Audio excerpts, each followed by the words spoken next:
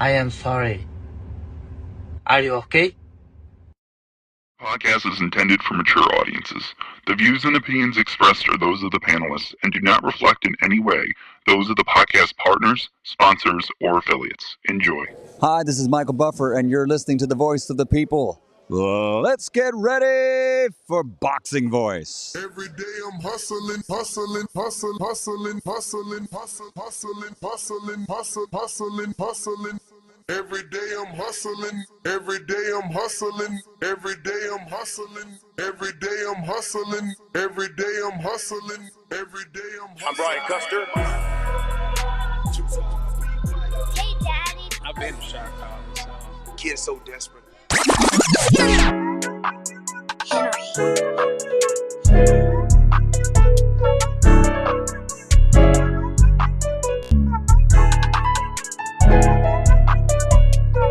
Boxing Voice Radio, #1 podcast. Enjoy the show. It's a great day to talk boxing. Ness on the mic, super chat to call in. It's the Boxing Voice Radio, #1 podcast. Enjoy the show. Like, subscribe, like, subscribe, like, subscribe. Join the Patreon today.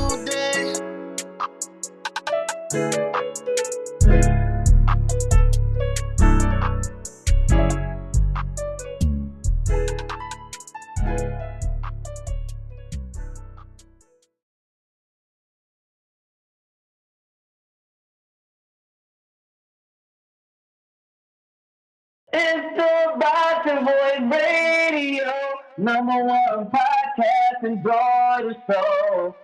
Like, subscribe, like, subscribe, like, subscribe. Join the page.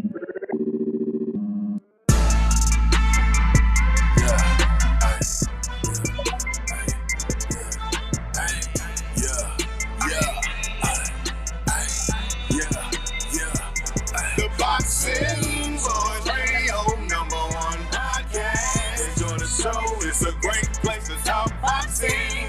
Ness on the mic, super chat calling.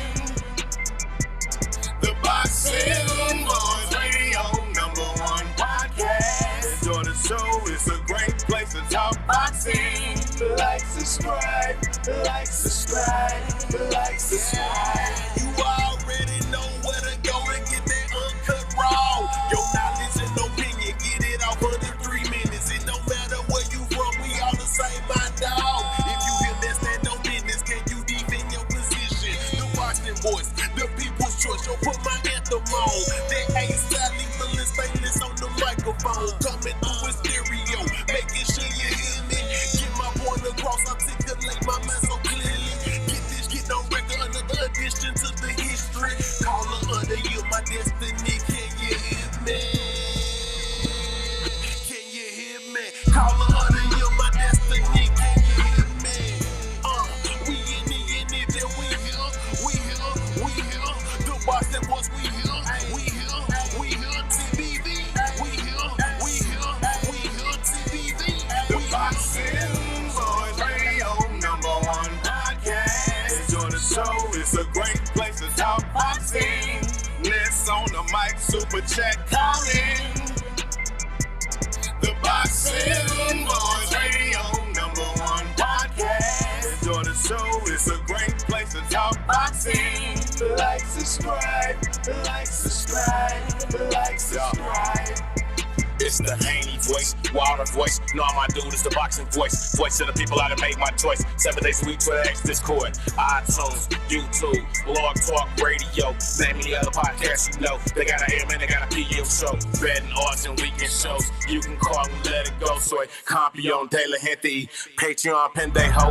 Amateur, Olympic Pro. Treadmill, road work, elliptical. Only one place we can go. Dante's Boxing Ego. No, it's only one destination for interviews, conversation, and boxing news entertainment. The Boxing Voice, why you waiting? It's only one destination for interviews, conversation, and boxing news entertainment. The Boxing Voice, why you waiting? Boxing Voice Radio, #1 podcast. Enjoy the show, it's a great place to talk boxing. Ness on the mic, super chat calling.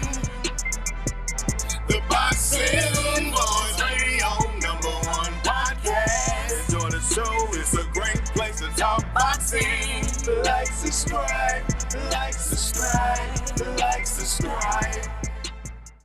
What up, what up, what up, what up? What's going on, ladies and gentlemen? Welcome back to another edition of the Boxing Voice Radio. I am your host, Nesta Gibbs, Solo Dolo, Scarface, no Manolo, back in studio. So we had a little bit of a late start. Had to get things all set up and situated here in Las Vegas, where in a few weeks we should be having one of the biggest fights of 2025 with David versus David. But today we're here to talk about even bigger news than that, a 3-fight deal with Canelo Alvarez and Turki Alalshikh. So for those that thought maybe, because there is still some rumors, I won't say that it's still not true, right? Like there are rumors that Canelo Alvarez is still with the PBC, and this fight will be with the PBC because Turki has a relationship with them. So it's not like he's taking Canelo. But reports are coming in that, in fact, he does have a 3-fight deal with Canelo, and the PBC will no longer be involved with Canelo, at least for these 3 fights. Kind of like when he went to Matchroom. I don't know. You know, some were saying that this fight would get the Al Heyman treatment and the Amazon Prime and the Zone treatment simply because Canelo is who he is and because he's already expressed liking the business with Al Heyman and I guess those checks. I don't know. What we're here to report are the facts, and the facts for today are the reports are coming in that Alalshikh and Canelo Alvarez have signed a deal exclusively for a 3-fight deal, which would pit him in a fight with Terrence Crawford in September. So I knew this is obviously what we were interested in around here. So we did want to discuss that and share the news with you guys. So, damn,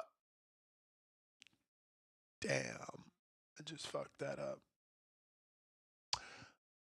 But yeah, if you guys are interested in calling in and talking, giving your opinion on today's subject, feel free, as we will be here for the next however long we last. You know, it really depends on callers. Today is Sunday. There are really no fights to discuss, but plenty of news to talk about for anybody that does want to talk some boxing on this Sunday morning. Once again, do apologize for starting a bit late, but had to get things situated over here. That being said, this is some good news, man. Plenty of reporters are reporting that this is potentially true, that this is what we're getting. And I'm not upset at all. You know, would have mind if Canelo still was part of the PBC, bringing, them here to the Zone or Amazon. It wouldn't really matter to me, man, as long as we get the fight. I don't really get into who they're signed to, who they're not signed to. Really, it just doesn't matter, right? But shout out to Teofimo that is, with Canelo Alvarez and running drills with Eddie Reynoso and Canelo. So for Teo, kind of what we said with other guys that go to that camp. You're going to learn how to train. You're going to train alongside Canelo Alvarez, and he's going to push you. And here is Teo doing the same combinations that Canelo loves with Eddie Reynoso, and they're running drills. I want to let it play a little bit so that we could get back to the Teo part. You can see the speed difference. Now, obviously, Canelo is bigger. Or maybe Teo was just tired, right? Maybe it was already like 4th, 7th, 8th round of doing this drill.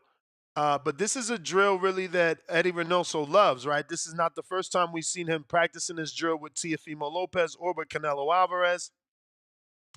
So it's something that he likes. But, that added attention that Teo is going to get is a good thing for him, As you can see, the videos are pouring out now. And anytime he's with Canelo, there will be picture opportunities and video opportunities that are going to further help him build his brand. But we'll see how that plays out in an actual fight. He himself has a deal that he struck with Turki Alalshikh. You know, Devin Haney, Ryan Garcia, all these guys signed with Turki Alalshikh, and we should be getting big fights here in the near future. You know, the biggest thing is these guys have to actually win. Everybody has to win their stay busy fight. You know, Ryan has to beat Pitbull. Devin has to beat Ramirez. And Teo, not really sure who they're putting him in there against just yet. But he would have to beat whoever that person is in order to truly do what he's claiming he's going to do, which is defeat both Ryan and Devin.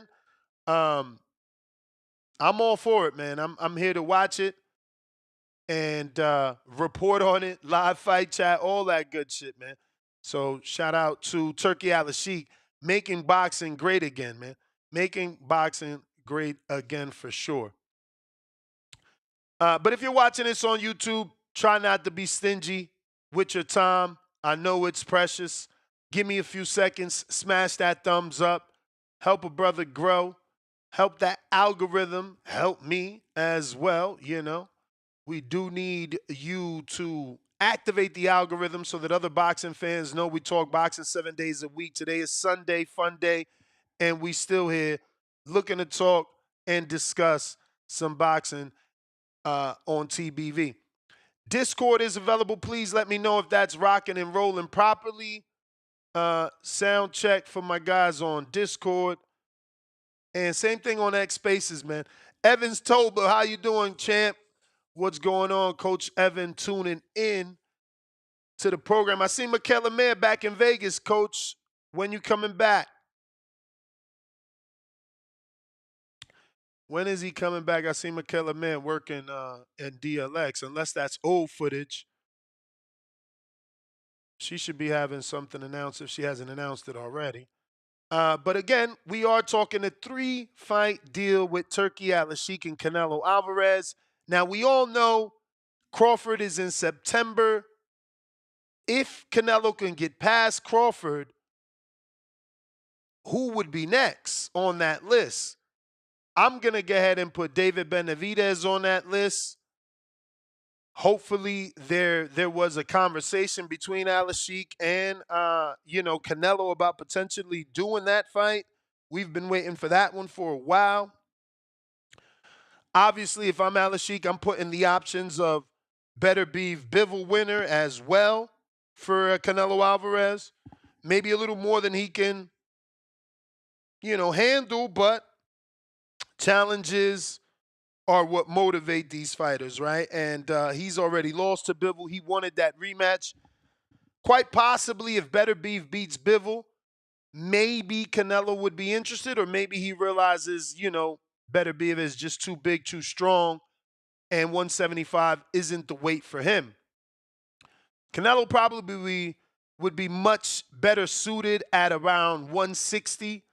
That knockdown power that he has could possibly translate into knockout power if he was fighting smaller men. But he's given up his power. He's given up his height and reach by challenging bigger men. And, we're not seeing those knockdowns that knockouts we're accustomed to. Knockdowns he does get damn near every fight. And that's how you know that power is real. Because regardless of who's in front of him, he can pretty much knock down everyone. Now, I know he didn't get a knockdown on, our good friend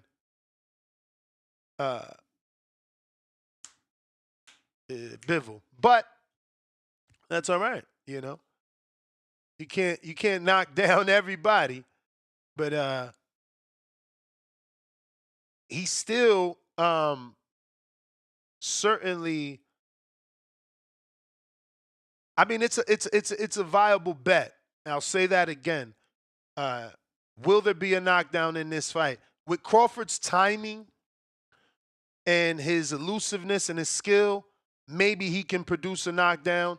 We've never seen Canelo knock down, but in Canelo's last, let's say, 7, he probably produced 5 knockdowns out of the last 7 fights, with only Bivol not touching the canvas. And probably that's it, honestly. So, high probability of a knockdown. But Coach Evan, what's going on?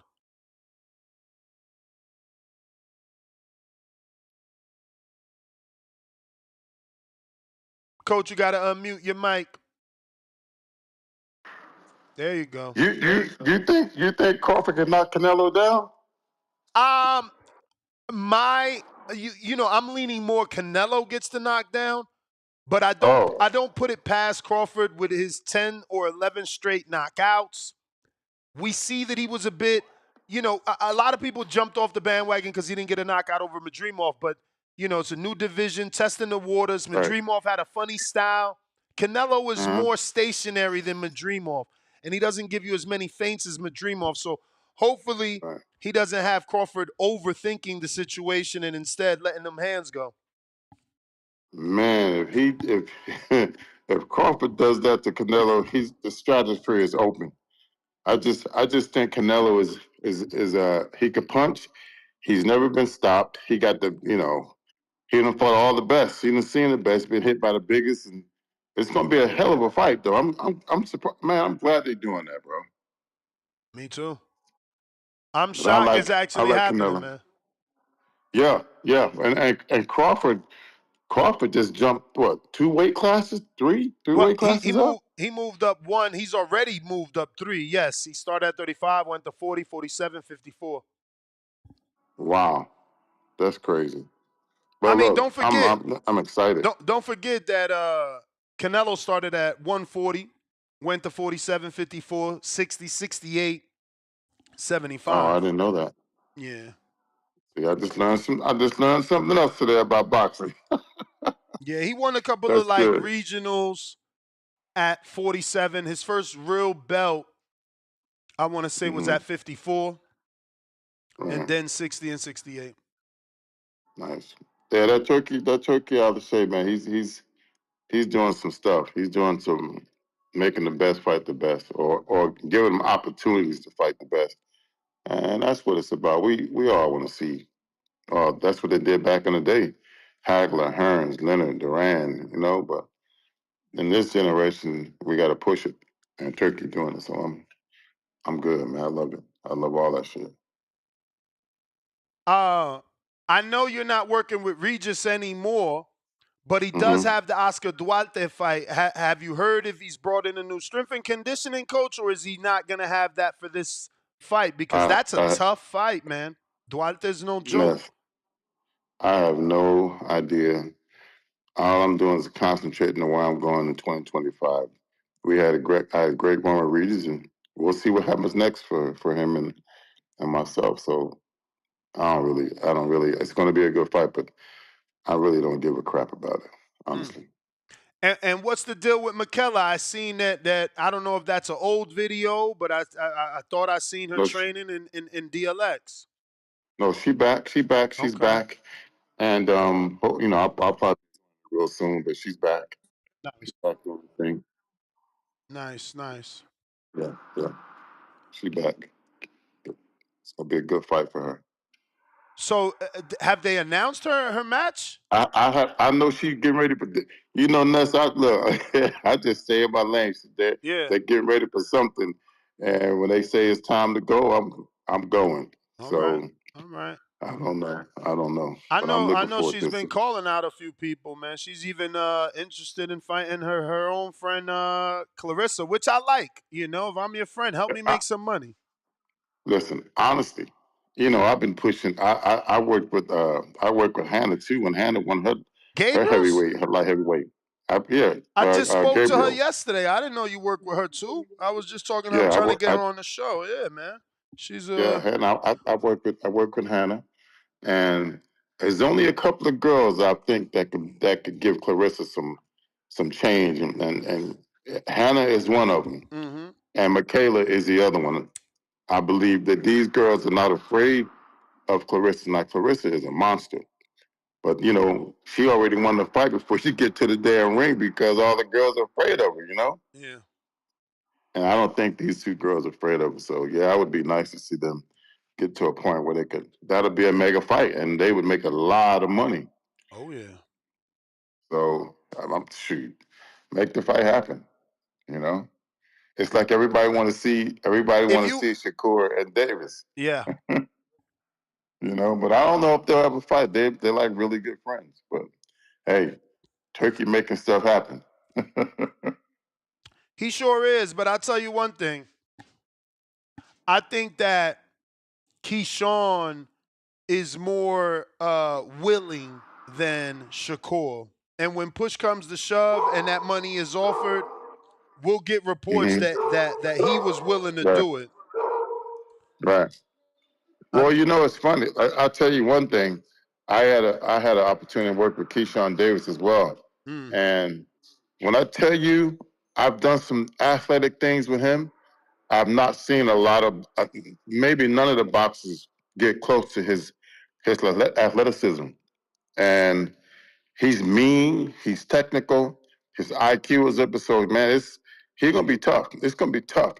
I'd like to see him with some real competition. You know. Well, he's going for his first world title shot on Valentine's, so that in itself, that's some real competition. His last fight, fantastic fight, certainly a worthy opponent in Gustavo Lemos. Yeah, I'm interested to see, you know, and he says the right things. I love after that fight, he called out Tank, and he's got all of Tank's attention. And a lot of people want him to fight Tank just because he's aggressive in the ring. Well, yeah, I don't think Tank Davis has, you know, he hadn't seen that type of aggression, and somebody that's not going to back down, who really has, you know, some of the same IQ that he has himself. So that's a good ass fight. Will it So, happen? Coach, I think it'll happen. where are you at now? Where are you stationed at, and who you working with? I live in Houston. Okay. So I'm out here in the big city. I've been Damn, here over 20 years, man. have you ever tried to go to James Prince Gym, see if you could get some work? Oh, I've worked some athletes out there before, you know, but I don't. My Jenny trains over there, and then she just comes sees me for conditioning. Oh, Jenny Fudge. So, yeah, Okay. yeah, she trains over there. Yeah, but yeah, I've been to the Prince Gym, but you know, everybody got their own athletes, man. And, you know, For boxing sure. is one of those funny things, and But you know how it you know, is, man. You seem to be a great networker. You know how it is. You got to get out there and you know, move and shake. And you know, once people know your name, then eventually they call on you, man. But there's a lot of gyms out there. You got Ronnie, you know, he's also in Houston. I had some Charlos. of his I had some of his people too. Okay. I've been knowing the Charlos since they were babies. They went to the same church. Nice. So you know their dad? Well, you know, yeah, I know him. I know their dad too. We vegan at our church. Okay, that's They have pretty plenty. interesting. They had plenty of opportunity to work with me, but you know, I'm right here in the city, and during that time, I was still working with Reese, won world titles and everything. They had his own thing. So I'm not gonna disrespect another coach. You know what I mean? No, of course not. Of course not. Just seeing, So you know, just trying to see who you working with out there in Houston since you're out there. Yeah, I'm just working with Jenny right now, man, until this thing come up. So we got 2 world titles last year, and I'm ready to roll, man. Whoever wants that work, So I'm down. your time with Greer was just temporary. That was you guys were just filling each other out. So honestly, I don't know man. We was getting ready for a fight, and when I tell you, Josh, man, the kid worked his ass off, and then I think a fight fell out, and we never talked again. Again, you know, I'm in my lane. I don't handle his business. I don't know who's making his fights. I just do the conditioning for the kid, and then all of a sudden he just, you know, he disappeared, and I hadn't talked to him. I don't know. What a talented kid. So I don't know. I don't dig in that, and and this stuff is so clicky sometimes, man. People make deals and it don't work with the fighters, and you know, it just falls off like it did. But shit, I loved working with Josh. I gotta ask, man, as a strength and conditioning coach, how do you prepare someone's body to move up 3 divisions, right? Like hypothetically, if Boots Ennis came to you and said, I want to hire you, I want to fight Crawford at 68 because he's going to beat Canelo. How do you get a guy prepared? How do you know how many years it'll take him to, get there naturally, safely, and be actually effective? Well, it's really something that can't happen like right away. So what happens is I would take an athlete like that and let his body not whatever these guys weigh on the off season. I would take that and work with that and just keep working at that level. Most of the guys they have to grow up. When I say grow up, I mean like their body they naturally get a little heavier. So you kind of figure out a way to work with that natural weight. And a lot of people, a lot of fighters are confused about weight training. Weight training is not going to help you in boxing get bigger. It's going to slow you down. So there's ways, I can't give up the game, but there's ways to make that muscle. A guy like Crawford is like physically strong. He does all that extra stuff out of the boxing ring. So you got to find ways naturally to build these athletes up. It's not about being bigger. It's about being stronger and carrying that strength throughout the whole entire fight. So you got to give the muscles a little more endurance, certain ways to do that, and you got to make them comfortable with that weight. So it's easy. It's going to be easier for Crawford if they do the right things for him to handle that weight because they don't move at that weight. They either come down and then they only get a chance to do that for 35, 36 minutes. So yeah, I would. It's a natural progression, and whatever their weight is outside of the weight class that they're coming from, you Now, work with that. now typically, exclude the names. Let's forget that Crawford is who he is and Canelo is who he is. Let's just talk two random guys. What's the level of success rate that you would give someone moving up 3 and 2 divisions to fight anyone?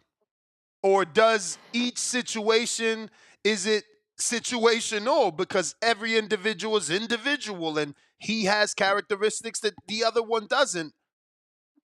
Yeah, it's situational.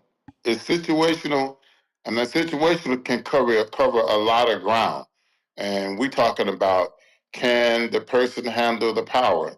Can the person move the same with extra weight? It's so many factors, but those are the main things. Do you have enough strength to move up? And can you handle the impact of someone that's naturally way heavier than you? Now, statistic wise, that you're at a disadvantage coming up 2 and 3 weight classes because you've never used that weight and you've not hit even in sparring, you know. So it's very important that you take these athletes, these fighters, and put them in positions physically to handle that. So it's situational, man. That's a really good way to put that. All over the situational. We could talk about mentally, physically, all that. Do you believe that Crawford is capable of handling Canelo's weight? I mean, maybe a year and a half ago, Eddie Reynoso went to the WBC convention asking Mauricio to approve Canelo to move up from 68 to cruiserweight to fight then WBC champion Junior Makabu. I mean, these guys, they don't challenge themselves the way that Canelo does. Is his frame just bigger than most? I mean, because we've seen him fight at 75 and knock someone out. We've seen him fight at Bivol and not get knocked out. He just seems like a little action figure as well. Well, it's funny. I met Canelo in 2019 in Saudi Arabia. Now Canelo has a body that has the physical upsize. He could fight at light heavy. He could fight at cruiserweight because he has wide shoulders. He has thick muscle bellies, so he can carry that weight. And with a guy like Canelo, he's going to be stronger. The more he goes up, the more he comes down, he'll be weaker. A guy like Crawford, I don't know if he's going to be able to handle that because Canelo can come in the night of the fight 175, close to 180 pounds. 180 pounds of power and speed with the guy coming up from 150. That's 25 pounds of a guy like Canelo that could bang and still has the speed and power at that weight.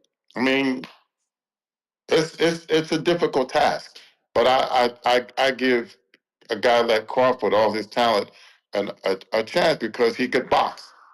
Let me. I'm Will sorry. Canelo be able to cut the ring off and bang? Because the ring's not going to be that big, I don't think. So Yeah, I mean, it'll be a it's ring difficult. certainly to favor Canelo as the A side, and he's already done an interview where he made it clear that he feels Crawford is a mover, so I'm sure he'll ask for a smaller ring. I do want to ask though, do you believe that Crawford could? Well, first of all, did you watch the Edgar Berlanga and Canelo fight? And were you aware that Berlanga came in over 200 pounds? I saw the fight, and Berlanga, he's definitely not a Crawford. He's not Crawford, but he held his own, and Canelo couldn't get him out of there. But so now we got to switch that. We got to switch that. That's going to be Crawford being a lighter guy, and Canelo being the 200 pounder, but at 175, 180. So the question is going to be, can Crawford handle that power? Wait, so you think Canelo's only going up to 180, 175 on fight night? I'm giving him that, but he may be heavier. Yeah, no, I You think just he's don't heavier. know. I think he's heavier. If Berlanga ballooned up to 200, but my question is, if they made Terrence Bud Crawford, Edgar Berlanga tomorrow, who wins? Crawford wins. Okay, Because decision, remember, knockout. look, now, I think he knocks Berlanga out because Wow. let's look at the body sizes. Berlanga is a big guy, right? But he doesn't have what I call a sprinter's body. He doesn't have the muscle fiber, the fast twitch as a guy like Terrence Crawford. Canelo has that big size, and he has Let some me slow fast you twitch. down there, just so because I don't really get that, and I'm sure there's others. So when you say he doesn't have the muscle twitch, is because you're physically looking at him with your eyes. So are we looking for leaner fighters? Are leaner fighters the ones that have the muscle twitch that you're speaking of? And Berlanga's doesn't have it because he's not as lean. He's more, muscular, but he's like not lean, right? Absolutely. He also carries more fat. I could look at him and tell him he carries more fat. If a guy like Berlanga on the off season, his face is fat, his neck, all his weight goes to the chest, to the neck, to the face. A guy like Canelo, you could pick a guy like Canelo and a kid like Keyshawn Davis. You know what I'm saying? Physically, they move, they quick, and they're powerful. Speed is power. You can't just, that ain't something you can develop it, but it takes the time. So Crawford would be much faster, and that speed, that quickness turns into power. So I think he knocks him out. Curveball question here. Deontay Wilder was the definition of lean. I mean, I remember being next to him and not understanding that I'm 6'5", he's 6'7". Back then, I'm like 248, 254, 245, and he still looked bigger than me. Muscular, more muscular than me. He just, was he considered fast twitch? And do you think he lost it? Or did he not lose it? And is it all mental? And is that fast twitch, muscle still there? Because he did used to have one of the quickest releasing right hands, but now it could be just mental where it's, he can't let that right hand go because mentally there's a block. Well, see, now we're talking about Deontay Wilder, who had a tremendous upper body, right? And he knocked out 40 people, maybe 30 people he's supposed to knock out. Now, that's real talk. Now, if you work on a guy like Deontay Wilder, he was unbalanced. He never had any legs. but he's one of those guys that has a lot of fast twitch muscles. So I believe if Deontay Wilder had more leg power, and he banked a lot on the right hand, and at this professional level, at the world class level, you got guys that'll take that away, and then what do you have? So physically, he's that guy. He could probably run the 400 meters. He could probably run 100. But Coach, yeah, he was. from your experience, right? Because obviously this is what you do. We as boxing fans, we use our eyes and we automatically give opinions based off that. But you're a professional in this business. So does things like genetics truly matter? Because people would look at Wilder and say he doesn't have balance, he doesn't have legs, he needs to work on his legs. But is that not just genetics? Like I watched him. I used to be. I went to 7 of his camps, bro. Like I know he was in the strength and conditioning gym. I know they were working on legs. Is it just a matter of they weren't using heavy enough weight to make those legs get bigger, or genetically he just can't get bigger? Well, it's not even about getting bigger. It's about having the power and the speed. And you get a guy like Deontay. I don't. And Deontay Wilder, the conditioning coach, was a former track and field guy, a hurdler. Joey ran the hurdles. Yeah, Joey. So He's very Wilder. capable. I honestly believe that Wilder kind of ran his own camp, because I can't believe I wouldn't think that a guy like Joey wouldn't have him doing plyos. I saw them lifting a lot of weight. Bench pressing does not carry over to boxing.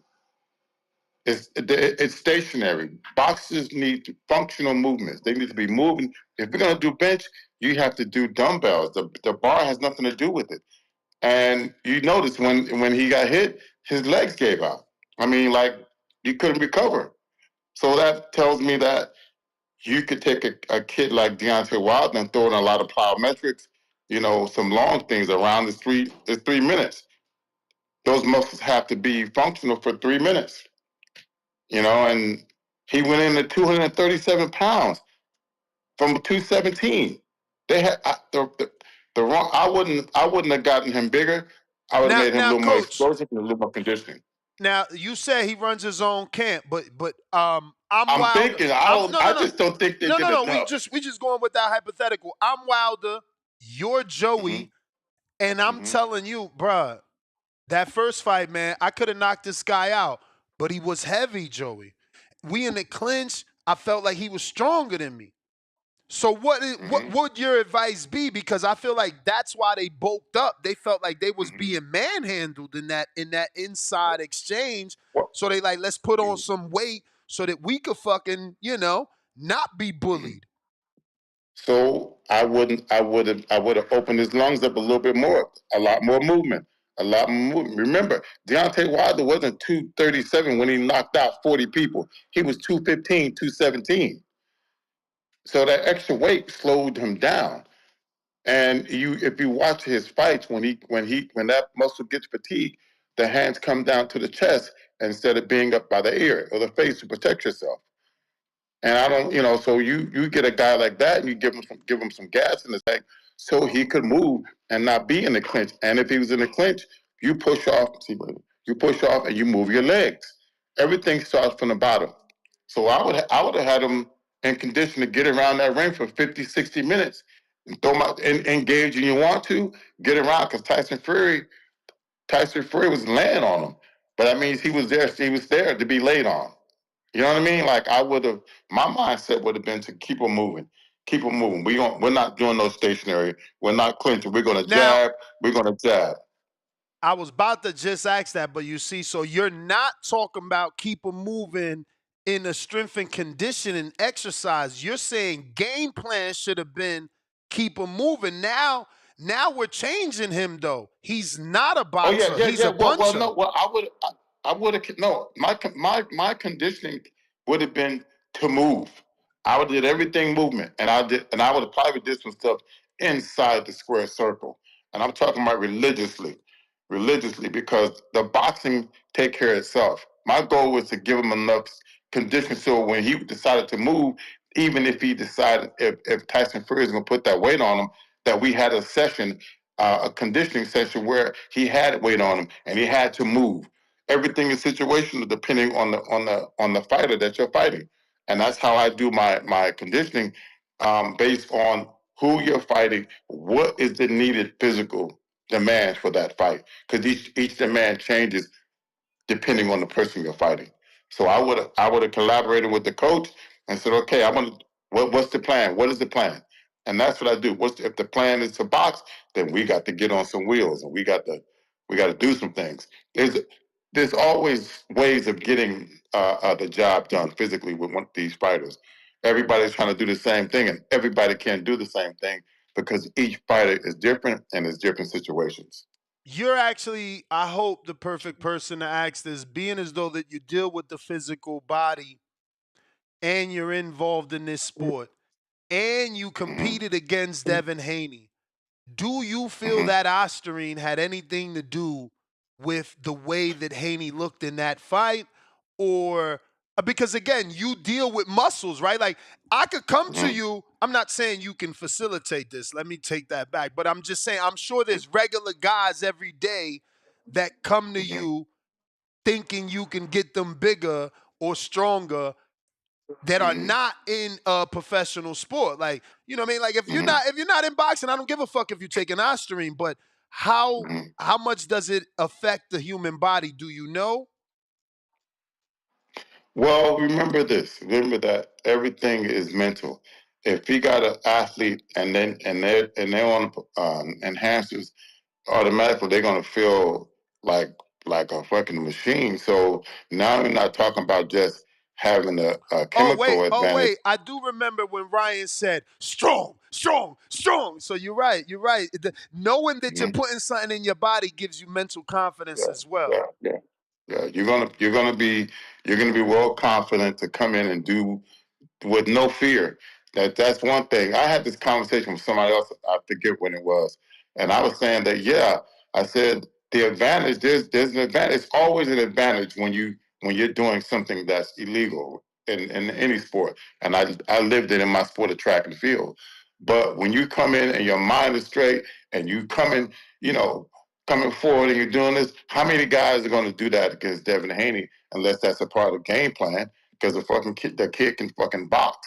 So you coming in, that means you're going to be confident to take some punches because he's going to hit you. So Ryan, maybe this stuff, gave him that extra aggression. We never seen Ryan that aggressive. You never seen him. I mean, he throws a hook, but he was backing. He was coming. He was coming. Coach, that is a lie. We definitely seen Ryan Garcia that aggressive. That's absolute lie in the travesty. I've seen him aggressive, Which but fight, not like Tom? that. Which fight, Tom? I mean, Not like I that. was in LA with different colored of yams against Javier Fortuna. I was in the Staples Center when Ryan came out to Fortuna is still different. Yeah, but you see, coach is saying, all I'm saying yeah, is but that he's saying you can't compare it makes you Fortuna. aggressive. He's saying you can't makes you compare aggressive. Fortuna to Devin, though, is what he's saying. He's saying that's different. Fortuna's a smaller man moving up, too. Yeah, I mean, Fortuna definitely didn't rehydrate the 25 extra pounds. Yeah, definitely not. Definitely not. Yeah, well, Javier Fortuna is trying to survive. He was good when he was good, and a guy like Garcia, I do remember. I think I remember that fight. He just wouldn't stop coming. But come on, you're gonna come. But to all I'm saying is that when you on enhancers, they make you aggressive. They make you do what you need to do mentally. So you don't have no fear. You take a kid or an athlete who was a little afraid, give him a couple of shots and he's ready to fight the world. So wait, also, coach, it has its advantages. Ryan was one of the only ones that decided to walk Gervonta Tank Davis down. He got caught, but Ryan was there for the smoke. He was aggressive against Tank, and he was looking like a crackhead. Well, the question was, I told him it's gonna make you aggressive. Now a guy like Garcia, it'll make him more aggressive. He's already aggressive then, so it'll make him more aggressive. Now, it gives you a mental a mental Edge. advantage, you know, or Hell yeah, physical. I agree with you. But coach, let's play devil's advocate here. You've been a professional now in 2 different sports. Have you dealt with contamination, whether personally, a friend, an athlete, you know, a teammate, because you did track and field? Like, have you dealt with contamination and how real is it? Because, you know, these athletes all love to say contamination. Well, listen, at that level, at any level, the Olympic level, the pro level, you got to know what you're doing. When I was competing, we couldn't even take fucking Tylenol. We couldn't do it. It was they had each year you get a banned list. We couldn't do that, bro. I was pissed. They would come tell me to piss in a cup. I'm thinking I'm not the one. I'm not the number one American. You know, so you got to know what you're doing. You can't just take anything. You can't do it. It's not. It's not. I wouldn't do it. And I'm gonna tell you something. Y'all might think I'm crazy. Y'all don't think I'm crazy, but I'm gonna tell you anyway. Remember, Victor Conte is a mad fucking scientist, right? He got product, the snack product. Those products, those are legal products. They're legal. You can take that. And guess what? They're the top of the line. It's like this. If you go to GNC and you buy a multivitamin, right? With everything in it, and then go to your doctor and ask for a multivitamin and see the IUs that's in that stuff. Big difference. Big difference. So when you got a guy like Victor Conte, you better get on some snack. You better do it because the products are quality.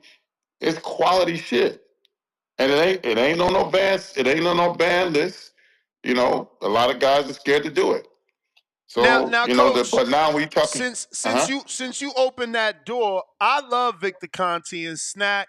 My co-host is obviously like the leading prosecutor trying to get Conte banned from boxing. I feel like, you know, everyone's entitled to however many chances God gives them. If God can forgive you, we should be able to forgive. That being said, Vincent Conti had his issues and discretions, but since then, he hasn't committed any crimes or sins for us to criminalize him. Do you think that Victor is somehow giving his athletes banned substances that are going undetected, and he is bad for boxing? So it's a two-parter here because my co-host Tone the Superstar loves to you know, try and criminalize him. I think that you know, I've watched enough movies where the feds always bring in someone they caught because he was so intelligent they needed his assistance, right? And now he becomes an actual fucking cop or what, you know, whatever it is that they want to label him, but he's being paid. You know, hackers all the time. We see this all the time. So, you know, that's how I look at it. Like, this guy was so good, he knows how to catch everyone else. Well, I'm in so many ways. Like I said before, Victor. Now, Victor Conti was the Valco leader. You know, those athletes were caught. And when you decide as a professional athlete, no matter what sport it is, these are things that you have to take in consideration. Consideration that Victor Conti was a part of the Valco deal, and you know, some of the athletes, they blamed him. Then on the other hand, we got to say, shit, okay, I get it. But the product that he make, they're cutting edge and they're on the ban list. So it's a personal decision, knowing that the consequence that and the speculation that's going to happen when you work with the country.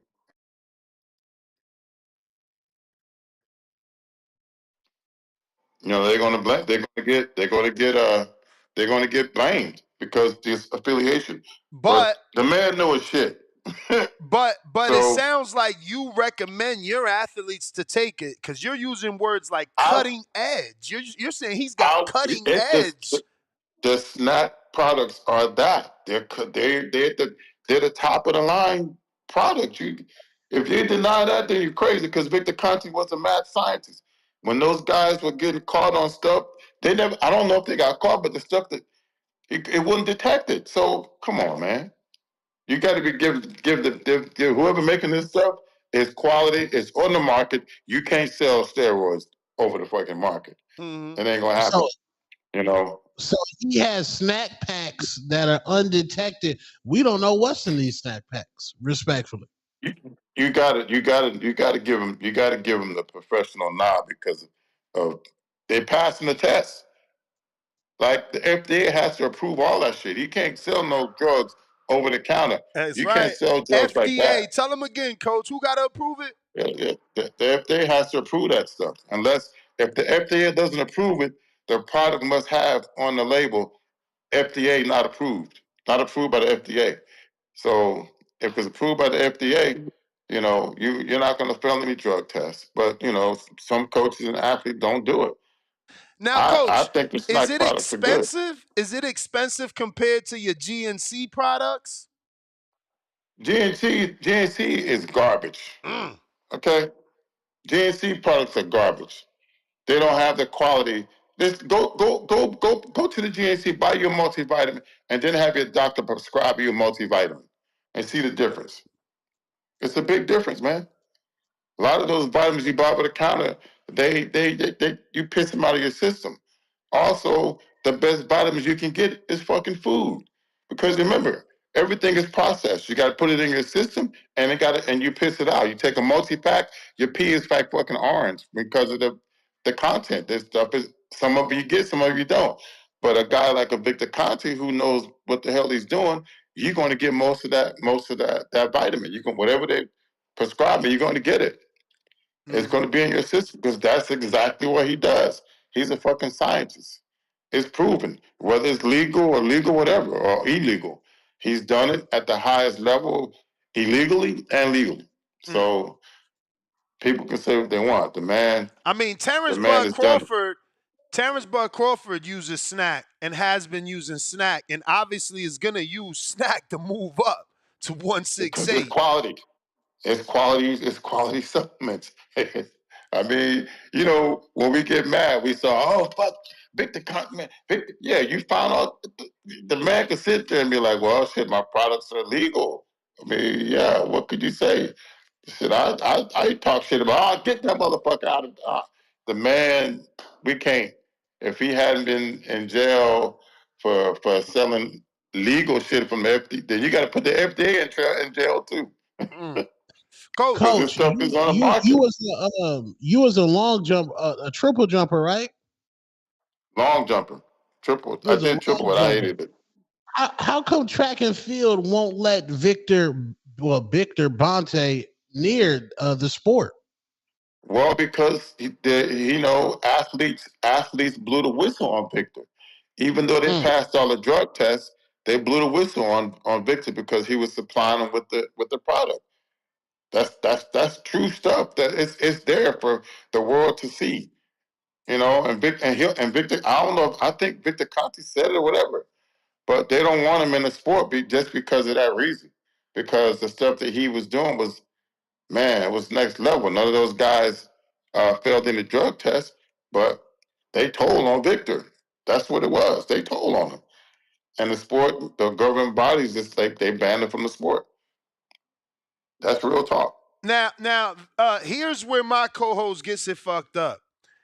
I look at that as no different than any other man that convicted a crime and served his time.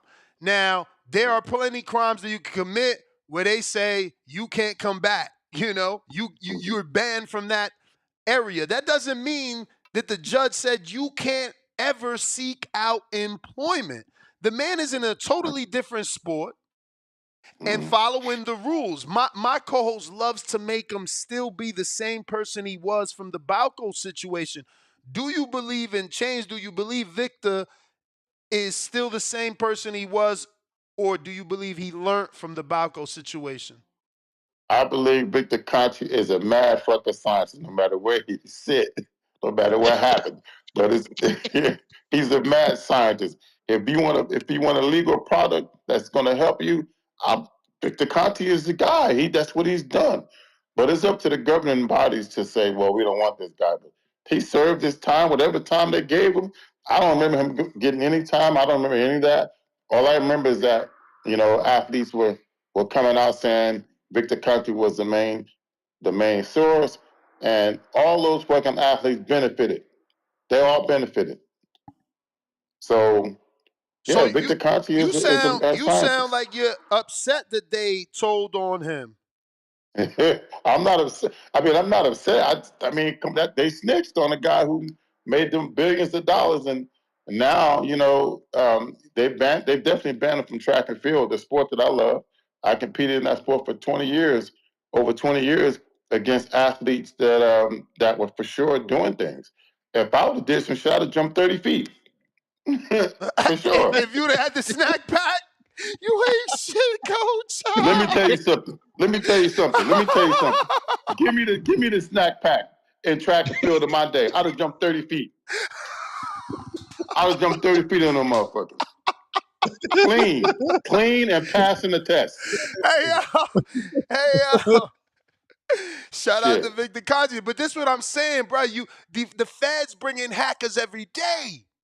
We got to make these guys part of the criminal justice system or they would whack us. So I just look at it like he's on the good side of things now, hopefully. Yeah, he is. The only, listen, man, if you guys are way younger than me, when you go back and look at the 1988 Olympics, Ben Johnson was a scapegoat. Everybody in that race, Ben Johnson this. He ran 9.79. Motherfuckers are running 9.5 right now. Okay? And Victor, not Victor, but everybody in that 100-meter final years later was busted on drugs. Go back and look at the 100-meter final. Every man in that race was just busted except the guy from the Netherlands, I think. Every one of them. All 9 finalists. How about that? That's crazy. Yeah. And see, people don't remember this. I was a high school senior in '84 at the U.S. Olympic trials, right? And the '84 games were in Los Angeles. Carl Lewis won that race, right? You know who got third place? Ben Johnson. Oh. Ben Johnson was a bronze medalist in the 1984 Olympics. I met Ben Johnson in 1985 in the America's Cup meet in Puerto Rico, in San Juan, Puerto Rico. Oh, nice. Representing Canada. So the sport, track and field, need to go ahead and just let everybody do what they're gonna do, and the best man win. Yo, but coach, that's what people be trying to say now in boxing, man. If we just allow PEDs, then nobody knows who's really the best. You know what? I was talking to Zab Judah. That's who I was talking to. Look, let me tell you something. And this is I believe this boxing is a sport where you could be on some shit and still get knocked the fuck out. How about that? Yeah. And that's why we can't let everybody get on something. We got to just get tighter with the testing. We need 365. They don't. But it should be all year round. Yes. All year round testing. Yes. If you're in the top, in track and field, it was the top 15, top 20.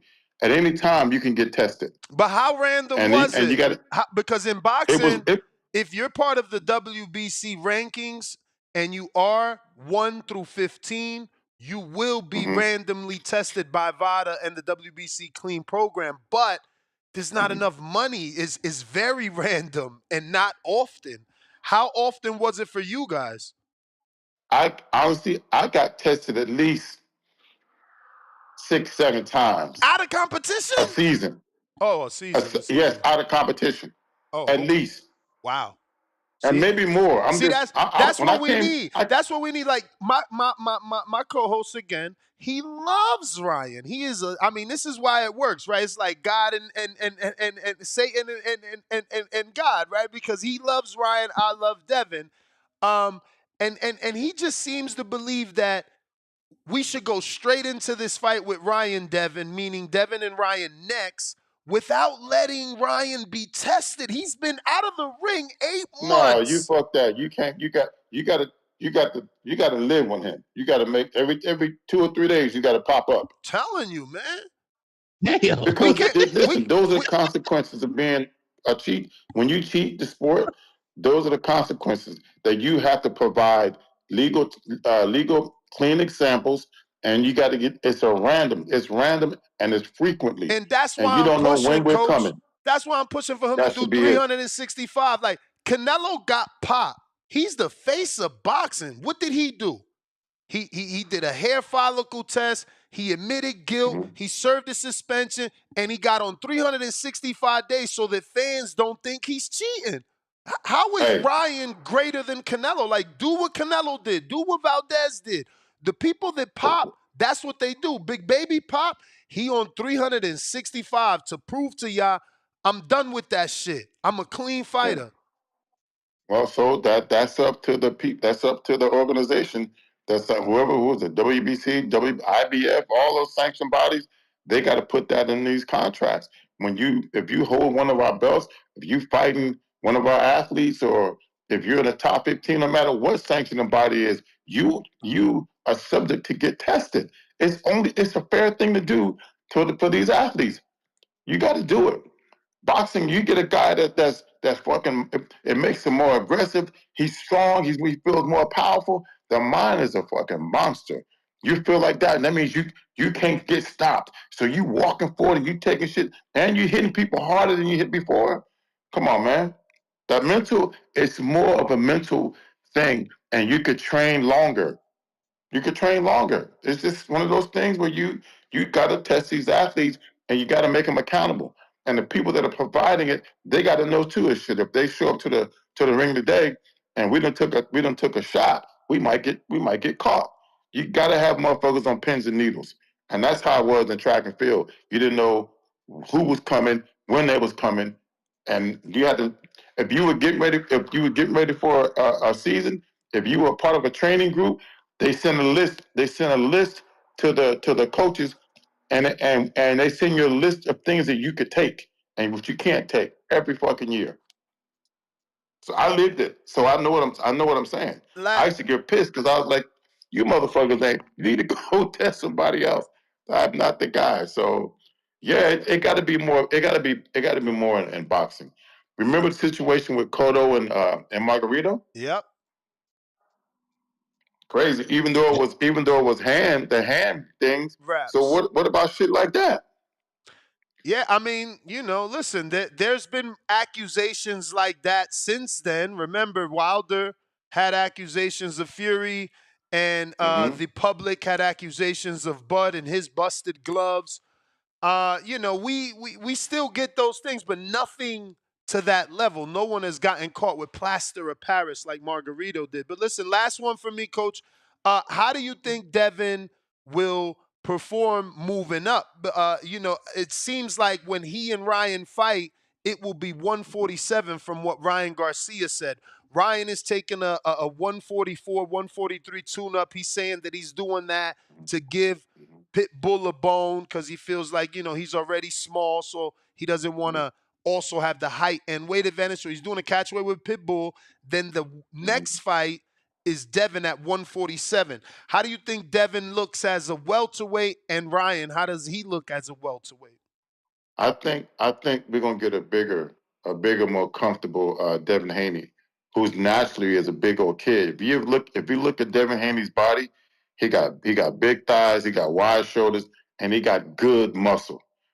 So I think he's gonna do well at the 47, maybe even 54, because you got an opportunity to do some more, some physical things with him. Ryan is longer, he's taller, so I think we're gonna see a chunky Ryan Garcia. We're not gonna see like a ripped Garcia. We're gonna see him kind of chunky. But Haney's gonna look like a fucking monster. This last fight, he was ripped and bigger. He's big. No, I think Devin sucked down a little bit much in that last fight. He didn't look as big. No. He's I meant a big Ryan. kid. I meant Ryan's fight versus Devin. He looked ripped and muscular. He looked good his last fight. They both did. He looked good. He looked good. I think with the scrutiny going on, they're really not gonna know what to do with Ryan physically. I don't think. You know, I think when you step up the testing, we're gonna see. But I think Haney is gonna look a lot better at 47 for sure, and even better at 54 because the kid ain't got to worry about dropping down and coming up, dropping down, coming up. So I think it's going to be a better fight for him. I think he beats Ryan his next fight. Tone. Possibly knock his ass out. Whoa. You wilding now, Chris. You wild. Word. I'm trying to tell you what I know, man. How you coming up with knockout? How you coming up with knockout though? Like break that down. Because now we're talking about the kid, and I've never shied away at giving Haney his props on his boxing skills. We're talking about a kid that's heavier with boxing skills, and believe me, he's not coming back to the sport weaker. He's going to come back stronger. It's evident. Why would you come back and not be better? But wasn't that the problem in the first fight? He was winning. The motherfucker tried to go for the knockout. He was trying to knock out Ryan. Right. No, but Ryan was coming forward with no worries. Ryan was coming. Remember this. It's mental too. It's a mental warfare as well. And remember, these kids, they fought 6 times in the amateurs. So he has his number and he has Ryan's number. I mean, it's one of those fights where who's ever on point. You know what I'm saying? Like, come on, how many times you gonna catch a kid like Devin Haney not protecting his face from a left hook that he know that's coming? You know what I'm saying? So he made some mistakes, and then Ryan did it.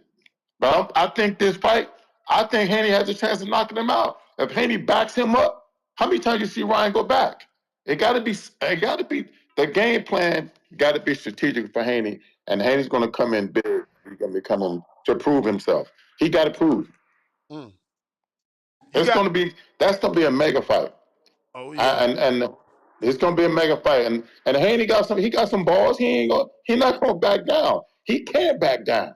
He got to go in there and destroy Ryan. And the stuff that they're doing now is very crucial to whatever they're doing to build him up mentally is more crucial than the physical aspect of the game. So I believe they're working on that mental, and definitely the physical will follow. How do you work on the mental? Because I mean, when we used to talk about mental in boxing, we used to make jokes and say that Anthony Joshua needed a sports psychologist.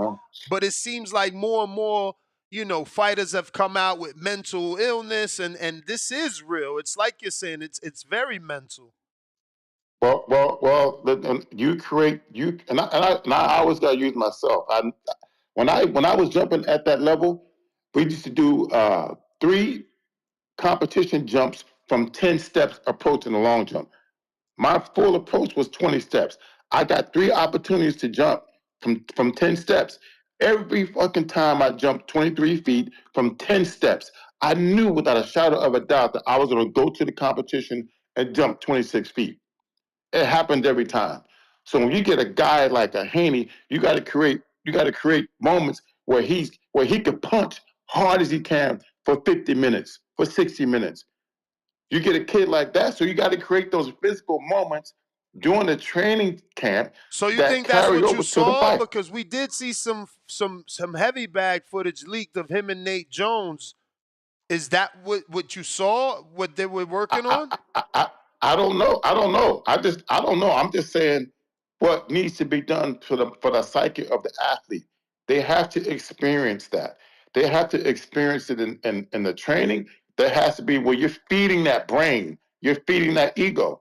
So when they step in that ring, there's no doubt. There's no doubt in his mind. And in this fight, we know what happened. That left hook, we got to create moments in the training camp where he is getting away from the left hook and he knocking motherfuckers out. You got to create that because the mind, even if you bring somebody in the way you just fucking knock somebody out, guess what? That fighter got it in his head. You can brainwash them. You brainwash these athletes by physically doing it. You can do it because when you do it physically, You're doing it. You fucking doing it. If you hit the bag for 50 minutes, before Regis Prograis fought Cepeda, I had the motherfucker on a bag for 39 minutes. So guess what? My goal was to say, listen, you can fight the whole round, every punch, every round you can exert yourself because you're not fucking going to get tired. He knocked Cepeda out in the 11th round.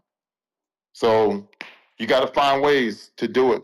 And a kid like Devin Haney, you get his mind right, with that size and that IQ, he gonna fuck some people up, including Ryan.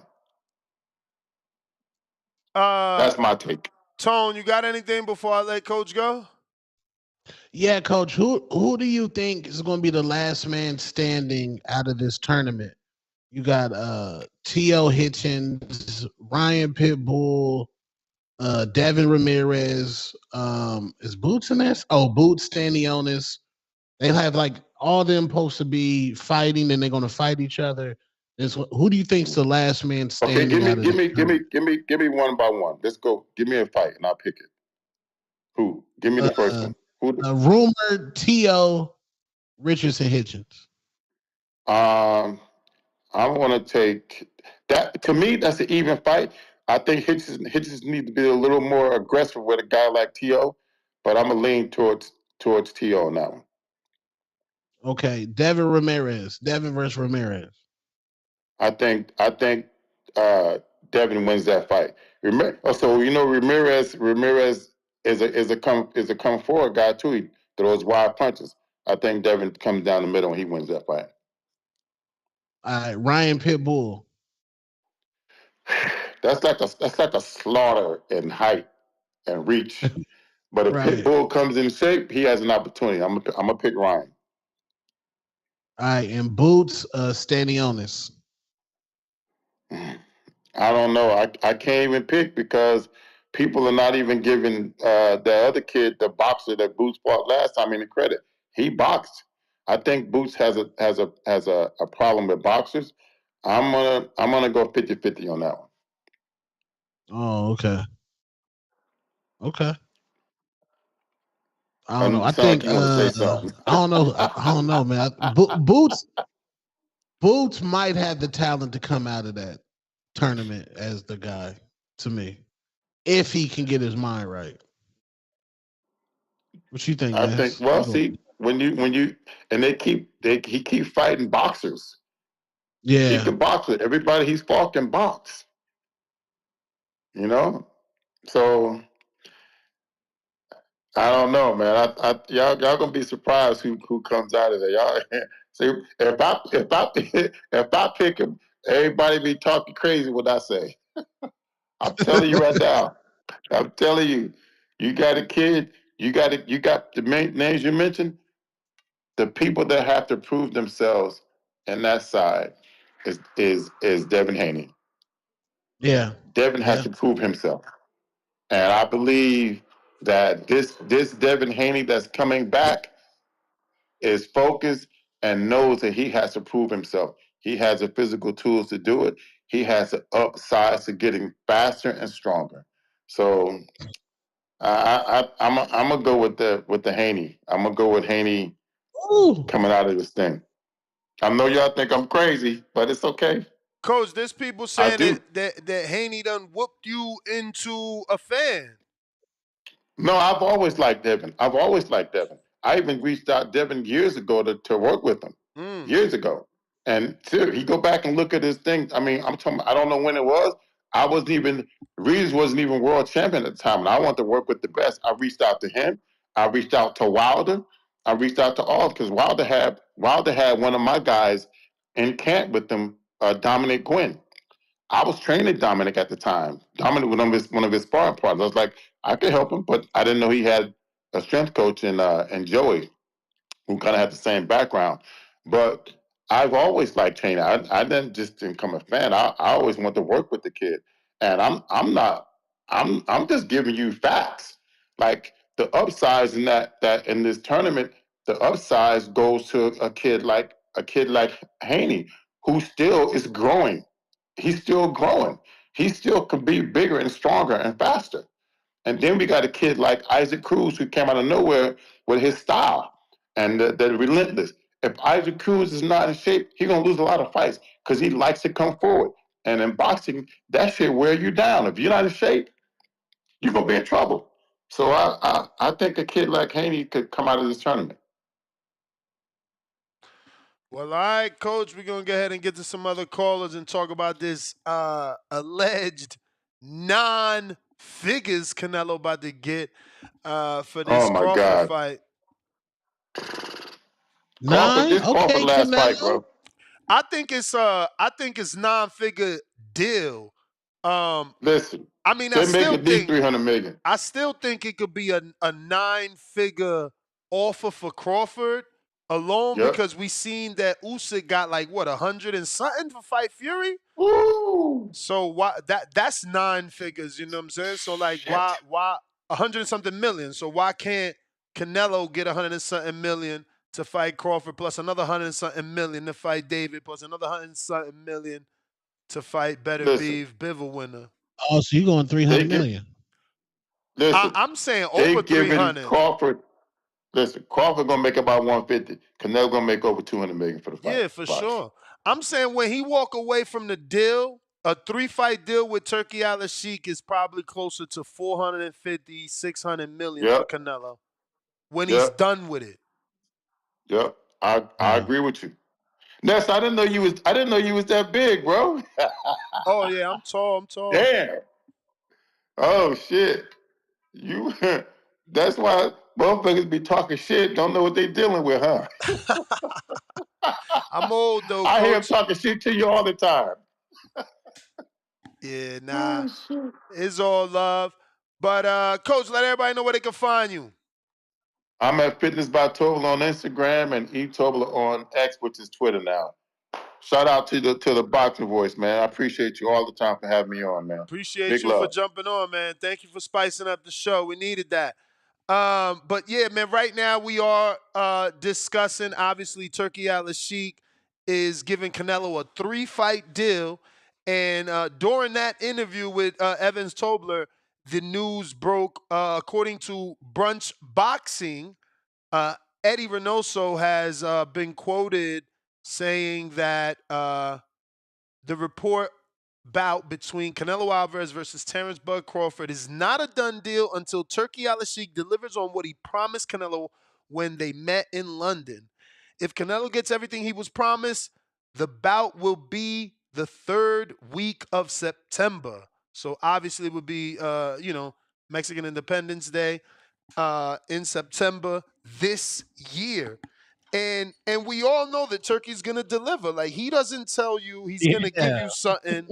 He don't tell you he's gonna give you something if he's not gonna give it to you. And he's always wanted Canelo.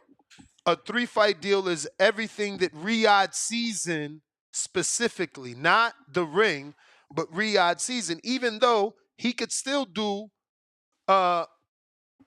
some of these 3-fight deals with Canelo in America, which I'm sure Canelo and Eddie would more than likely want to still be able to fight for their Mexican fans.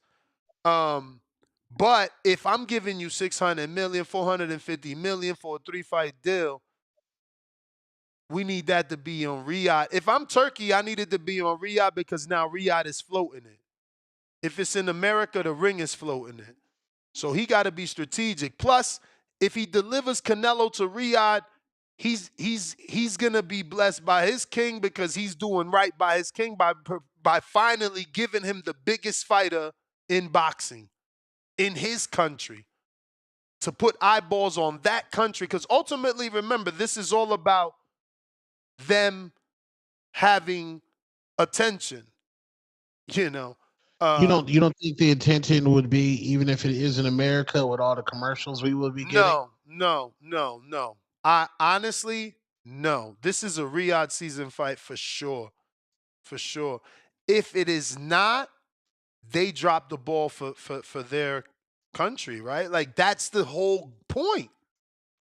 Is putting attention on Riyadh and trying to increase tourism to Riyadh. Like, how do you do that? By giving them the biggest commercial fight, Terrence Bud Crawford versus Canelo, it's going to get a lot of us to go. Not a lot of us, those that can afford it now, right? They will consider it. Like, I want them to announce it so that I can plan. I will go. You know, I know no way Canelo fights Terrence Bud Crawford in Riyadh season. On September. In September, yes. And I'm saying it right now. Once they announce it, if they give us enough time, yeah, me and my angel investor, we going. We going.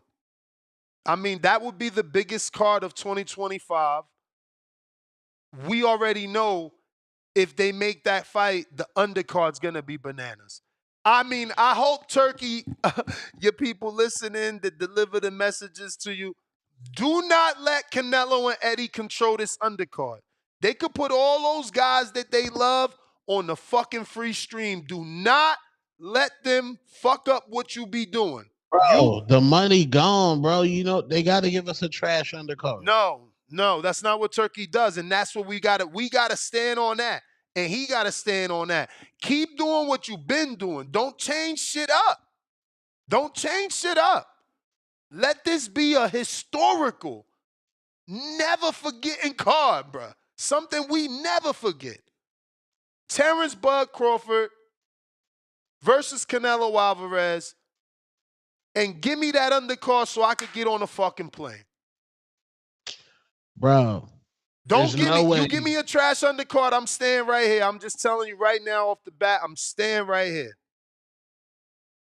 Bro. Now, as a content creator, I still might have to go. He said, yeah, you want too much, bro. How I want too much? No. We want consistency. I give you consistency. I demand consistency.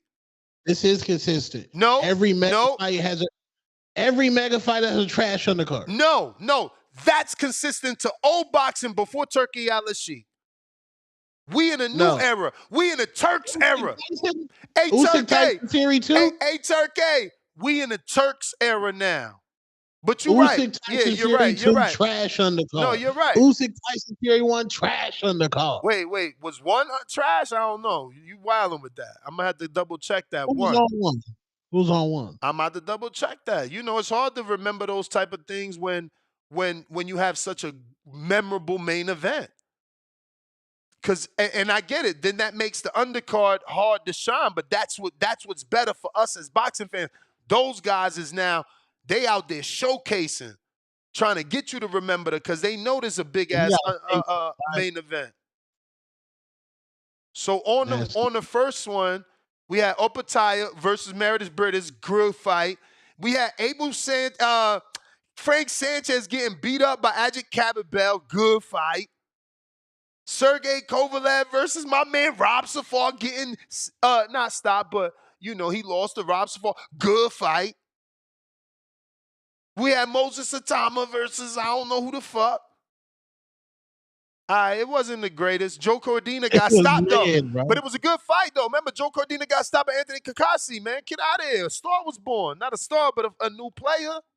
A new player. That was mid, bro.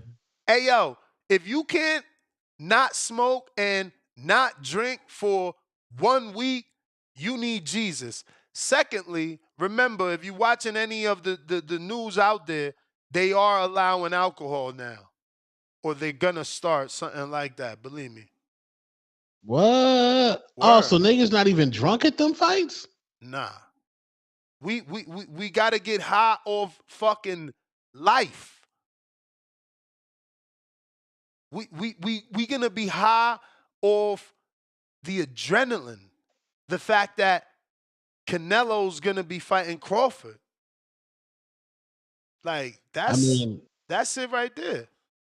I mean, look, y'all could do y'all drugs a week later. Jesus Christ, this is wild sauce. Bro, you a smoker, so you the one gonna be going through withdrawals. Nah, I ain't going through no withdrawals. First of all, that's why marijuana is not addictive because there is no withdrawal. No, there's weed withdrawals. You're crazy. There's no weed withdrawals? None. What There has withdrawal? to be. What withdrawal? Bro, I use weed purely for melatonin. Purely. If I don't smoke, and then I'm up half the night thinking of crazy shit to cook people with. Yeah, but eventually, if you don't smoke, that's gonna stop. I mean, I don't know what you're talking about. I've never suffered nothing, and I've had to How stop. long you went dry? I mean, damn, I hate to bring up that issue, but when I had that issue, when I slapped the dude, Oh, I mean, if you was in the Pinta, they didn't have weed in the Pinta? what the fuck I'm gonna do? What? Hell no! What the hell no? Nah, I know niggas out here smoking Bro, kush y'all up. tripping, bro. He said, nah, there's definitely withdrawals, bro. I'm gonna have to Google this for y'all because I'm pretty sure I did this already. Y'all tripping. It's not addictive because of that. There's no withdrawal, bro. There is withdrawals, bro.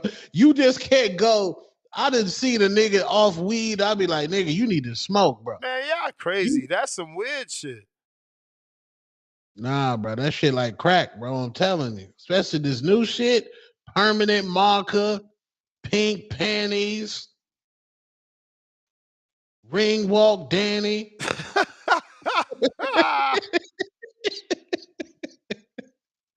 This new shit, nigga, the street weed, probably ain't no withdrawals on street weed. With that sprint street weed, oh yeah, definitely withdrawals.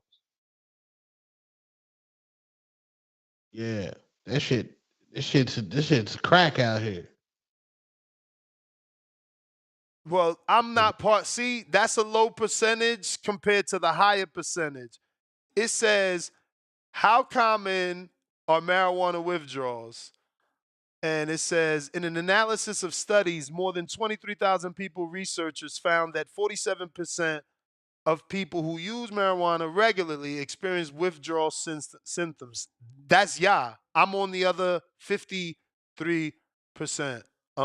Fortunately for me, I 100% don't experience withdrawals.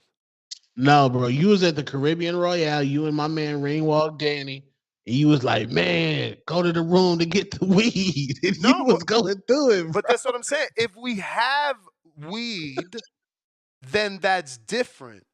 But that's what I'm trying to say. Like, I don't again, I come from the inner city, so I've seen fiends experience going through withdrawal and trying to kick their habit. I don't see that. Even alcoholics, like, Oh, yeah. bro, I just Alcoholic. watched the movie. What movie did we watch? It might be on Netflix. 'Cause we didn't go to the movie.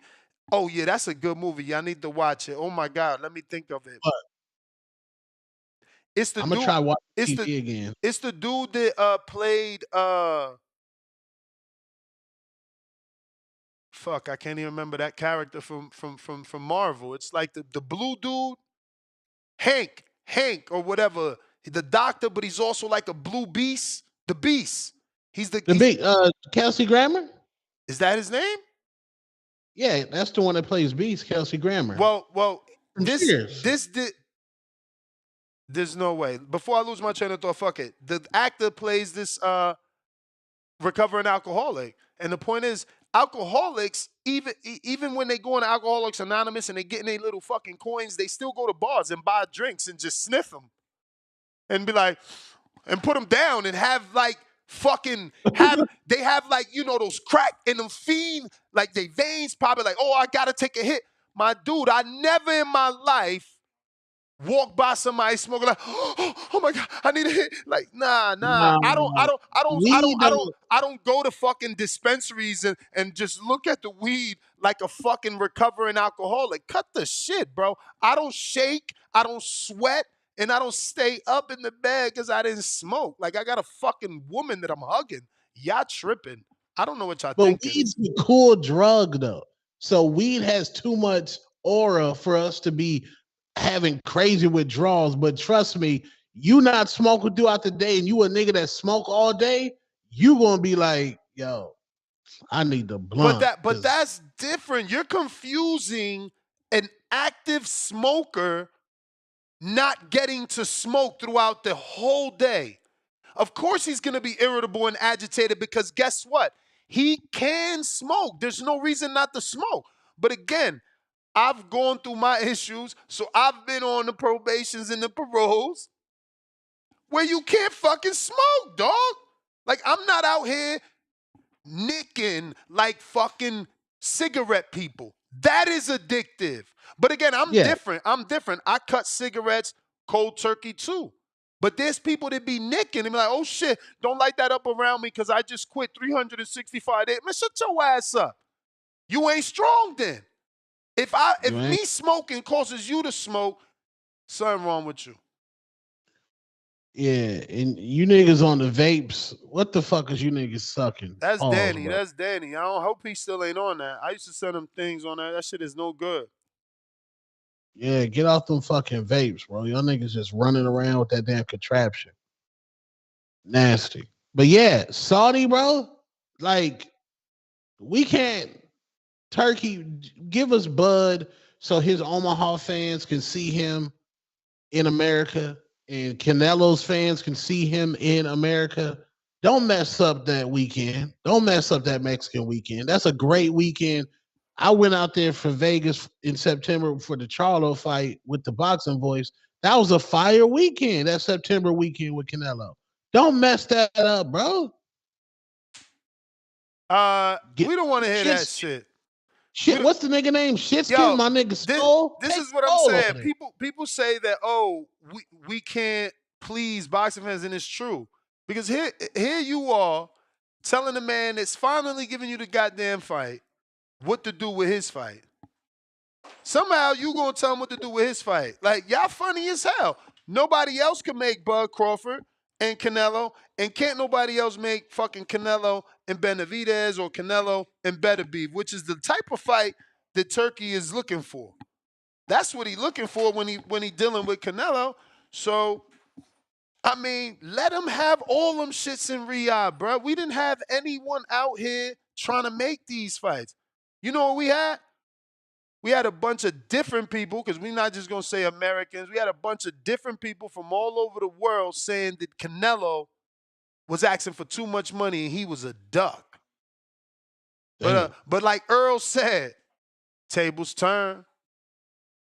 Tables turn. You know, ain't nobody going to give me credit that I said that wasn't no duck. Know what I'm saying? Ain't nobody going to remember that Samson was on here and said 150 mil was reasonable. Y'all ain't going to remember that. Y'all ain't going to remember that. But when them reports came in what Usyk made, all of a sudden 100 and something mil wasn't such of a reach. So funny, man. Yeah, give him the money. But let me get to these super chats, man.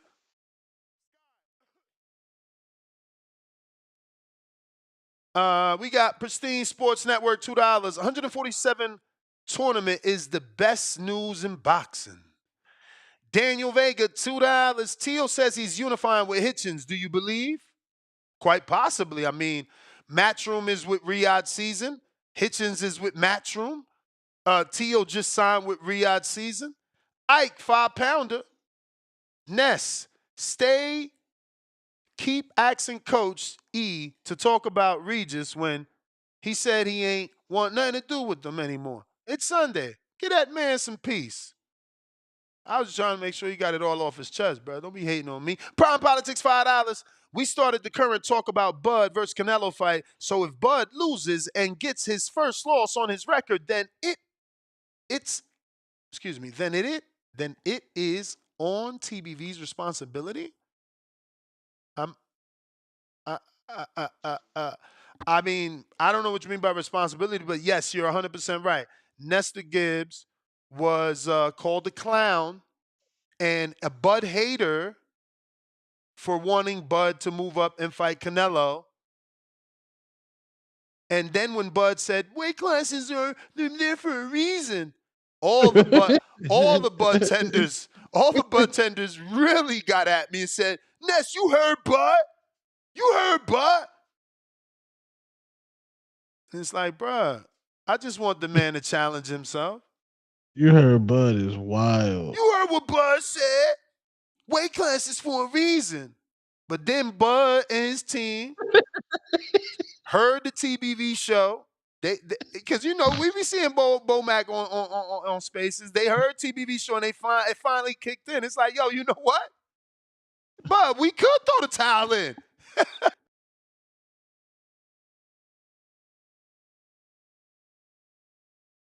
We gonna shimmy all the way to the bank. We gonna drop this 9 figures in the bank. We got you. We got you. Man. I mean, it's the truth. It's the truth. Do we believe we could beat them? Yeah. Do we? But listen. Steven Nelson is a pilot. Do he believe he could fly? Yes. Has he flown? Yes. Is there a parachute in them planes? Yes. Them little ass planes he flying, I'm pretty sure he got a fucking parachute. Ain't nothing wrong with having the parachute, the backup plan. Plan B. What other opportunity in life are you gonna get to make 100 and something million? Look at Evan. Coach Evan said 150 Bud, he think Bud getting. So what other opportunity in life you gonna get to make 150 million and, you know, also be able to have an eject button? Come on. If you're doing good, the towel never come out. Shit get ugly, the towel come out. They not about to just let Canelo beat on Crawford if Crawford can't handle Canelo. You understand? It's not going to be a pride thing. That's like, you know, Bomac been there all his life. Why would I allow that? You know what I'm saying? Go back to the Gennady fight with Gabe Rosado. And we're not talking skill. We're just talking the trainer telling the father, let's stop the fight. You know what I'm saying? Sometimes you got to stop shit. And if he don't got to stop shit because Bud is on that level where he motherfucking can compete with Canelo and can beat Canelo, but I mean, for y'all to think, I mean, we just seen it on a high level with Mark Breland. And yes, Wilder didn't want him to do it, but he did it. Because the trainer is there to save you from yourself. Let's not forget that. He is there to save you from yourself. So, you know, this is not in any way disrespect. This is all part of the sport. Right. So, well, I mean, Crawford going to be whooping on Canelo anyway. Quite possibly. But the other side of the coin, shout out to Two-Face, is that he could be getting whooped. Yeah. By the naturally bigger man, by the best counterpuncher he's ever faced, by the biggest puncher he's ever faced, by the most athletic fighter he's ever faced. When we talking from the waist up, he never faced nobody with that type of head movement and waist movement, man. This is a whole nother fight. And again, don't believe me. Like y'all ain't believe me when I told you that Madrimov was going to give Crawford fucking problems. Now y'all out here calling him the faint god and he on that level and, fight Madrimov. No, Crawford, because Madrimov got the IQ of more than Canelo. And I fucking told y'all that shit and y'all laughed at me. What about the stab jab to the body, bro? Who, Buds? Yeah, you seen Floyd. Showbiz made a great point. Mm-hmm. Showbiz said Floyd neutralized Canelo with the stab But jab. you know what that means? Did Showbiz happen to say that means that Bud is going to have to give up an advantage by doing that? Because what are you going to do? Stab jab him from the southpaw stance? Because Floyd was an orthodox fighter. So now I'm going to sacrifice to gamble. Because in my head, I know my best is at southpaw. That's why my best always comes out, and I'm in southpaw. Wasn't it a right hook when he dropped Benavidez late, when everybody knew he needed it? It was a right hook, right? Okay, that's the southpaw position. When he beat Earl, southpaw position. Just saying, you know, is he gonna give up his advantage? Because that's his advantage, being in southpaw and, you know, being as strong as he is. But if you go to orthodox, is he gonna be as dangerous as he is in southpaw? I mean, again, his knockouts come southpaw. Right. But phone lines are open. Big. Well, let me get to these super chats. And we got Tavon Burns, member for 9 months on a contender level. Salute, champ. Yo, Ness, when is your day off, bruh? Hashtag grind season. I mean, yesterday, right? We was traveling, so I couldn't do the show. Got back, you know, had to do the best I could in the office. And, yeah, get shit together. I mean, I told y'all, it's not really work, bruh. I love this shit. Like, this is big news to me. This is a big fight for me, you know? Yeah. I manifested this fight, like, not for the world, but for myself. Like, I really wanted this fight. I really wanted the Earl fight. But, you know, I am an equal opportunity type of guy. I preach equality on this show for all boxers. And immediately, as the true boxing fan, a genuine boxing fan, and not a fan of man like most of these dudes, I said, well, Bud needs to start talking shit to Canelo because Earl was always going to get that fight. And if he beats Bud, he should go for that fight. His age, it's everything makes the sense. And look at where we are now. 2-3 years later, he's fucking 37, 38. If you lose, you just retire. But you made that 100 and something million and you tested your motherfucking self. You understand? So, you know, they thought I was crazy, obviously. And then Bud did beat, you know, Earl and did realize, damn, yeah, you know what? Let me move up. I think he waited to see the Jermell Charlo fight, right? Because it wasn't immediate. It wasn't like after he beat Earl in the post fight, he called out Canelo. He still was talking his weight classes for a reason. Shit. I think it was after the Charlo fight where he was like, damn, the dude I wanted to fight didn't get knocked out. But he didn't really try. I would try more. I think I could really beat this dude. You know, I could see that's how it's going in their head. You feel me? Like, a hot hands boxing $5. It's 5 a.m. and you already smoking this. You're not going to Dubai, bro. Stop it. You're a fiend. Respectfully. Nah, champ, that's what I'm saying. See, that's the difference. Like, again, like me and my wife planning a trip to Thailand. We're planning it years out. I already know I'm not going to be able to smoke. Even though you can't smoke in Thailand? Even though I did watch a video that they do got legal weed now, but that's going to be getting took out. And that big Buddha's getting, we got to hurry up, too. If we don't go this year, which we not, that Buddha might be gone. The mountain is fucking collapsing or some shit. Then the dude talking about they might be destroying it versus relocating it? Like, if the mountain is really going to fall, shouldn't we relocate that shit? Damn, we just about to break it. Mr. Perfect, $2. If you can't control your habit, don't do it. For sure. Lil Zooted, Hot Hands. Raking, $5. Shout out to Tone. Drop top, fully activated, convertible for the Sunday show. Y'all ain't shit.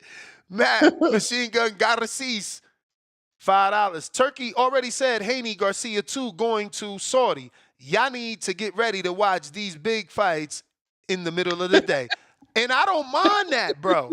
Bro, that's the perfect day for me. It's like boxing in the morning, afternoon, and then I go out with my queen in the night. That's amazing for me. We want fight parties, bro. Not everybody doing a day party, like boxing day party. That's fire, because guess what? After the fight, you could choose to go home if you that type of dude where you want to get home at 8 and 9 and 10, or we could keep turning up. It's only 8, 9, and 10. You feel me? Knock it off, Tone. It gives us options, bro. There is options. Yo, a day party for this fight. Like, again, if I don't go to Saudi, definitely doing a Bud Crawford watch party with Canelo. You know, I gotta be there in case my man made history because I fucking told you to do it. You feel me? I Right. told you. I made you believe. Now his fans out here acting like they knew he was a water walker. The water workers about to call in on you. They about to call in on you. Man. It's just crazy because, yo, how you a fan of somebody but you don't want to see him, like, try? Like I'm a fan of Tank, man. Fight Bud at 47, man. Motherfucker, offer him a 45. Suck his ass down, man. Do you?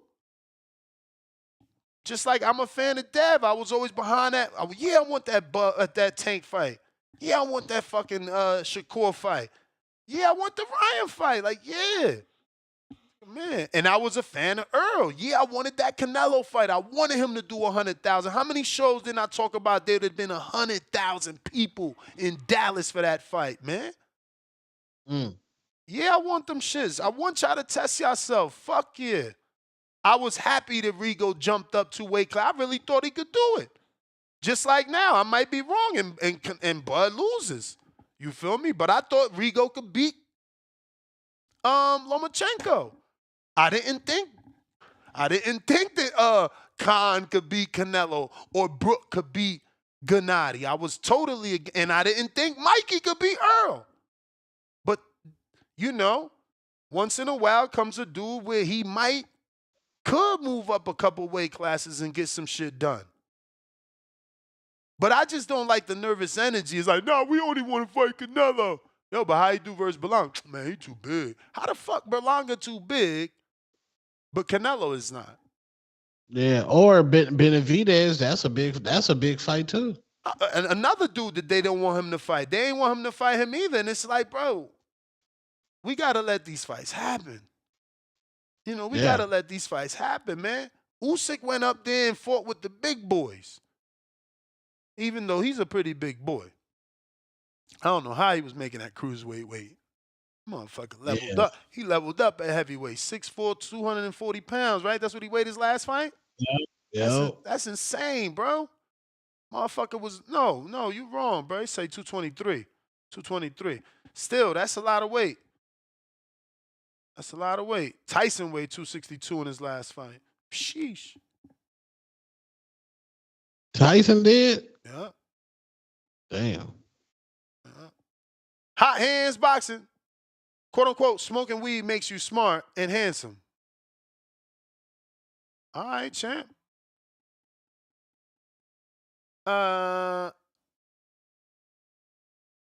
Let's see. Big Gucci, what up?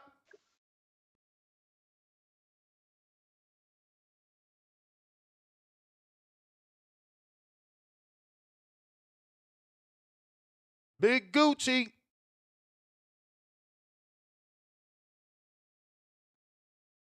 Hit that thumbs up while we wait for Big Gucci to connect. I am reconnecting here to see if this works. You there?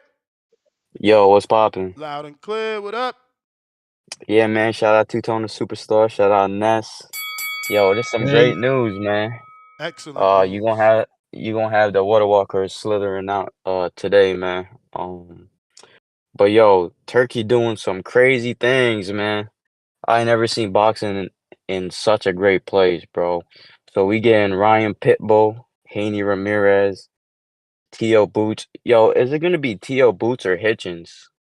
I don't know, man. I don't know. I haven't seen any reports about Hitchens, but I would love the Hitchens unification. That's a good fight. Nah, I heard I don't think it was a reliable source. I think I just saw it on IG, but something about him being in talks with Hitchens too as like an option if the Boots negotiations fall off. But I would love to see them dudes move up to welterweight, man. That's a glamour division. That's the division that has made the most money in boxing. And if we can get some hot names in there, man, Boots don't need to move up to 154 where he'll get ran over, man. He could just stay at 147, try to kind of walk his way through these little dudes moving up. But yeah, man, it's just looking spicy, man. I'm super hyped for this, bro. And Canelo versus Crawford, oh, bro, that's just gonna be fire. So Crawford obviously gonna have an in-between fight because this shit's gonna be in September, right? We don't know, man. There's been no reports of that in between fight, bro. Nothing, man. Good, man, good. Because if you moving up that high in divisions, you better be muscling up, man. These are the months where he should be working out. Thinking of about like a really good game plan because that's 2 divisions to face straight up the king, bro. You ain't having no in between fight, no tune up level fight in that division. You moving up facing the undisputed champion. So I feel like he should take this time to just fill out that weight, man. That'd be in his best interest, in my opinion.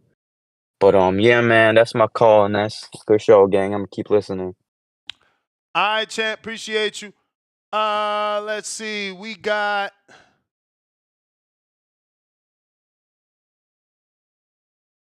CYP. Play the new Border Wars promo. Man, it's like we on the same time wave, man. I literally just downloaded it from my WhatsApp. But luckily for me, this computer has WhatsApp, which is perfect. I love this computer. Now I'm trying to decide how I want to do this because it might be cluttered by pulling it on here. I don't know how this, I haven't used this in a minute.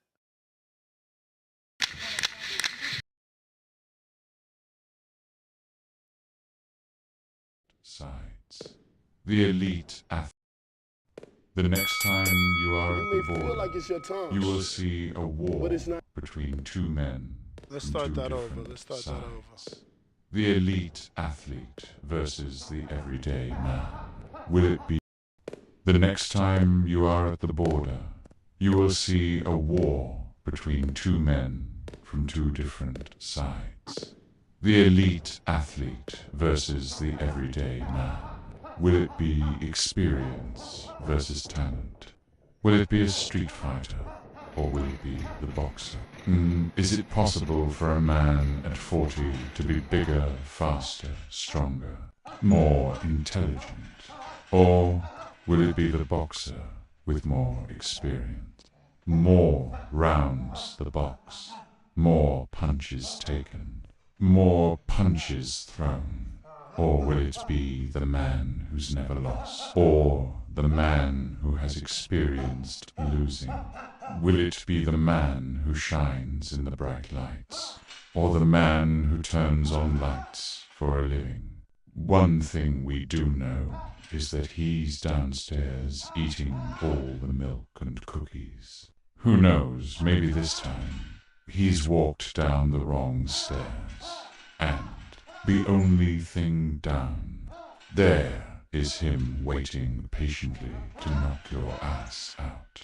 So train hard, kiss your children, leave the women at home, because at the border there's only one way in and one way out. And the only way to get over that wall is to get knocked through it.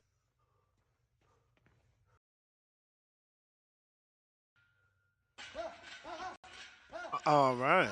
All right.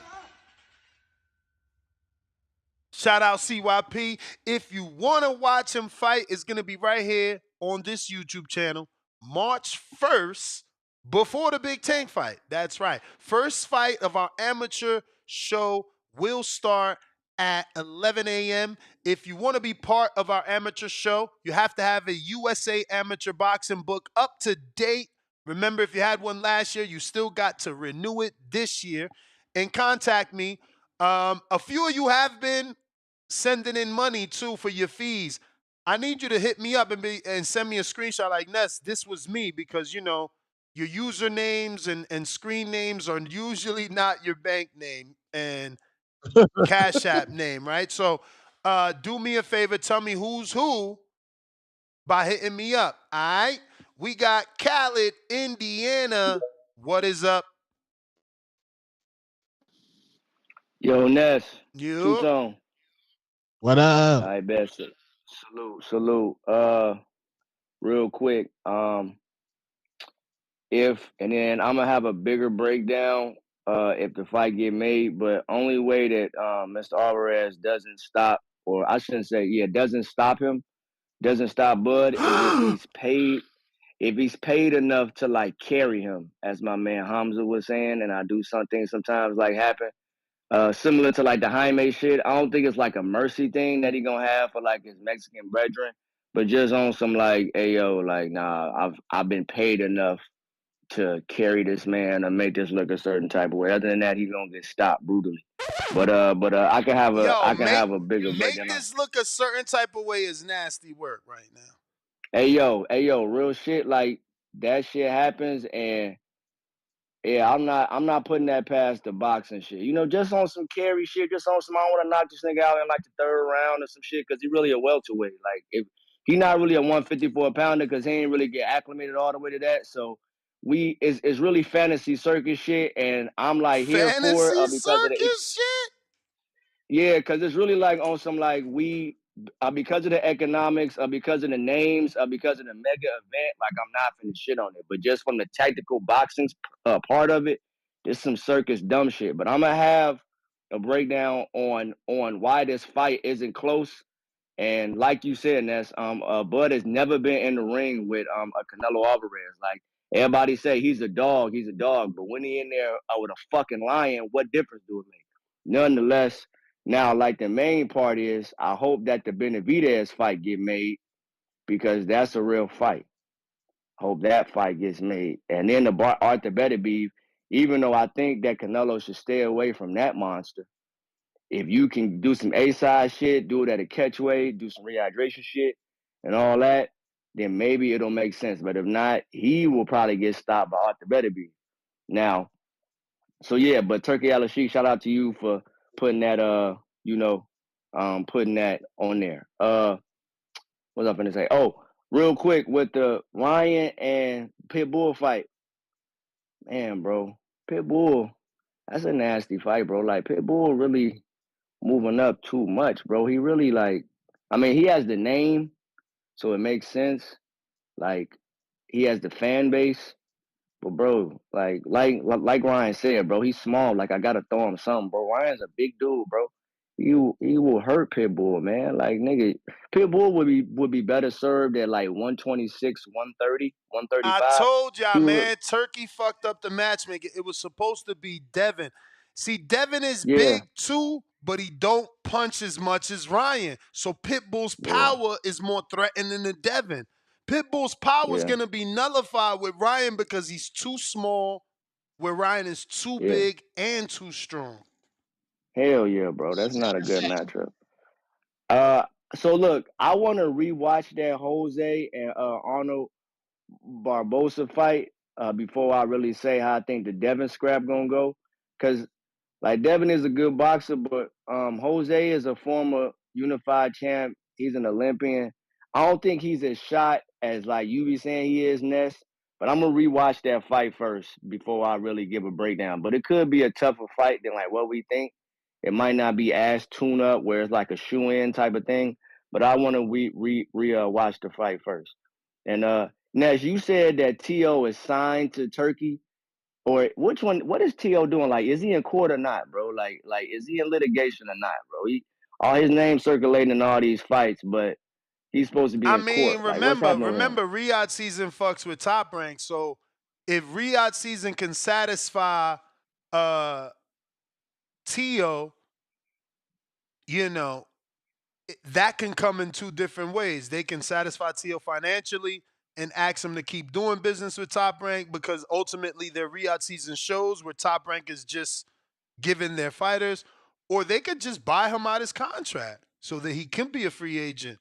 Yeah, We that's don't what I was know. I mean, thinking. these guys, bro, these guys are giving Canelo 9 figures for a 3-fight deal. At the Rightfully very so. lowest, it's 100 million each fight.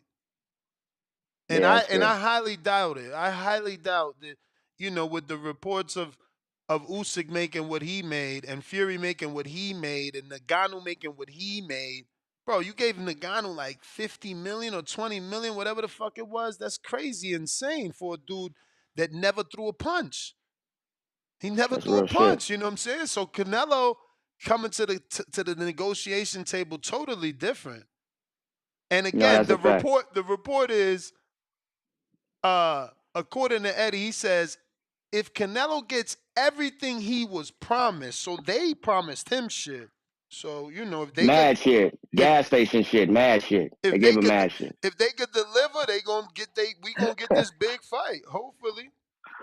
Hopefully, yeah. So I'm not against just the like event of the fight. Like, cool, we need the event, big, all that. But just from the ring, and that's you was copping some pleas too when you said, "Hey, yo, we'll just throw the towel in." So I'm saying, bro, like I ain't copping this no is some plea. That's just real spit. That's the real boxing. Like I'm not about to let. yeah.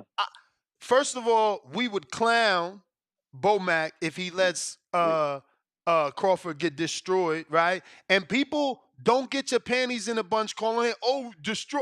No, bro, just think back to Buddy McGirt. Buddy McGirt lost fighters in the corner and went through the scrutiny in the public of people telling him he didn't throw the towel in fast enough.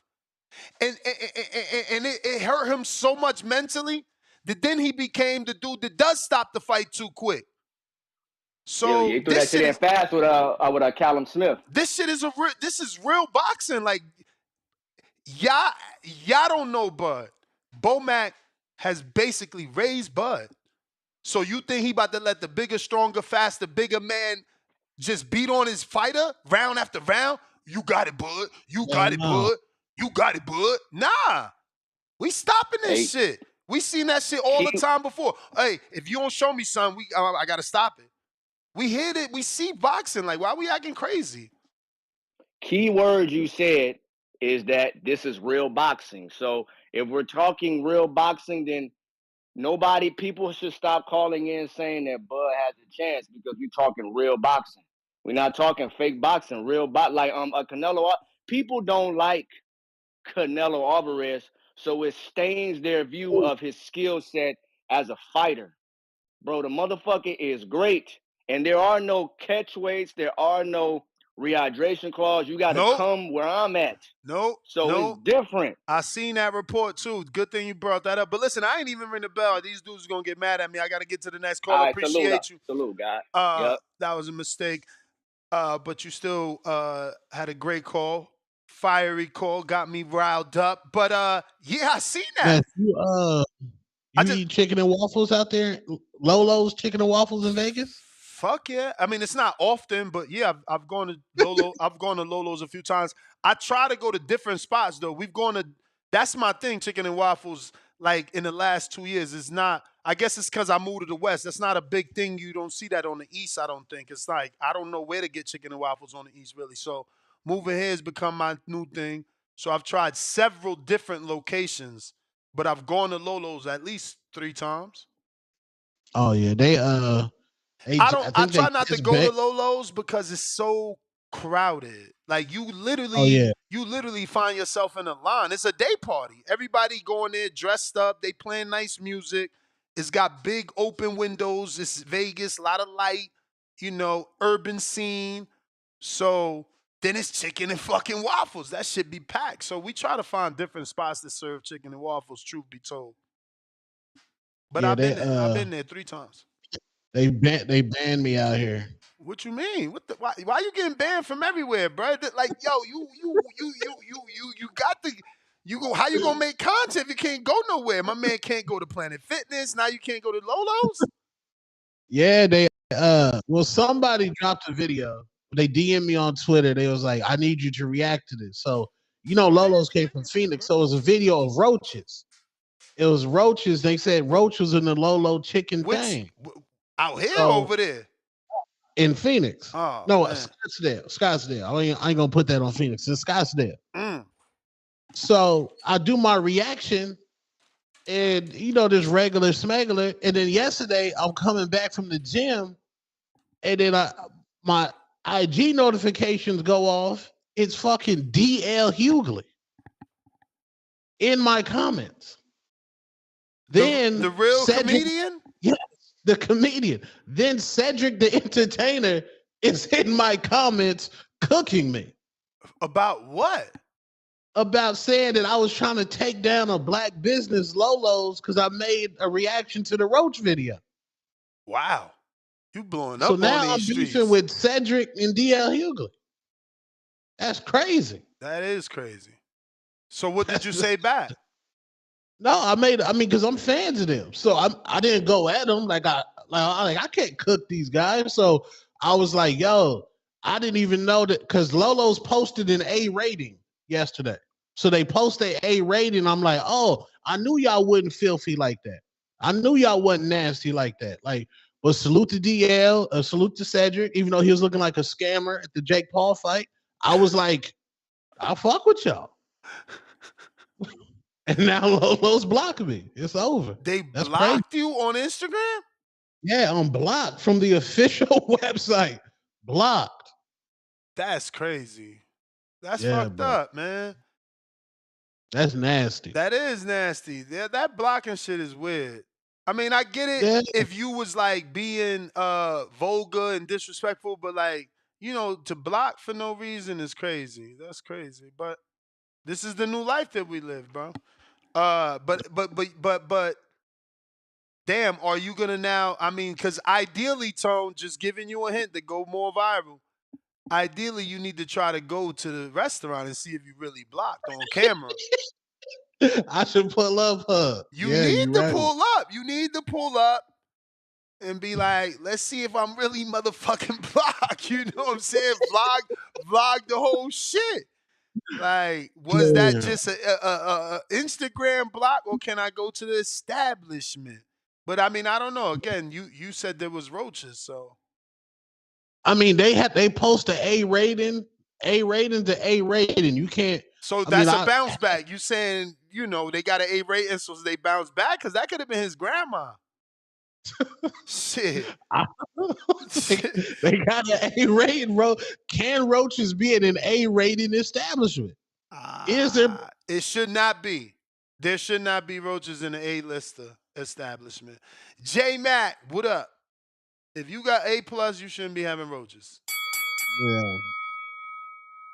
Yo, can y'all hear me? Perfect. Who was the last caller that called in? Khaled, Indiana? Khaled. Yeah. Khaled, Indiana. Yeah. Yeah, he sounded like he knew around these streets. Honestly, don't tell nobody what to call in and say, bro. You stay stuck on your shit, your tunnel vision. You saying Canelo got to get paid to not stop Bud. I mean, that's just most of the ridiculous shit I never heard. But shout out to you. Keep your opinion. I respect your opinion, but don't tell nobody else what to call and say, unless you're willing to put some money up on it, which you probably not. Yes. Good morning to you, good brothers. Good morning. Hey, Two Tone. You wouldn't have dared went back at Cedric or do it DL because you couldn't roast him. So you know to throw your white flag and say you're a fan. You try to do your slick jab, but it's all good. You know what it was. Ness, you sit up here every morning talking about the Bud fans. The Bud fans, they were saying this, they were saying that. Hey, you know what? We was being a little realistic at the time because our fighter was working on being undisputed at 147. And you sitting up there with all these hypothetical fights. Some of us just was not like hip to that yet. That's something you always been on.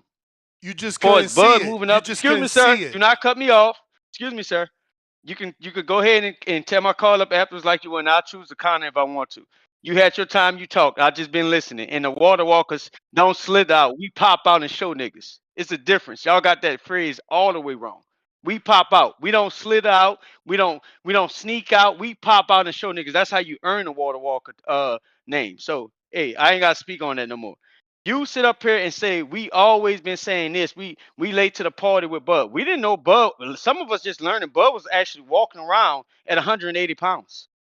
We didn't even know he was doing that. So fake all fan this alert. narrative, Fake fan alert. hey bro, why you cut me off in my call? You can't help yourself. Can you fight after the bell? Or you gonna fight somebody? Because you just had a casual conversation with a casual, and y'all was just going back and forth. You didn't even set the bell. I bet you looking at that clock, making sure my clock is rolling. Sir, wait till I'm finished. All I say to this, I'm putting money up on the fight. I'm tired of breaking it down. I've been calling in for years. You say Canelo is one of the most athletic fighters Bud has faced from the hips up. I didn't know that makes you more athletic. Because I thought foot hand coordination, rhythm, speed, and timing came from foot up. So now motherfuckers can be super athletic from the hip up, but he's one of the most athletic fighters. That reason right there, what you just said, is the reason why he's gonna get his ass whipped. Because see that hip on up react athleticism you talking about?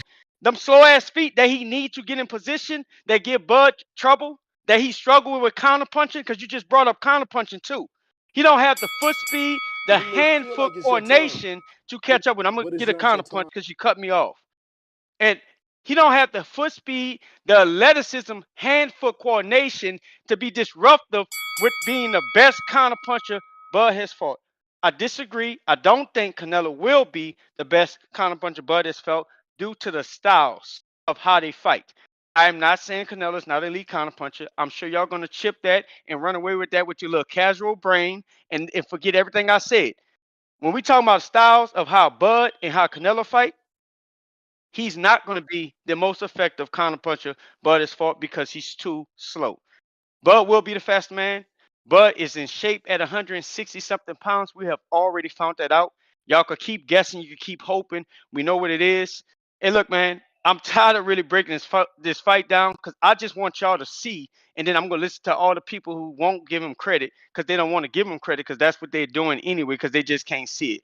Shout out to the ACs of the world. Shout out to the, what's his name? I've been trying to get you to lock the bet in with, oh boy, what's his name? Shit, I didn't forgot his name. You know what I'm talking about. I'll be texting you about him.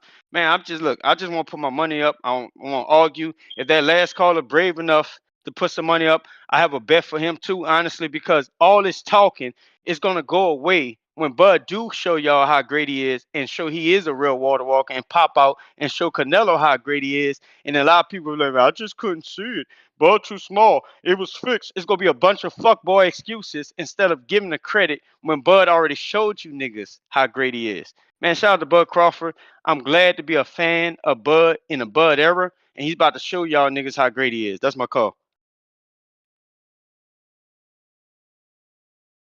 This guy is funny. He literally said we couldn't see it. We was being realistic. So basically you saying that this fight is a gimmick fight, a circus fight. Cause that's what you said in your next sentence.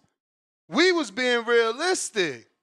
Cause Bud wanted to be undisputed at 54. So being undisputed at 54 was realistic. Fighting Canelo was a circus fight when Ness wanted it. Now all of a sudden, he taking bets for the Canelo fight. It's like, bruh, you the fake fan. You the one that just told people, well, we just found out he walk around at one blah, blah, blah, blah. So you never even seen the dude that's outside of television. You was a fan. Fan. I see you. But guess who knew? Ness knew. And that's what got you pissed off that I knew, not you. Nick Glenn, member for 13 months on the prospect level. Tell Cedric, admit he stole that joke from Cat. Oh, I forgot about that. Thank you, my brother. Thank you. Ooh. James, what up? Yo, Nas Two-Tone, good morning, man. Y'all hear me? Loud and clear. Yo, hey, Two-Tone, you know damn well you banned from every fucking Lolo's location, my nigga, man. You up here talking about Somalian roaches, Lebanese roaches, all different types of breeds, my nigga. Like, bruh, you know they put your face on the wall, nigga. You is not allowed, bruh. Do not even try it. And that's trying to set you up, nigga. You can just go over there and just see if you good, nigga. You know you're not good, bruh. That was out of pocket, but it was hilarious though. You spoke your truth, so I'm not mad at that, my nigga. I'm not mad at that at all. No, man, but I like what Turki Alalshikh is doing, man, with the fights that's coming up. I like the T.O. Hitchens fight, even though I think Hitchens is the better fighter.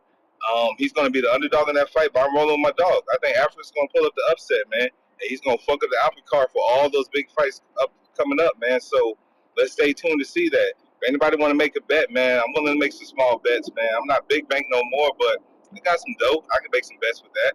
Also, Shout out to you, Ness, man. You stay trying to keep it real, but I want you to keep it real on CYP's footage, man. Like, did you see it? Did you put it out there? Did you play it already? What's your honest opinion about it, man? I played it. You ain't see it? I mean, I saw it the I day of, mean, but I ain't hear. I feel like I ain't hear your it's. feedback. I ain't hear your feedback, I man. mean, Do you evolve into I your love the fighter? promotion. I love the promotion, bro. He's keeping But, everybody. It's like but 24/7. He's dropping clips and keeping people entertained. but did he show any new evolutions that you believe that he can make this a tough fight? I'm just asking, man, I because mean, we here to see it. I feel like it's kind of the same footage we seen. Is just edited down to fit a 1-minute video. So what you're saying is, man, he's not looking like the elite athlete like he claims he is, right? I mean, I think that shadow boxing was different, and you could see Shadow Okay. boxing was fire. I like you the could see shadow that boxing. was you could So see progression in the shadow boxing. okay, cool. So he's building. Shout out to that, man. So we are going to get a good main event on March 1st. So I'm cool with that. But Turki Alalshikh with this tournament, man, that's going to be good for boxing. Also, real quick, Ness, do you think that Bakram could be a dark horse to get the Fedor fight on March 29th? Because Nah, I think PBC will like. You we don't think gonna so, have man? Bakram. Like, We gonna have Bakram on tomorrow, and he gonna be telling us his reasons why he doesn't believe he could get it. I would think PBC want to do business with him after he upset one of the PBC darlings with Tim Zoo. So I would think that they would try to bring him back so they can make some more money with him. But it is what it is. Hey, shout out to you and shout out to the community as always, man. I'll catch you later, Ness. Y'all have a blessed one. Peace. All Peace. right. You may feel like it's your time, but it's not your time. CYP. Yo, Yo. what up? You know what's crazy, man, is that I used to think this was a fight for the community, but I'm starting to realize this ain't no fight for the community, dog. This is a fight versus the community. You know what I'm saying? I realize this, that some of y'all like really cannot see me win, dog. Some of y'all are not ready for that. It says something really, really bad about CYP winning, but y'all, I'm telling you, I'm gonna tell y'all something, like, between man to man. We can tell why some of y'all are not coaches and they never been coaches. A coach's job is to prepare his athlete for the event, for the opponent, whatever it is. The Lions are supposed to be prepared for the team they're supposed to play. They're not supposed to be prepared to play in the NFL. It's the team that you're playing. You put a game plan together for the team you are playing. That's what it's about.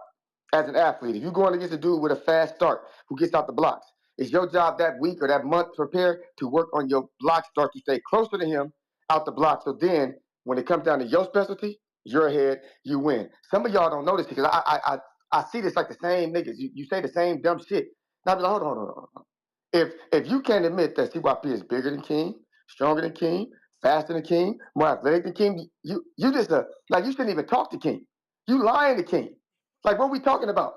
Y'all do know that man in that video is 40 years old. It ain't nothing 40 about that man in that video. You can't even admit that shit. That's why King need to just, when I play my video, King to turn that shit off and don't listen because y'all gonna get King fucked up. There's no way. Do y'all realize, you know what I'm saying? We're gonna cook a little bit. Do y'all realize I took that fight off the couch? I was 197. I told you I'm doing cardio. My job is to make my body look the way I want to look. That's it. I'm retired. CYP weighs 185 pounds today. I've been training since January 1st. That's 18 days. 197 to 185 today. What does that tell you about my body, man? Also, dude, I'm trying to help y'all because some of y'all gonna have kids, and so gonna train one day. Your son gonna be really good at something, and I really want y'all to understand how the dynamics of a great athlete works. So when this stuff happens for your child, you don't feel amazed. It's just something natural to you. That's not normal for a man to be able to lose that kind of weight just with dieting, unless he's really supposed to be lighter. See, some of y'all don't know that at all, right? So at the end of the day, shout out to the dudes that always say who put their money on King early. Early, you put the money on King and your bet is solid because I got it locked in. But if any of you from this day forth, because it's only fucking January 19th, and CYP is getting better and better and better. If you really believe that nothing I can do can help me beat a man who's 4-2 as an amateur, but 2 of the wins can't make border wars. When there are guys out there, amateurs who have 300 fights and still weren't that good at boxing, but they had 300 amateur fights. 200 amateur fights, 150 amateur fights, 100, 75. I go over, I'll keep cooking. I'll pay you 70, 60, 50, 40, 30 amateur fights, 20. You can have so many goddamn amateur fights as an amateur boxer to work on your craft. My man really got like 2 of them. The craziest shit is that Ness don't never show no full nothing of King. Because if he showed you a full something of King, you would know that this is a fucking mismatch. I'm telling you, I'm not training to fight Canelo. I'm not training to fight Mitty. Mitty, well, one of the real ones in Border Wars. I'm not training to fight them dudes. I'm training to fight King. King is not even a low-level boxer. I told you, he's an everyday dude who likes boxing. Go check out his page. Look at his boxing matches. If you think his foot placement is perfect and his high guard is perfect, and his nigga, you lying. Stop the cap. This is CYP, the king. The king. You want the emperor to fall. Just admit it. You want me to lose at something. 6-time Call of the Year in only 6 years. I am the greatest thing you've ever seen. Everything I say I've done. 2 months of boxing training. I'll beat this dude in boxing for 3 years. You cannot take that. There's nothing you can say to stop it. Get over it. Don't tune in. Huh? Go to a different country. Because when you come back, March 2nd, you're going to have to realize something. That man is exactly who he say he is. I failed in my life, but that man right there is something to believe in. Huh? That man had a dream. He stands on top of the mountaintop. He's the man I admire. He's the one my wife wants me to be like. He's the father, huh, that I never had.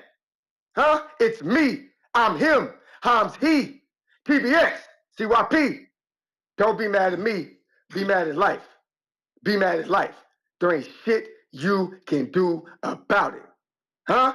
Love it or doubt it, scream or shout it, but your bitch ass won't put no money on King because that's a dream, and that's why they call him King the Dream. CYP out. TBX. Let's go. Damn, King. All right. We got a counterpunch from Tavon Burns for J-Mac Stone Bone. What up? What up? What up? Yes, sir. Man, CYP got it fired up around here, man. Florida versus California, man. Which beaches you like best? Which women are more beautiful? We know who got the better weed. That ain't even a question, but man, this gonna be a great one. Next, y'all did yourself, man. This is the back call belt. We got to create a back call belt. The winner of this get the belt for the back call, man. But Ness, when have I ever said we didn't want the Canelo fight? When? Never. Listen, I walked But J-Mac again, in. it's different, right? Like, I'm gonna pause this, right? It's totally different. This is no disrespect to J-Mac. Not everybody is privileged to meet their favorite fighter. But you seen Bud. You knew Bud. You watched him spar. So you was always a real fan who really believed. Other people gotta watch from TV, and that's nothing wrong, but like you're not as well versed, or you can't see what you say you fucking can see. Because we could see it. You and I could see it. Because we literally seen it. That's the difference. But go ahead. But listen, man, I don't blame them for getting where they got to eventually. You know, like I never blame you for getting in the right spot, man. Listen, it took me to join the Nation of Islam to become a 6-figure man, to really start doing major things. So I'll never blame you for when you get to the position of seeing what you're supposed to see. And that's what they're supposed to see. This is the Bud Brigade. The Army has been, listen, sometime when the captain come out and say, these are the orders, we got to take down Saddam Hussein in his own country, you know, some of the guys like, man, we going to the desert again. And some guys say, man, let's knock this out quick, get back to our warm women before somebody else try to slide in there. You know what I mean? So it just be like that. But listen, this is great for boxing. Canelo's going to get, I told y'all that he was going to get that $100 million for that Bud fight, man. And he going to get it. And it's a major debate between should it be in should they do it in the Riyadh, or should they use this as an opportunity to put some more money in those coffers. You know, they plan to spend they said a total of $1 trillion towards sports and entertainment. And the boxing budget, they never really specifically said what the boxing budget was.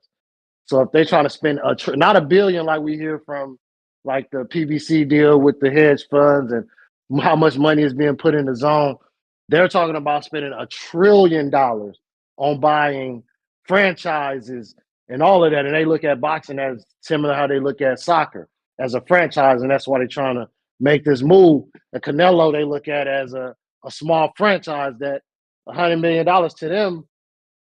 $100 million to a multi-billionaire is not like some crazy number, right? Especially if they say we can make 200 plus million that day, we might as well do it. Like what? He's the high price package, right? You take the high price pack, you take the burner pack because you know you paid more, but you know I'm gonna get my money right back off that. You may feel like So it's it's your time, happening. We got it. but it's not your time. All right, appreciate the call. Treese, I see you. What up? Trees, say man, hey man. Yow. What up? What up, though? What up, though? What's good, Two-Tone? What's cracking? You funny, man. Hey, man. Say, man. You know, just chilling. But, you know, if I spill, I got the bill next. But, like I say, man. Hey, Two-Tone, you a funny guy, man. You getting kicked out of all the spots. You banned. How the fuck you getting banished from everywhere, man? What's going on with you? That's crazy. You getting banished, bro. This shit crazy. And then, hey, man, I'm disappointed in you, Two-Tone. There was a question, man, when my man Evans Tober was talking about motherfuckers with nine-figure deals and shit, Two-Tone. That's when you were supposed to jump in and be like, damn, so coach, what would your percentage be like? That's what you were supposed to hit him with. Or maybe that was just me. Fuck it, I'm just curious. You know, I'm wondering what a coach, you feel me, that type of percentage could be on it. Not that shit. That on a number like that. You pocket watching, man. Cut it out, man. That's what we do, man. We all pocket watch. First of all, you already know whatever he was getting in the past, it ain't gonna be what you like. If you was getting 10%, you ain't gonna get 10% of that number now. Yeah, why not? I mean, why not? Well, even if you're getting 5% of that number, that's a hefty ass number. Again, I'm sure they, because we've seen that in boxing where the purse go up and then that trainer or strength and conditioning coach gets like a package. You feel me? Yeah, but see, I don't always think that that's right though. Just because your number go up, why the fuck my number got to go down? You feel me? Just leave me at my same. It's a percentage, gang. Because I'm still the fighter, and I think that was the issue with James. It's like, bro, I'm selling pay-per-views. That's my popularity. You know, like y'all trying to get money off my name, not off the work you putting in with my body. See, but I view it like, damn, it is like I said, it ain't like your number, like, damn, why your number gotta go. All I'm trying to stay is at the same percentage that I've been getting. Just because your number go up, boom, you go up. We go up. You feel me? I helped you get here, especially if like man been in the camp. You feel me? You say you've been working with that man for your whole career. I just feel that those don't even like percentage deals don't even exist anymore, right? Like I don't know how that shit. Like I don't know how that shit works. Think about it. Picture Evan. He said he DM'd Wilder and Devin and all them. Picture him telling them, hey, I want to work with you and I want 10%. The fuck? We $1 million fighters, bro. You talking about you want $100K? So you said he come in flat fee? That's how the coach got to come. I mean, think about it. $100K for $1 million fighter. Like, what fucking type of work? That's what I'm saying, though. But you got $1 million fighter got a different type of regimen. But that's what I'm saying. As $1 million fighter, you dealing with $1 million opposition. That means but that don't mean my bro. But again, the work is still the same. I don't agree with you. Don't think so? You telling me that Floyd Schofield is training the same that he been training for everybody else fighting Shakur Stevenson? I'm saying whatever Evan gonna do with Regis, he did with Josh Greer. Okay. Well, okay. I mean, look, I don't know. You're right. I can't. I'm not in these guys' camps. You're right. I'll just be. It's fascinating. That type of shit be fascinating to me because I'm just saying. Look think that at different shit go into different Look fighters. at Bomac. Look at Bomac. Did he not take Eubank to a win? Is Eubank making the same amount of money as Crawford? Look at Herring. Did he not bring Herring back? It's different money. Don't mean that the fucking level of intensity changes on how I train you, bro. I mean, no, I guess. I just feel. I mean, it ain't about intensity, but I'm talking about. I'm talking about the resources. Like different. It's different resources. Like say I don't believe because that. I keep it on Bomac. He got a fighter named Lolo that he in the gym with him the same amount of hours he in the gym with Keyshawn, bro. But I'm talking about resources. Like say that you're working with a guy like, well, now he getting a different type of bag. Now all of a sudden, instead of going, we running in like the high school gym. Now all of a sudden he want to use a private track at a university, or he want to use a private facility that has a pool and a sauna and a steam room and all this type of shit. He paying for that. What the fuck? I'm gonna pay the strength and conditioning coach more money so that he could charge me more money because he got to pay for the gym and the track. Like, you sound crazy. No, Ness, I'm saying that if the fighter like, if I got better equipment, but I got a guy I've been working with my whole career, if I give him better, that's neither here nor Ness. God damn it, that's neither here nor there. Point being, Ness. Shout out to Evan Tobler. Shout out to him. He was doing this thing, man. He sound real intelligent. I like what he was saying. But when I hear him talk, it sounds like we got a possibility of getting like Canelo versus Wilder or something like this at cruiserweight, man. You know, Wilder, lean fighter, Canelo acting like he wanted to make his way up here. I remember it was a point in time we was hearing guys That's the talk bad about. player. Oh, I got you. I'm running. We got it. I was hearing guys talk about Canelo versus like Gilberto Ramirez and shit like this. You feel me? Mexico versus Mexico. So, maybe we could do Canelo versus Wilder or something like this in the future. Who knows? But hey, man, CYP. That promo that you just dropped, I like the direction of it. Was it just me, Ness, or was that voice on there? Was that shit a little still? That shit had a No, I think that was the point. I think that was the AI voice, right? Like that shit was it had to be the AI voice. He put that shit through Chat GPT or something. Wait, that was CYP talking? What? No, that wasn't no fucking CYP talking. What is wrong with you? That definitely wasn't him talking. No, but I'm saying, but I thought he added he may have made his voice sound like a British scientist. Hell no, we would have got that was something he typed up. That was something he typed up. We would have got the evil laugh at the end. We would have got the evil laugh at the end if that was CYP. You know that. Wait, we would have got a CYP out at the end or some shit like that. Yeah. He put that in the AI voiceover? Or he paid, yo. Fiverr got people to do voiceovers. This is only $5. Get a voiceover done. Nothing wrong with that. Bro, he a professional. That's what I'm trying to say. Like, motherfuckers need to be more like CYP, even in the professional game. Like, if you want people to care about your fight, you can't be going MIA. He could be like all these other fighters and be like, oh, I'm training. I'm locked in. I'll talk in the ring. I'll see y'all March 1st. Like, bro, you know what I'm saying? He giving you something, y'all still hating.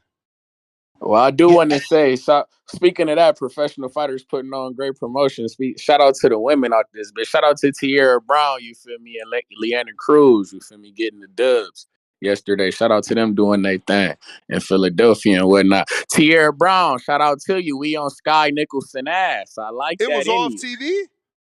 It was off TV. But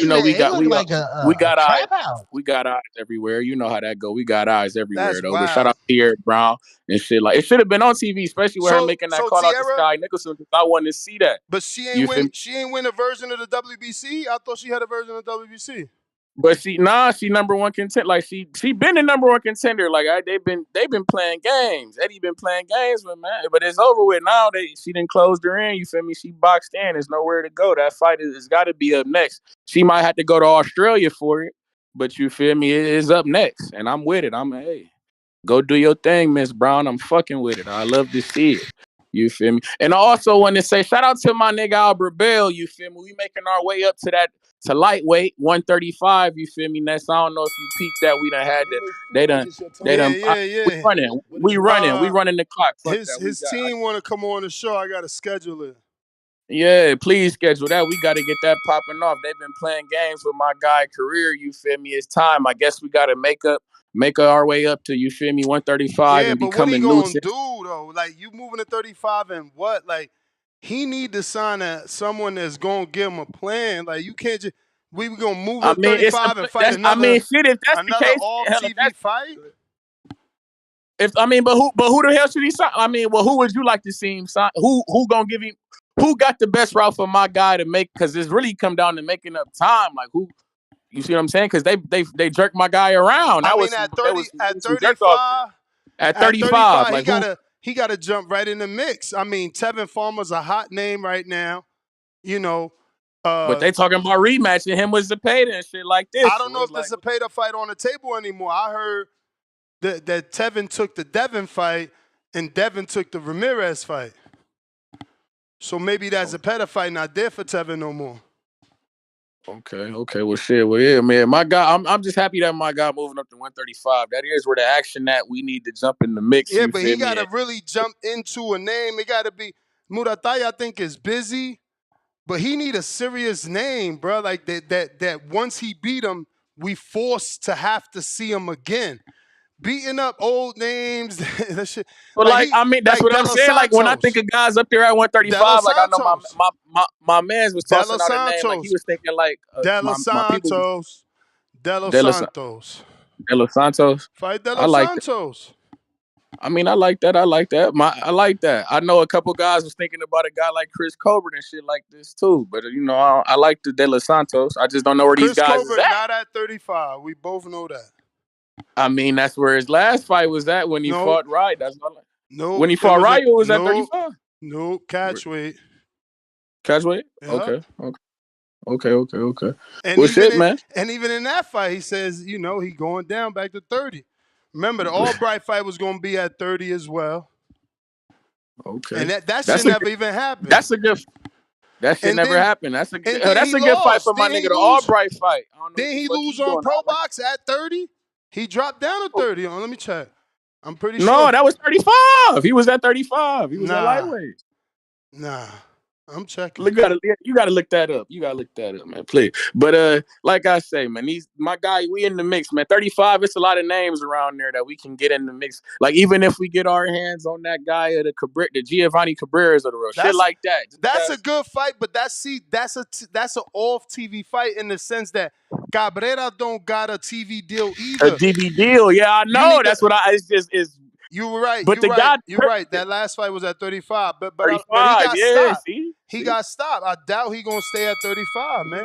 Every time, look, Rayo stopped him, 35-pounder.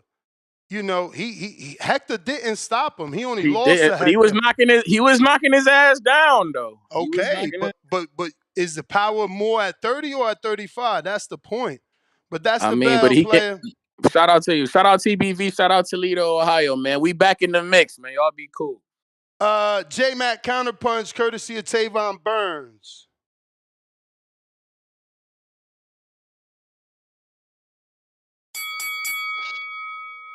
Yo, can y'all hear me? Yep. Yeah, man. No need to regurgitate what I said earlier. I got my money on Bud. And definitely, guys who think Bud getting stopped, please feel free to call in. Ness, you're right. I haven't met Bud. You're right. So I can only speak on what I know. Stonebone has seen Bud. He has had the luxury of growing up with Bud, so he know how Bud walk around at. All I'm doing is hearing what people are telling me as well too. I don't live in Omaha, Nebraska, so I don't know dude.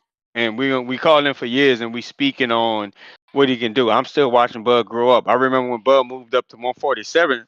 I thought the weight class might have been too much for him moving up as well too, because I didn't know how much weight he was cutting, coming down from 135. But just watching how these fighters, how much weight they cut, when we came up the weight bullet term, and you can see that a lot of guys just obviously cut a lot of weight. So we were learning that. So when I was speaking on watching Crawford and learning Crawford, I didn't know how much weight he was cut. I didn't know how big of a guy he was. And once I start getting to a spot where I can see the confidence that damn Bud does cut a lot of weight. Damn Bud does come down from a bigger weight. So fighting 168 pounds against the right guy, which y'all seem to keep missing everything.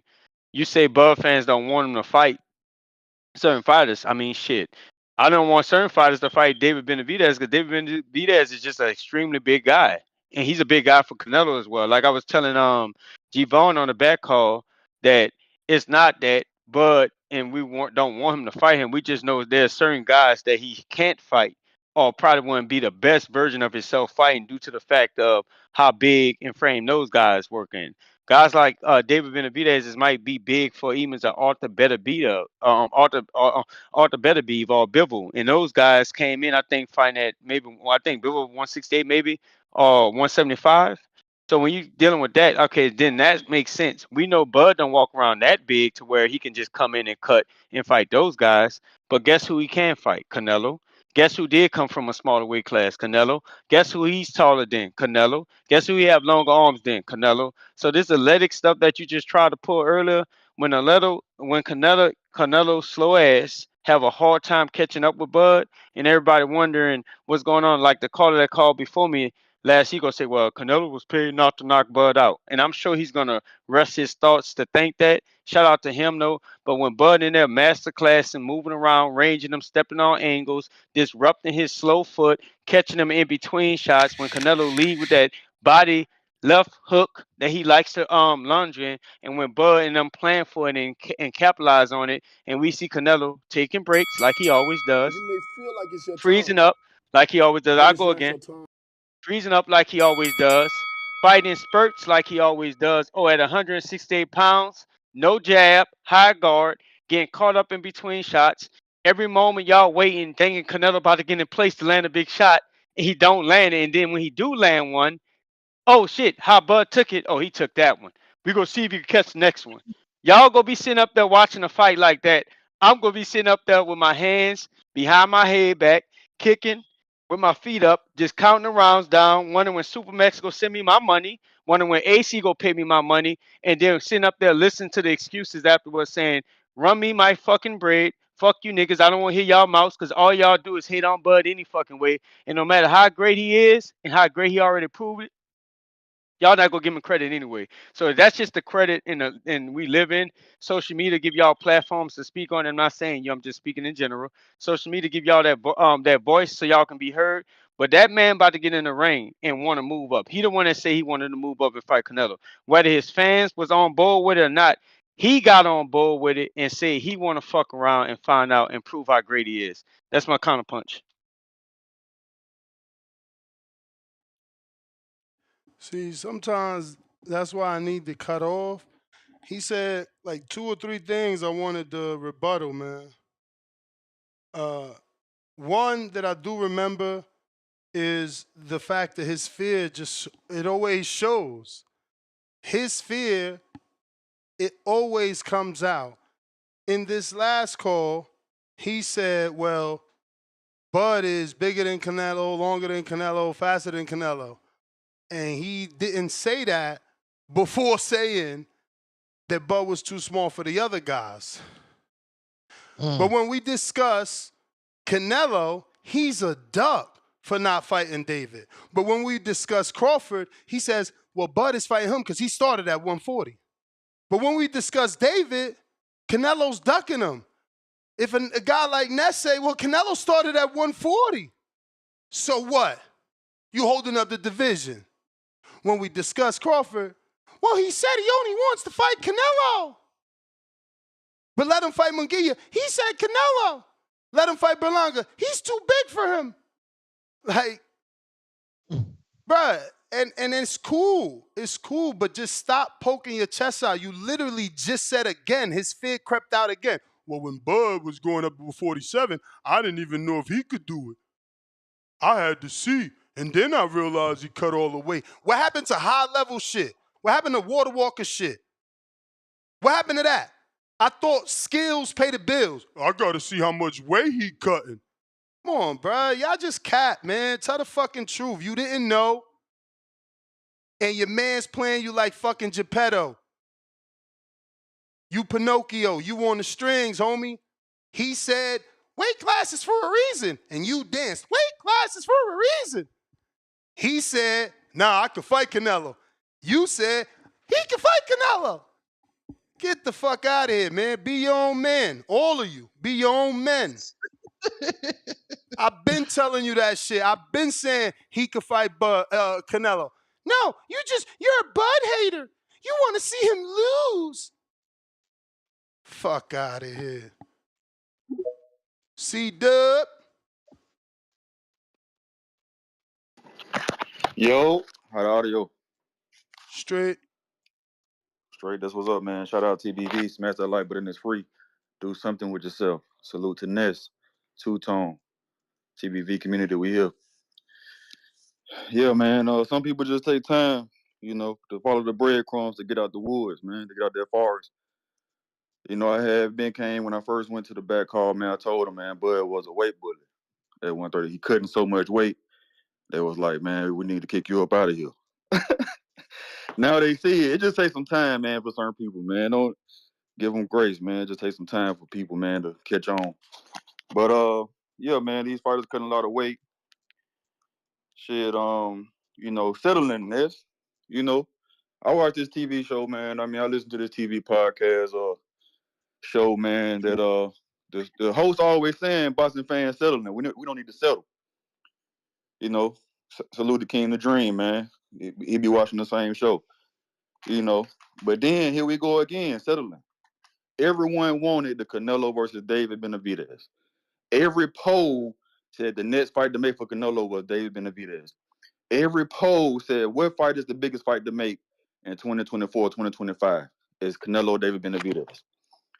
But, they don't want to see the Mexican monster. They want Canelo to walk down the streets of Guadalajara. 3-fight deal. Remember, we discussing a 3-fight deal. If Canelo is who you think he is, he does not lose to Crawford, and the Canelo Benavidez fight is on the table. I mean, Turkey ain't signing you not to give you the big fight. We already know that. Come on, cut it out. It's up to Canelo. It's up to Canelo to beat Crawford. If he can't beat Crawford, he was definitely not going to beat David. Well, I got him beating Crawford, man. Canelo said he didn't want to fight. Bud said he didn't want to fight. It was weight classes for a reason. But then when the money get offered, an offer that you can't refuse, you got to take it. You'll be a fool to take it. Stephen A. Smith was clamoring for David versus Canelo for years. And that's what we're settling for. You know what I'm saying? Boston fans got to settle again. This is a fantasy fight. Thanks to the fans. Thanks to the Bud fanatics. That first was like, no, we don't want to fight for Canelo. Then when Bud, wise though, if you remember this, I had called into the show and I said, man, Bud still don't get it. He need to entertain this, even if he's not going to do it, just to raise his profile. Just play the game. I guess Stonebone heard me and said, yeah, man, she does right. High level lot shit. Breadcrumbs. And next thing you know, look at it, and grew, and Turk's offering this crazy amount of money, for the fantasy fight. We're in fantasy land these days, so hey, I got Bud surviving. If he play keep away to the end, he may survive. I got Canelo winning for sure. We wanted to see a war, man. We wanted to see the monster versus Canelo. See what Canelo could do with the guy that's coming forward, that's not going to be going backwards most of the fight, and see how he took that pressure. But hey, man, we keep hope alive, man. Keep hope alive. But for now, we got to settle, man. It's still going to be a historic fight, And Bud coming up from 3-weight classes. I don't know why people saying 2. They started at one. The fantasy started at 147. And people were saying, some Bud fanatics were saying, hey, Bud could get Canelo at 147. I never thought Errol Spence could beat Canelo, even if he was getting the fight. I just thought he was getting the fight to be in a 3-fight deal, similar to what Turk doing to get the David fight. So I knew Errol was going to be in the contract. But yeah, man, we here. Shout out Boston. Salute to Boston. You know, it's good for the sport, the casuals. You know what I'm saying? Shout out TBV, smash that like button. It's free. Do something with yourself. Calling Earl sacrificial lamb for the David fight. Nasty work, C-Dub. Nasty work. But it's not your time. But that's what it was. You feel me? People saying, I hope that's not the deal. People saying Bivol, Bud, David, or Better Beef Bivol winner. No, did I say Bivol? I meant to say Skull, Bud, David Benavidez, or Bivol Better Beef winner. I hope Skull's not part of the contract. I hope the 3-fight deal starts in September because it's too soon and Canelo doing his own thing in May. I hope that fight deal start in May with Skull, probably in Riyadh season. I doubt that's gonna be in Riyadh. Ain't nobody going like again. If we trying to get attention on the country of Saudi, we gotta have Canelo fight Bud over there because that is a huge commercial fight. Skull, Canelo, that's for us hardcores to say, yeah, he was 2-time undisputed again. 2-time. You know what I'm saying? But that's not for the casual. Casual don't care about William Skull, and there's no disrespect to William Skull. Shout out to H-Town, officially sponsoring Border Wars. Just received that. Shout out to H-Town. You the man, champ. If anybody wants to participate, March 1st, we're going to be having an amateur show right here in Las Vegas on the eve of Tank versus Roach. So while, we fight, first fight starts at 11 a.m., we'll be done probably by 2, maybe 3 at the latest, which means the fights will be starting. I'm talking undercard streams too. So you get to watch the fight with us. We're going to have a little live watch party for that fight as well. Hit me up on Instagram if you got your amateur book and it is up to date. Okay, you got to have an amateur book and it got to be up to date and you have to have the heart to want to fight. We are matchmaking. Unlike the regular amateurs, we try to supply you with footage of your potential opponent and, hit me up. We got 3 Dub with the $2. He says, why Turkey give Dev the easy fight? Dev, Turkey favorite. I don't know that he's his favorite. Maybe that's showing favoritism, but that's also you thinking less of Jose Ramirez than someone else. I think Jose Ramirez is a former unified champ who beat Maurice Hooker and took his belt from him, right? Then lost trying to be undisputed. The thing is that you guys love to diminish fighters, we was just talking about Pitbull and how he's going to be too small for Ryan. So both fights, you can make an argument that they're quote-unquote easy because you ain't never been punched in the face. That's why we need you to sign up to my amateur show March 1st. If you never fought, it don't matter. You still could get an amateur book. All you got to do is pass the physical and show us that you can actually fight because a lot of people love to talk. Dudes love to say that a fight is easy or, show me how easy you can make a fight. Because Tip went out there and showed us better than he could talk. He knocked somebody out on the show. First fight. Jerry Soriano, Yolanda for life, $2. La guerra de esta era. Canelo versus Crawford. Mexican flag emoji, American emoji, and 2 trophies. We did that. Let me see, make sure that is the one. Yes, that is the one. All right, so we got Leonard Sterling. He says, Cohen Promotions fights on BXNG TV. Liana Cruz got a TKO win. Tierra Brown, unanimous decision win. Brown confirmed March versus Nicholson in Australia. Nicholson win for me. Shout out to BXNG and Adam, I think it's Torres or Adam Glenn, something like that, but I know it's definitely Adam. The point is, salute to him because he gives those level of fights television, but we really need that shit also on DAZN. I'm not paying $20, $15 for a BXNG card. They got to do better. Everybody's on DAZN. Lou DiBella's over there, OTX, Top Rank, Queensberry, Matchroom. Dimitri Salita, Red Owl Boxing, Marv Nation. Like, it's just too many motherfuckers over there for you to try to be, a startup. Like, salute the Black Palm. If they get Wilder, yeah, I'm paying because that's Wilder. So I could pay $5.99 for your subscription, but you talking about watching Tierra Brown and paying $15. That's fucking insane, bro.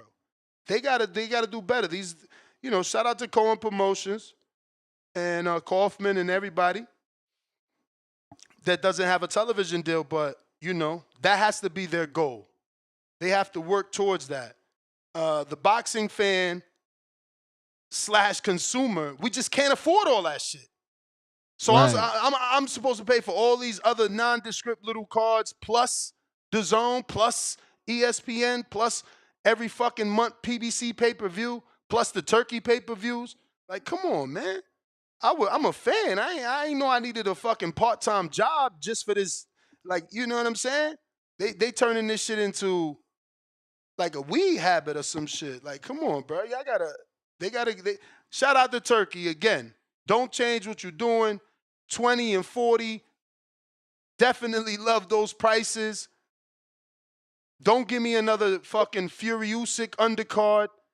Crawford Canelo better be stacked. Don't let Canelo control the goddamn undercard. We don't want to see Frank Sanchez. We don't care about his prospects at the moment. Stack that card like you do in the Riyadh season, February 22nd, with Bivol and Beterbiev, Shakur and Schofield, fucking Callum Smith, Joshua Buatsi, Dubois, Park. Like, give me that. Make me want to tell people how good this shit is.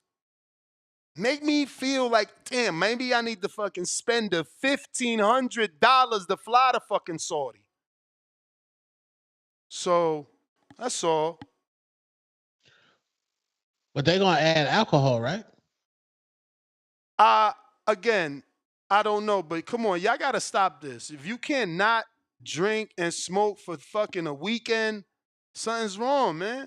Y'all need Jesus. You trying to torture people? Mm-mm. How? Like, I don't. Bro, I'm going to be high off Crawford fighting Canelo. I manifested that. I'm be high off that. I can't wait for that bell to ring and be like, I told you, motherfuckers. Call me a clown. No, Ness, you only like circus fights. Yeah, welcome to the circus, motherfuckers. Big fights. Bro. This is big fight shit. This, you know what I'm saying? Like, again, like C-Dub said, oh, we were supposed to be getting Benavidez, but everybody cares more about the little man moving up. It's always been like that, bro. Can he do it? That whole level of can he do it, it really drives us. Let me see. We got Matt Vietta, $2. Bug gonna get hurt like Brooke did in the GGG fight. I mean, again, that's what Bomac is there for, man.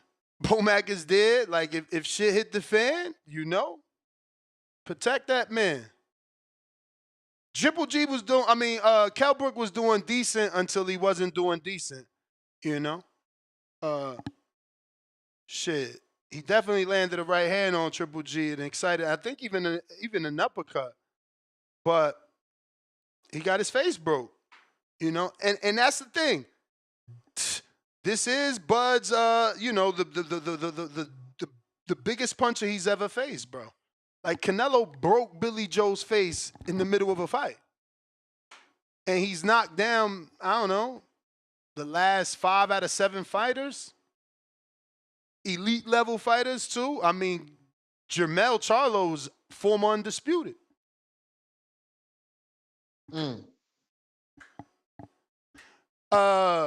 So, we'll see, can he take that shot? And again, Canelo is such an intelligent fighter. He not giving you just, I'm trying to hit you when you open. He beats on your shoulders. We seen that he beat on Callum's bicep. We seen in the Plant fight, you want to run? Like we all think Bud's going to move. Well, I'm going to beat your hip. He's not a stupid Well, fighter, we man. saw Bivol whoop Canelo, stab, jab into the Way body. We bigger, saw way Floyd bigger, stab, way jab. bigger, way bigger, way bigger. Come on, Bivol way bigger. He could absorb more punches than Bud. Look at Bivol. He took better. Did Better Beef get a knockout? Like, God damn it. Respect Canelo. Did Better Beef knock out Bivol, or did Paulie Malignaggi not say he had Bivol fucking winning? Did I not say I had Bivol fucking winning? Don't they gotta have a I had Better Beef. goddamn rematch? Yeah, you had Better Beef, and that's cool. But we needed a rematch, and we got one for a reason. But y'all want to diminish Bivol. Now all of a sudden, Bivol ain't nobody? No, nobody diminishing Bivol. No, but Bivol always says how he thinks Crawford is pound for pound the best. You diminishing Terrence Bud Crawford. And nobody's talking about how Terrence Bud, hold on. Nobody's talking about how Crawford was weight drained against Madrimo. Weight drain, man. What the fuck? How you balloon to 170 on fight night, but you weight drain? Get the fuck out of here. Look at the weigh-in. How you moving Look up at for the weigh-in. How you moving up for the first time, but you weight drain? This is the weirdest thing you can say. Bro, his first Devin fight, Haney was weight drained his first against fight at Ryan 54. Garcia. His first fight at 54, he weight drained.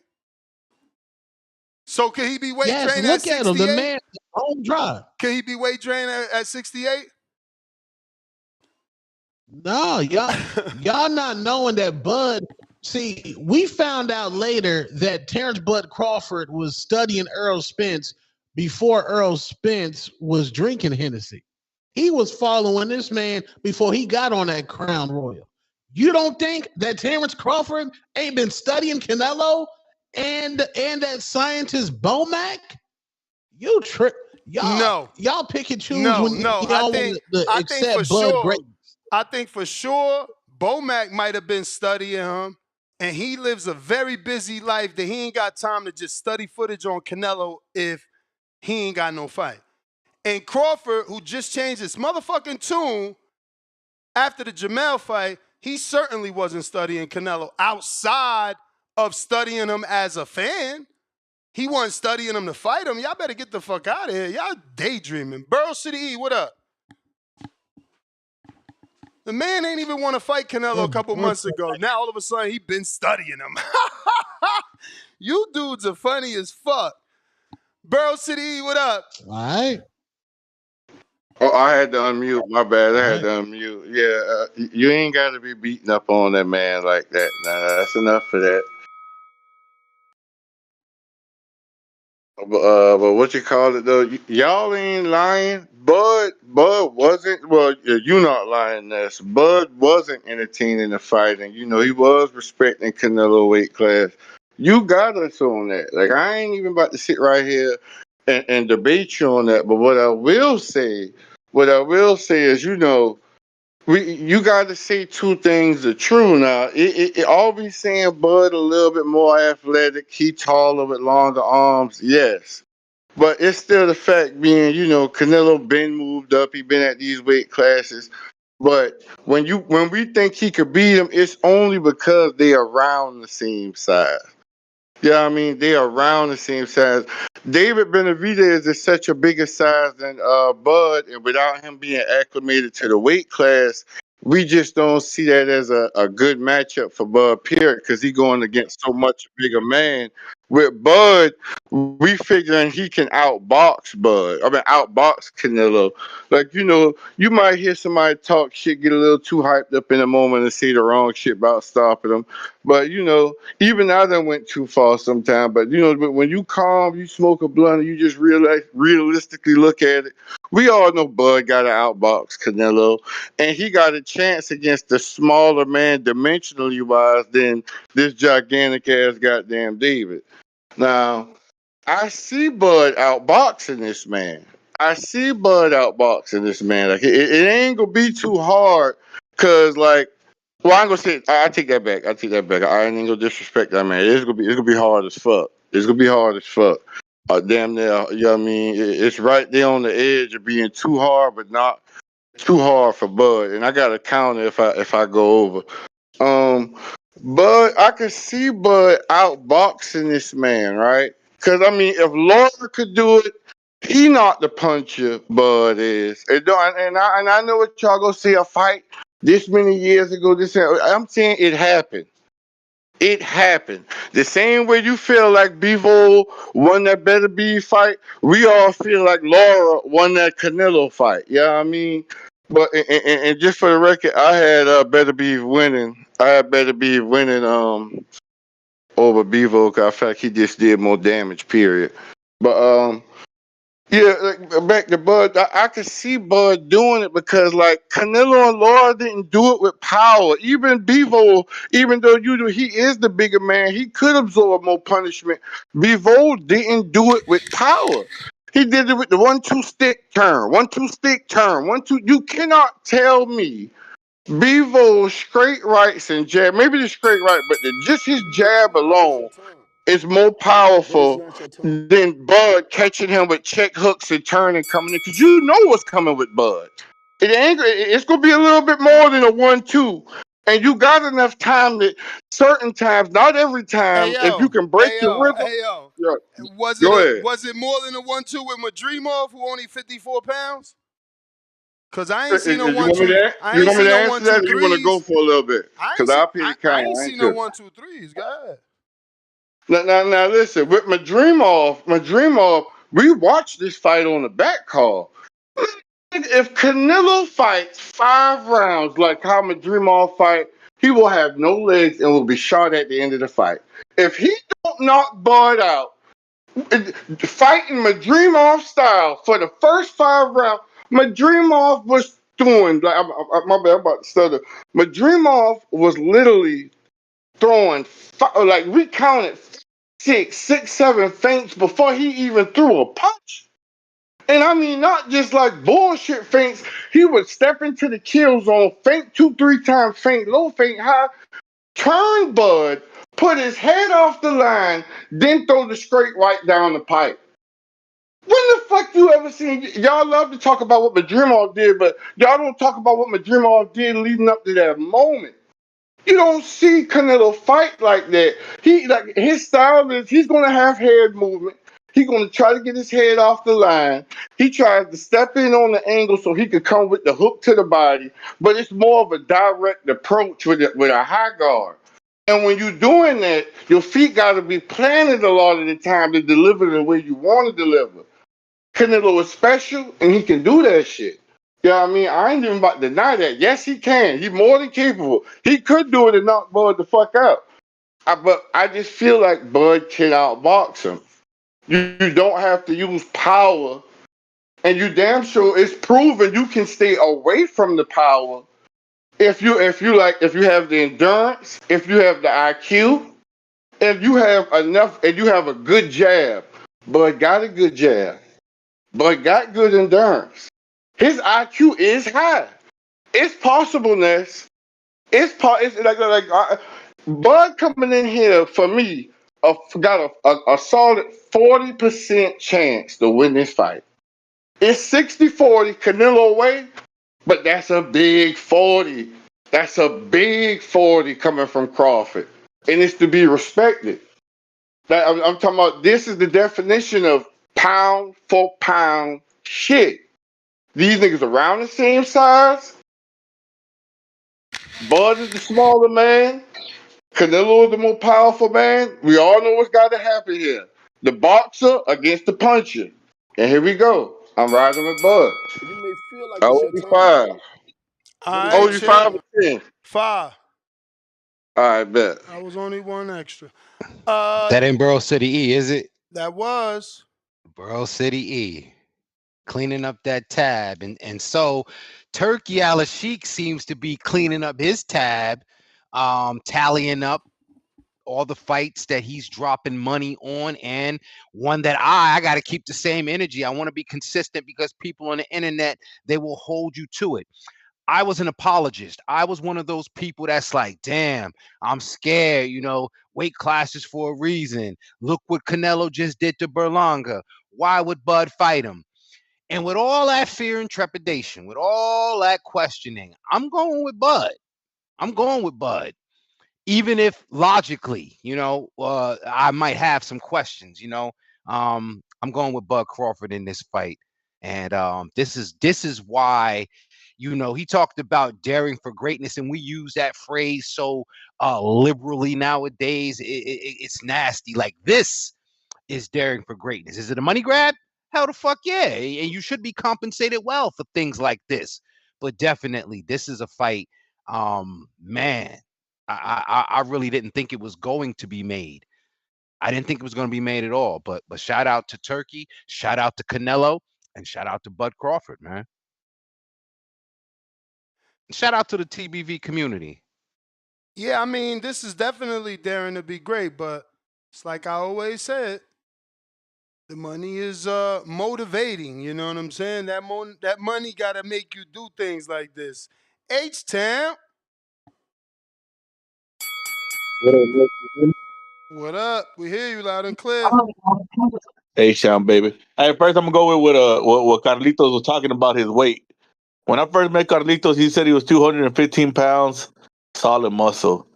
Now he said he gone down from 200 to 185 in like a week. He said, that he's been in serious training. I mean that, and like he said, that means naturally he's not 200 pounds. That means he was on the creatine and all that to keep all that muscle on him. So now that he's off all that, he should be faster. So it might make the fight more interesting. But is that going to take away from his so-called power he says he possesses now that he's down 10, 15 pounds of muscle?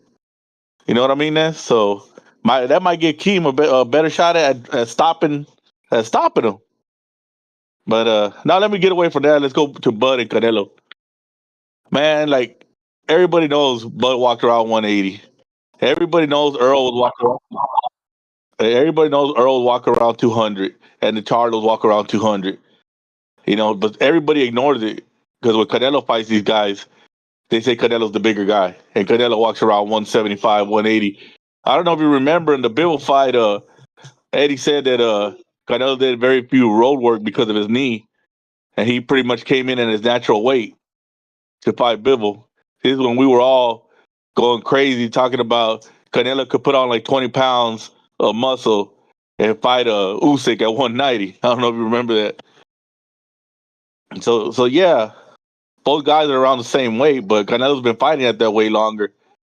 And can Bud have the same endurance and stamina and speed at 68? And that's the real question, because if he can't do that, he's not going to be able to outbox Canelo because he's not going to be able to get away from Canelo. And another thing is, what happens when Bud gets hit, Ness?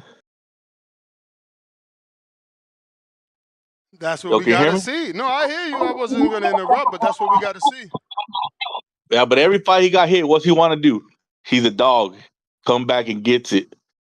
If he gets dropped, the same thing that happened to Devin is going to happen to him. That dog is want to get it back, but you can't get it back when the guy hits harder than you. You got to box and be smart. And it's gonna be Bud's own undoing. Bud's gonna beat Bud. You don't have to worry about that. People keep on talking about he's gonna box, he's gonna run. And when in Bud's career has he been a runner? It's the reason we love Bud, because Bud's not a runner. Bud's a fighter. And you think of the biggest fight of his life, he's gonna run and have everybody in the streets talking about he ran like Jermell? Nah, man, Bud's gonna fight, and that's gonna be his undoing. Well, all these people talk about, oh, he does this, work the jab, oh, his footwork, oh, Canelo's slow footed. Canelo's been slow footed his whole career. His whole career, Ness, and they're still running on that. That's my call, bell player. But yo, appreciate you sponsoring the event. Don't forget to send me your company logo. We appreciate the support. We definitely need that to make sure this event goes off. Officially, March 1st is going down. Border Wars 15. This is now our 15th show. Third amateur official show. Sponsored by the WBC and IBO. So get in where you fit in if you're trying to fight. We got Joe Pilot. What up? Dímelo. Joe Pilot, what up? Joe Pilot. CYP counter. Main event.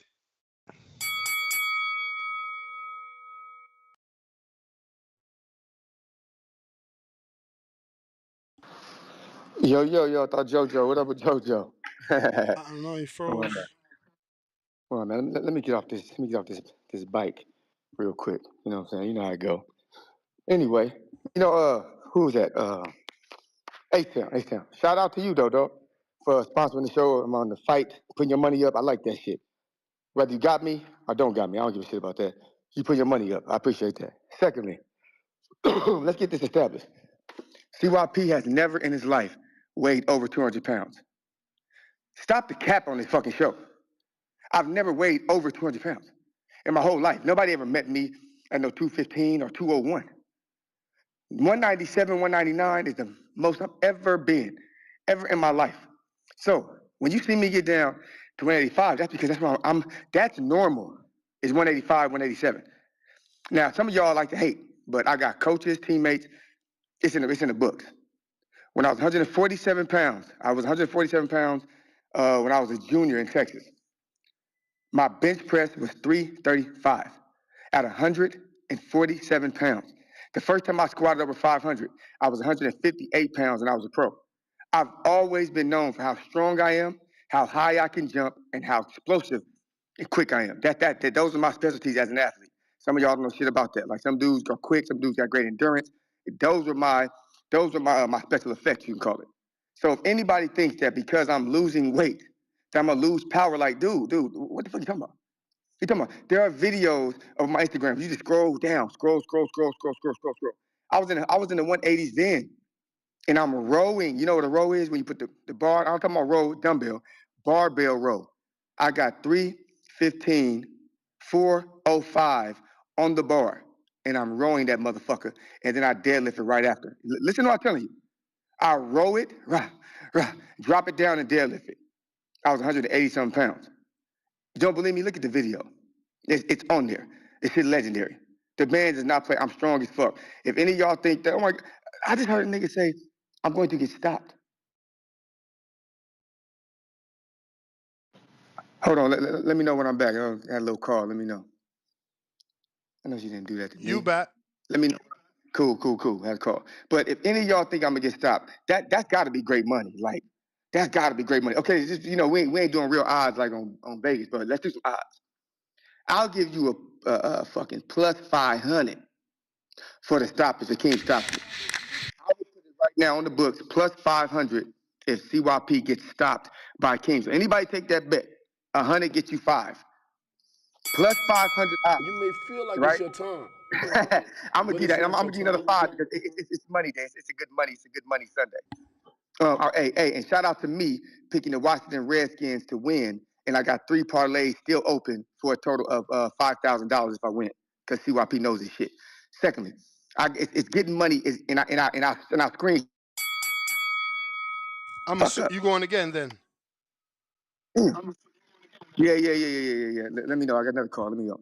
All right, so I would give a plus 500 right now. Plus 500 to any man willing to put his money up that I get stopped by King. Plus 500. Those great odds. Ain't that greatness? That's great odds, right? That's amazing odds. Yeah, amazing odds. Plus 500 that CYP gets stopped. If you believe that Keem could do it. Yeah, if you believe Keem could do it, man, you about to get paid. 100 will get you 5. 200 will get you 1,000. If you put that money up, you call in or Instagram me or just have to make it public. We have to know who you are. You can't be a stranger. We have to know who you are to verify you. So if you don't pay, your ass off the show, get up out of here. But so it's either gonna be you pay me or you get up out of here, or you get paid. Plus 500 odds that CYP gets stopped by fucking King. You guys are fucking insane. This is more of that hyperball shit that I be talking about. Instead of you talking about how good Keem is, you talk about how bad I am, as if you're sure that Keem is even good. Who is Keem stopped? Where he's going to stop me. All of a sudden, this big-ass dude, aggressive as I am, as smart as I am, he's going to, I can't help but get stopped. I'm going to get stopped. Two-Tone sitting there like laughing inside, like, who the hell going to take that dumbass bet? Me getting stopped? See, Two-Tone met me in person. He know, I met him in person. That's why I told y'all talking that shit to Two-Tone, y'all know how big he really is. See, y'all don't know. Ain't nobody bullying me.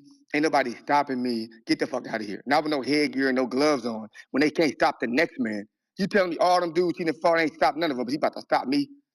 Who I'm bigger than all them dudes? Is that easy in a 2-minute round? Is that easy to just stop a dude? I'm that trash. But I'm gonna tell y'all one fact before I leave here. I gotta start my workout.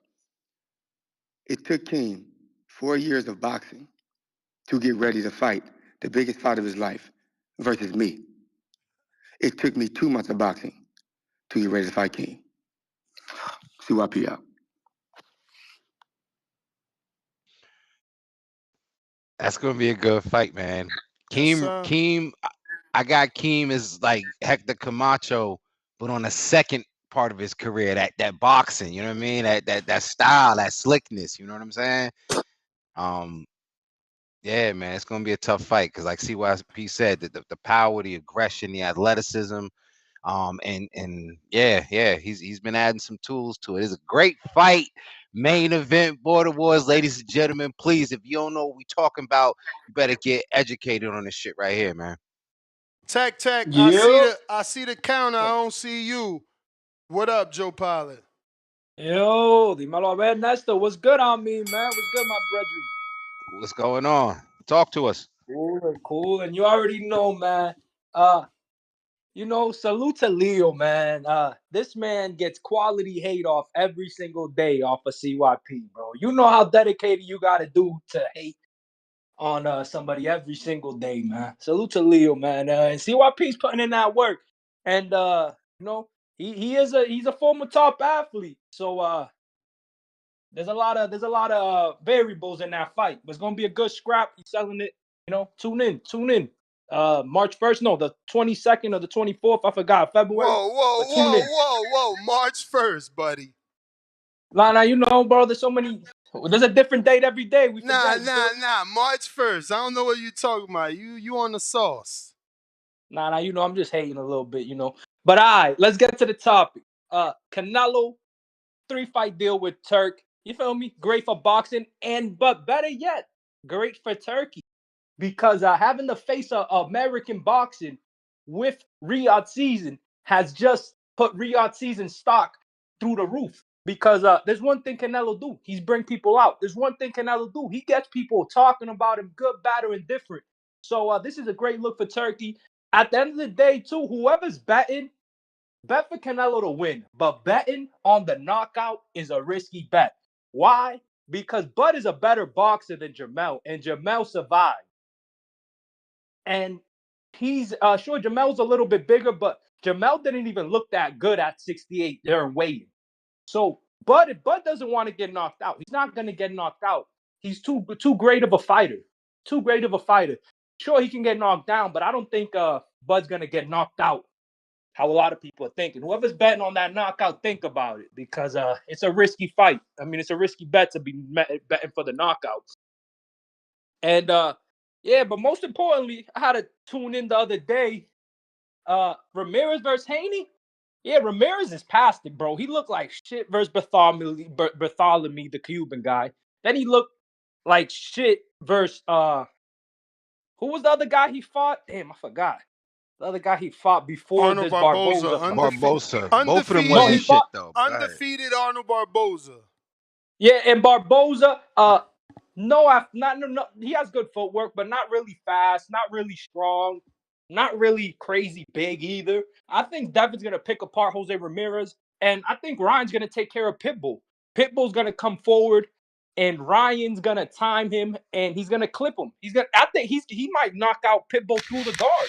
You know that guard that gave Tank so much trouble? Ryan's gonna knock him out with a left hook, and this is gonna be great though. Oh, yo, don't forget, you know who Bud need to fight in May? Is my boy Boo Boo. Fight Boo Boo, beat Boo Boo, then you earn that Canelo shot. Undercard of Canelo.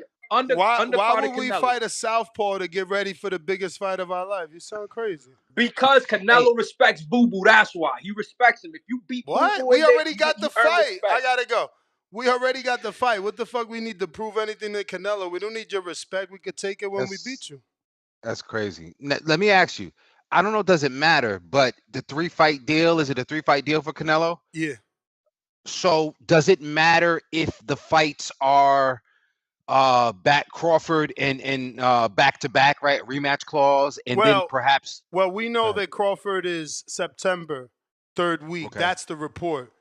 So Okay. if there's a rematch clause, then whatever other fight could have been on the table, meaning Better Beef Bivol winner or David, that's on the back burner because Crawford got the upset. Well, and I guess that was more of my question. Is there a rematch clause, or is it like just that rematch clause and then maybe one extra fight? I mean, truth be told, Turkey don't do rematches, but he does do rematches, right? Like he don't give certain people don't get rematches, certain people do. Bivol, Better Beef got it, but those are undisputed. This may be undisputed too. Rumor is Canelo's fighting Skull. So, it's just, again, like Joe Potter said, a lot of variables, man. We got to let that play out. But realistically, I would believe Canelo has a rematch clause. He hasn't fought a style like this since Floyd, and that's if Bud chooses to come out orthodox, which I don't think. Bomac, I see you, but, it is my belief that Crawford's best style is his southpaw style, and that's why he gets his knockouts from that side. That's why he finishes people when he's on that side. That's why he fought the Earl fight from that side. That, in his mind, I feel like he's the most comfortable and confident in southpaw. So, can you replicate a Floyd Mayweather type style from a southpaw position? I don't know. But he did stab jab Earl to the body. Right? Yeah. So, yeah. Tech, Emperor Counter, what up?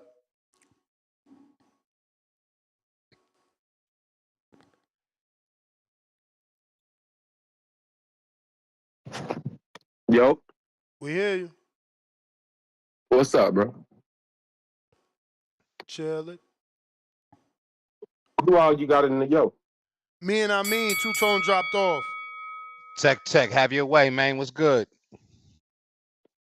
Nah, bro, I had to tap in and call Ness on his bullshit. I don't know why you do this every time, every show, bro. There's always something with you. So, let me ask you a question, bro. Do you smoke a blunt before you go to bed? No. You lying like shit. I'm pretty sure you smoke a blunt. You smoke before you go work out, nigga.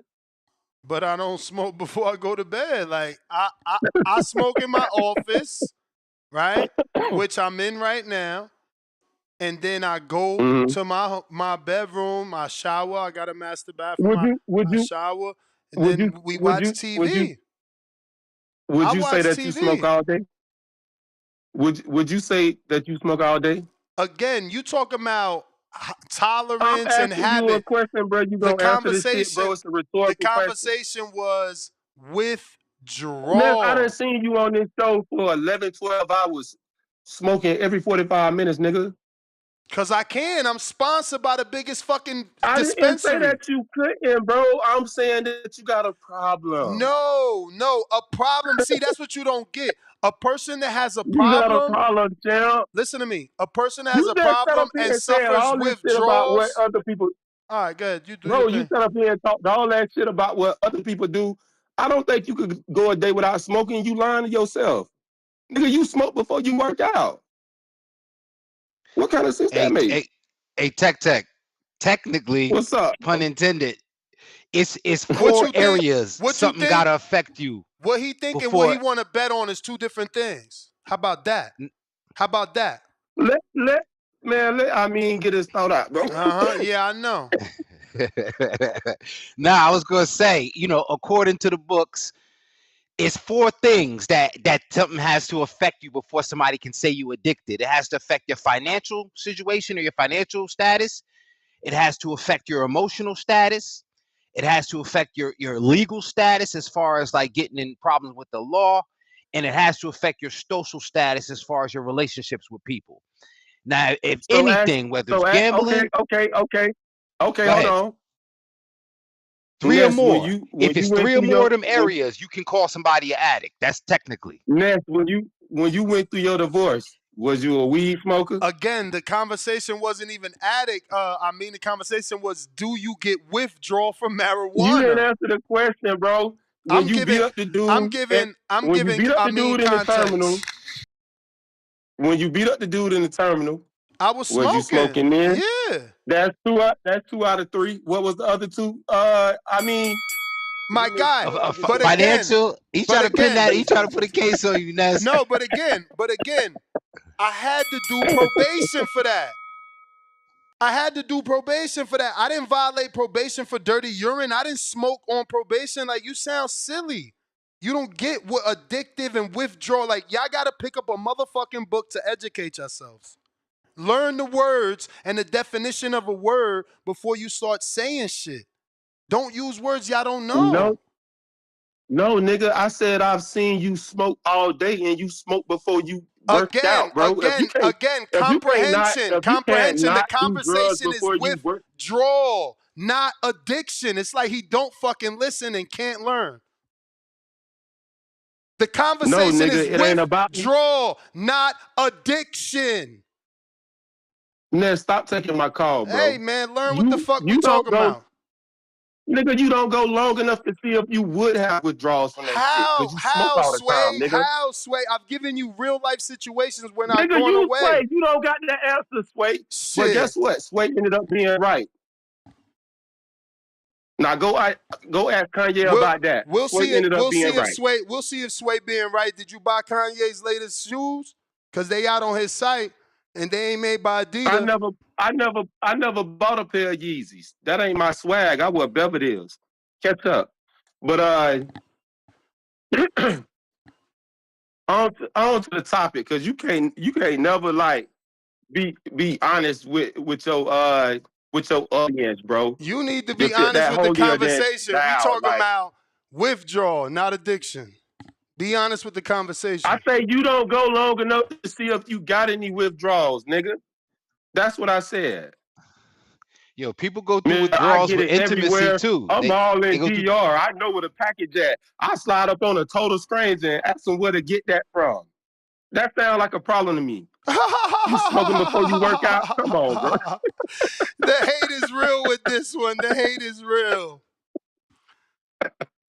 So look, you got more insight than I do, right? So did you have to on like these different boxers? Like the different boxers. So I was specifically talking about the Bud and Canelo, because you know both of them personally, right? Yeah. I ain't gonna say personally with Canelo, but I mean I know Bud personally. I've interacted with Canelo, but at least Bud and I talk, and I talk to his team. I don't know like Canelo like that. I've talked to him, but I don't know him like that. Nah, but I know you be keeping your ears to the streets, so you're gonna have access to more information than the average person. You feel me? So what do you think? But it's not your time. What you think Canelo do in his free time? Shit, I mean, we seen him drunk, if that's where you headed. I wasn't headed there, but I thought he spent a lot of time on that $100 million yacht that he bought. I mean, I'm sure he enjoy his life with the money he's made. But we always see him in the gym, though. We always see him in the gym, though. How you think he get to that yacht? You think he jog, or do he take that private helicopter that he got? I don't know, man. These days, I walk everywhere. Come on, man. Like, we can look at Canelo and tell, like, in his off time, he just sit back and relax. He go to camp with his family. So you saying he in silk sheets? He in silk sheets? The man be wearing pajamas everywhere he go. Where you been? So you picking Bud? I told you I was picking Bud. I picked Bud the last call I had. He's stopping him? I told you, but he's stopping Canelo too, since he in his silk sheets, and he already done did so much, and he flying from his jet to his boat. I don't give a fuck how he win, but I know Canelo go run out of steam. I know that much. He gonna run out of steam in this fight. You feel me? That's the only prediction I got, is that bro gonna win, because I see him win at everything.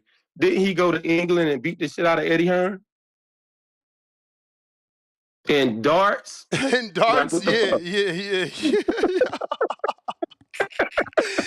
Yo, this man brought up the darts. Yeah, wow. Nah, I like what Tech doing with it though.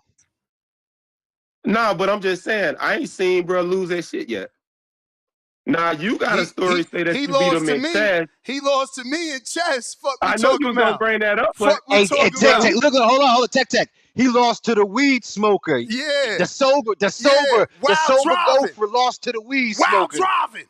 Oh, come and on. I was driving. I mean, bro, I went to, like, bro, I ain't even bring you into this, but y'all go try to gang up on me because y'all both smoke weed. Come on, bro. Don't do it, brother. Don't do it, brother. Nah, but I gotta say, he got his we get some back. high achievers. I gotta say, I always tell the truth. He did get his get back. He beat me too. But I beat him. That's all that mattered. The win I needed, that's the win I needed, and I got it. That was it. You know, that's all I needed. You ever heard that saying that the sun shine on a dog ass? One day. Someday. Hell yeah. I heard that. But that's what I'm saying. That can't be me. That can't be me because I also beat Hasim Rockman, senior and junior. I mean, I'm out here just whooping on people who play chess. This is just what I do. I just whoop. The dog off the leash. I just whoop. Yeah, nigga, but you force people to play by your rules. It can't be longer than a minute. And no, you gotta 5 minutes. Be underwater for 5 seconds. No. You gotta turn around 2 times and do a flip before you move. No. I play how the professionals play. 5 minutes. That's all. If you don't want to be professional, go play with the Amis. I'm not an amateur. No, I feel you. I'm a rated player. No, that shit should take all day. I feel you on that, bro. That was number 4, right? This is number 4. That I thought. Okay. I don't know. If you did 4, then you did 4. I thought this was 4.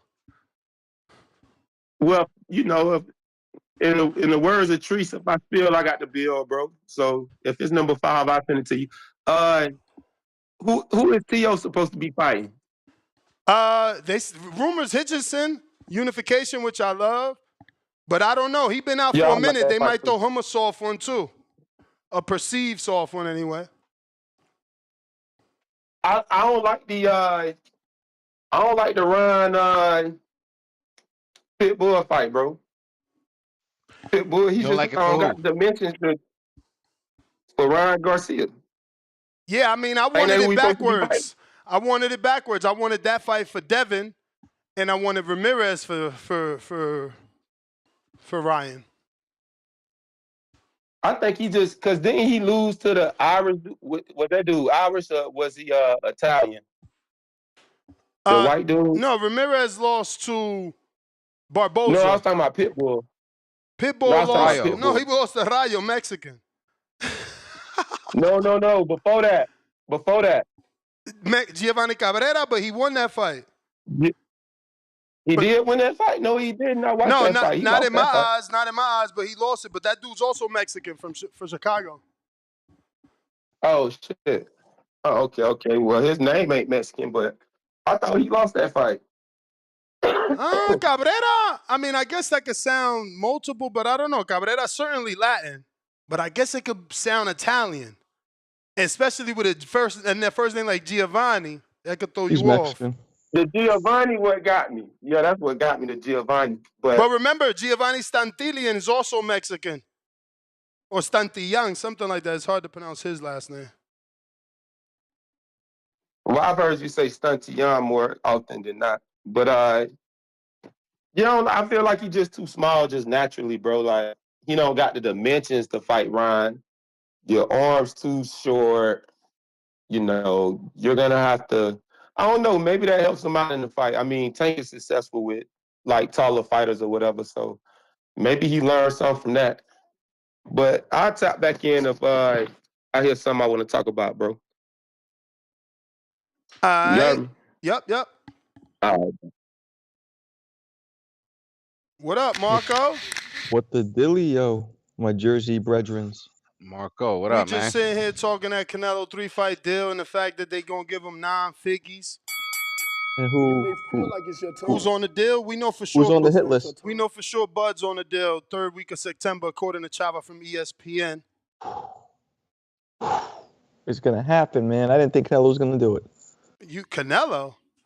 I didn't think he was gonna fight Bud. I didn't think he won because initially he was like, you remember the whole he's too small. I beat him. I ain't gonna get no credit. Yeah, but now he's like, Because you know fuck. that song? You from my age bracket. Money talks. Yeah, Money dirty talks. cash, Yo, dirty dirty cash. cash. I I want want you, you, dirty cash. dirty Hey, Bo cash. I Mac, sing need it with you, me, Bo oh. Mac.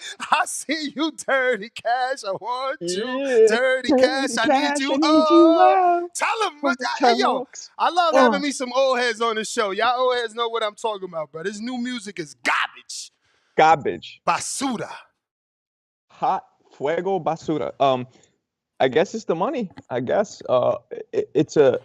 I just feel like he wins. Okay, he's supposed to win. He loses. Oh shit, he's not what we thought he is. But for Bud, this fight for Bud Legendary. is career. Yeah, Bud is catapulted into the greatest Is ever it talk. career defining? Nah, it ain't career. Absolutely. It ain't career defining because it ain't both ways. If he loses, it doesn't make him. If he wins, it elevates him. But like defining means that his whole career led to this point. Okay, I see that. I just feel like, but just the challenge of it, the nature of it, and the nature of the opponent is like, you know what I'm saying? Even if he loses, it's like, yo, he went up and fought Canelo. You know what I'm saying? Now the thing is, how does he lose? I think that's the thing. Like, you know, if Canelo wins by stoppage, I think, you know, people don't mind as much because that puts Canelo back in the column. You know, people, you know, that they, and again, it's all hypothetical, but people that felt like, yo, Bud, yeah, listen, the Earl Spence fans, woo, voodoo dolls pulling them out the closet. They're gonna have sombreros and shit on, you know what I'm saying, rooting for Canelo. You know, but yeah, I think it is still a fight that can be career defining because, you know, also the defeat titles on the line, 168. You know what I'm saying? If it's undisputed, if Canelo does fight Skull or whatever that goes down, yeah, man, yeah, pretty definitions right there.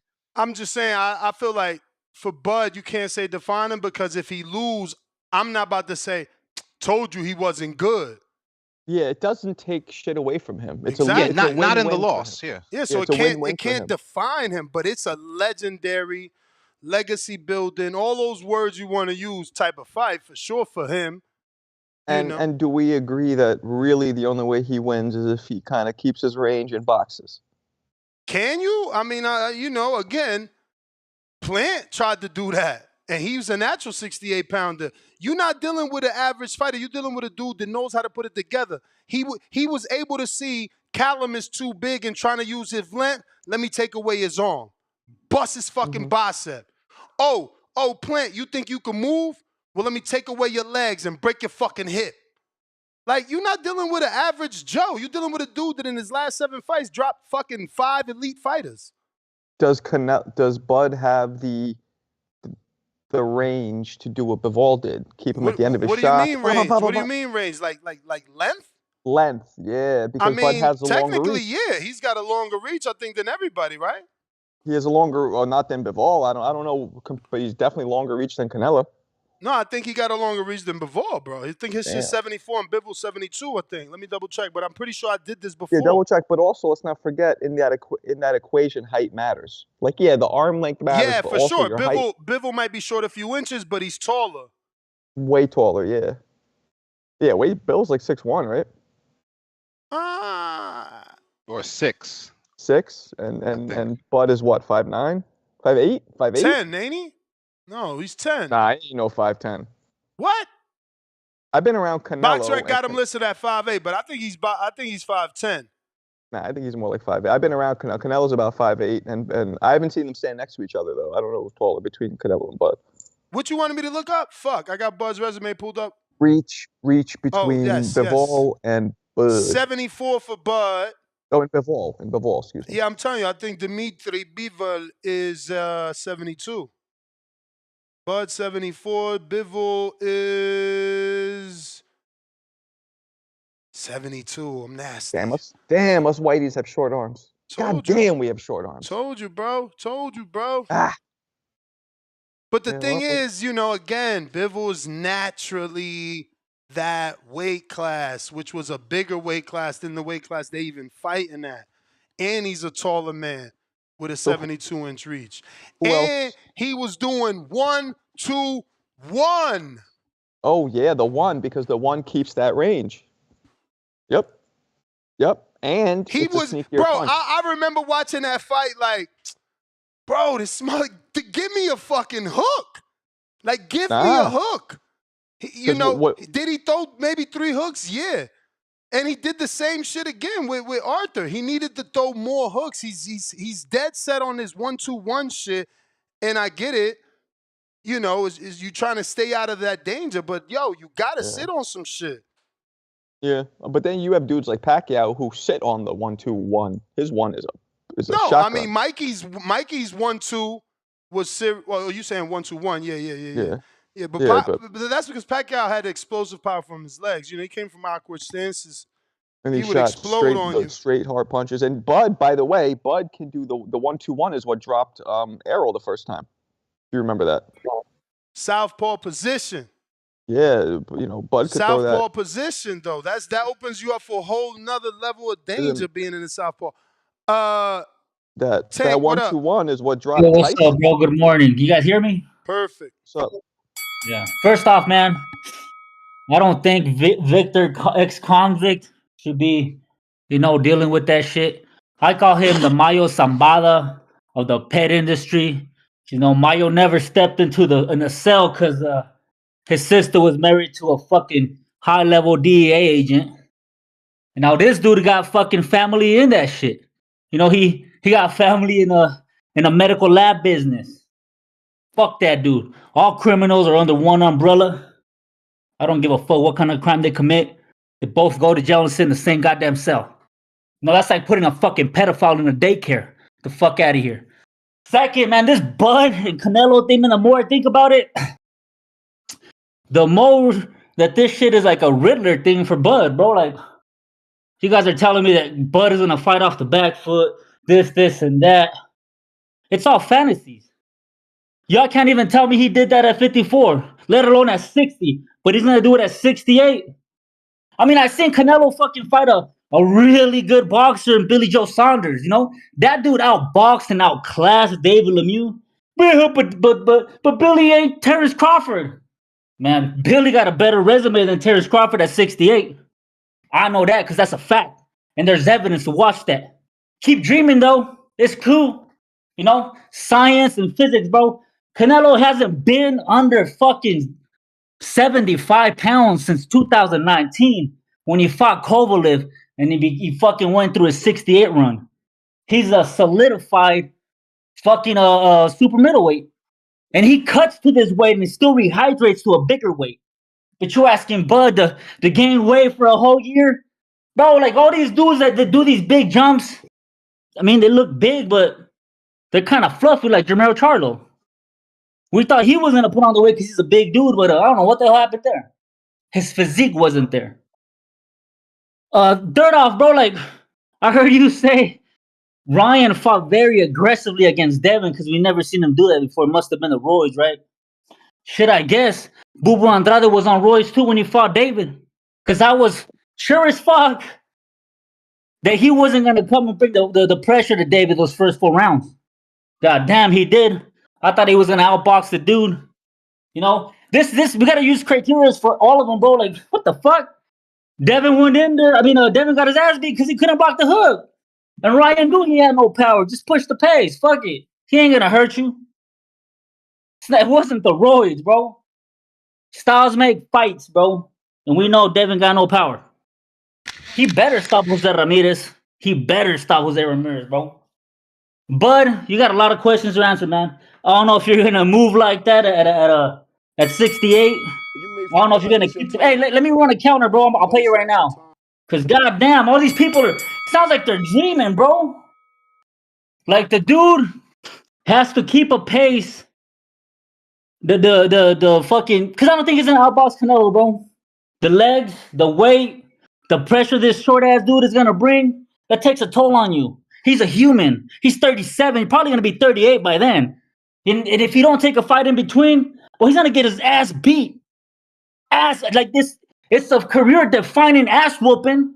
You know, what comes around goes around. You did it to Errol, Canelo finna do it to you. and put you on your ass, bro, if you come in here with that low IQ. Cause you know, Paulie said Majimov had a higher IQ. To me, reading between the lines, that just meant he didn't have no heart. And he survived. But we don't say that about Berlanga, right? He sucks. No, he had fucking IQ to survive as well. And he fucking tried to win. Majimov did not. You know, and fucking it took Bud 11 rounds to figure out an 11-5 fighter. That all he was doing was fucking feigning the whole night. What the fuck? That shit is retarded, bro. And he missed so many goddamn shots. Go look at CompuBox. Canelo been on the decline since he lost to Bivol. But all he's done is dominate every single fucking fighter after that. This shit is retarded. He beat the fuck out of Berlanga, a big ass dude, young. He beat the fuck out of Munguia, another young dude. Bro, what the fuck are we talking about? He beat the shit out of Jamel. Jamel didn't want to fight him. He beat the dog shit out of Ryder, bro. What the fuck? When is the last fight he looked bad outside of Bivol? Y'all are fucking retarded. I fucking hate to say it, but keep on dreaming, bro. Keep on dreaming. Bud gotta get on that real snack pack if you want to take out Canelo. That's all I'm saying. Have a good one. What caller was this? That's Baby Joker. Baby Joker's on fire. Damn. What do you mean on fire? No, I'm not saying I agree with him. He was just heated up. He was heated up. Sound like you agreeing over there. Nah, I'm not agreeing. I mean, I think Bud's gonna lose to Canelo. I agree with that part, but I don't agree with everything he said now. He was just on fire. Tyron, what up? Yo, what's good, Nash? What's going on, good, champ? I mean, what's good, Marco? Nothing much, What's man. cracking? What's good? What's cracking? Shouts out to TVG. Hope everyone blessed. On the topic, good move by both men, and for Canelo too. You're gonna be securing a nice deal, and you're gonna be giving us some fights. You know, some good fights. I did see that the supposedly last fight is supposed to be a Jake Paul fight, but I don't believe that. But hopefully we see Canelo go back up to 175, either rematch against Bivol. I want to see that rematch, or even a winner between that or better BF. But I feel like we're gonna get the best Canelo we've seen in the last few years. You know, dude, so you want to make a statement. You know, he was telling people, listen, you know, at first I didn't want to fight, but weight classes is established for a reason. So I think he's gonna come in there with the edge and he's gonna turn up a bit. And you got to give Canelo credit too, right? Because Canelo don't have to come down and give Bud an opportunity, but he's doing that as well. So if Canelo beats Bud, you got to give Canelo the same amount of credit as you did Bud, especially because a lot of people, it seemed like it's edging it to Bud. So we can't say all of a sudden Canelo wins and Bud, he should never went up there, he's too small. So, and as far as this, you know, Canelo been tiring out. Canelo been having a high punch volume in the last few fights. With the Berlanga fight, he almost threw about 500 punches. Against Munguia, about 550. And he really haven't been tired in the later rounds in those fights. He's still been active in a high punch volume, and he's still been coming forward, and the power has still been there.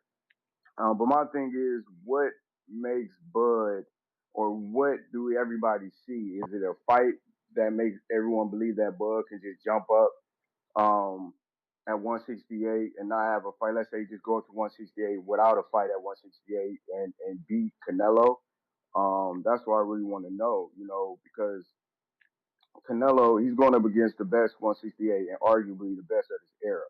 You know, a good big man always beat a good little man. I feel like Bud has to sacrifice something moving up. The same way Canelo had to sacrifice when he was moving up to weight classes, but Canelo adjusted at that weight at 168 and his fighting style. And I believe it's just going to be hard for Bud to go up there on one night to 168 and just be comfortable and adjust and beat Canelo. It's a tall task for him. But if he loses, I think it's going to affect him a little bit. As some people might say, the way that Canelo went up to Bivol and lost, right? People say, oh, well, he said he was cherry pick or he should have fought David. I can see some people say he should have fought, Bud should have fought boots You or may stay at feel like it's your 154. time, But I just think but it's Canelo not your wins. time. That's the Body name time, is Bell. crazy. I mean, I that's the appreciate you, Bell. Kev. Tyrant, appreciate you. I appreciate Yeah, you, man. I agree with everything he said. I think he was on point.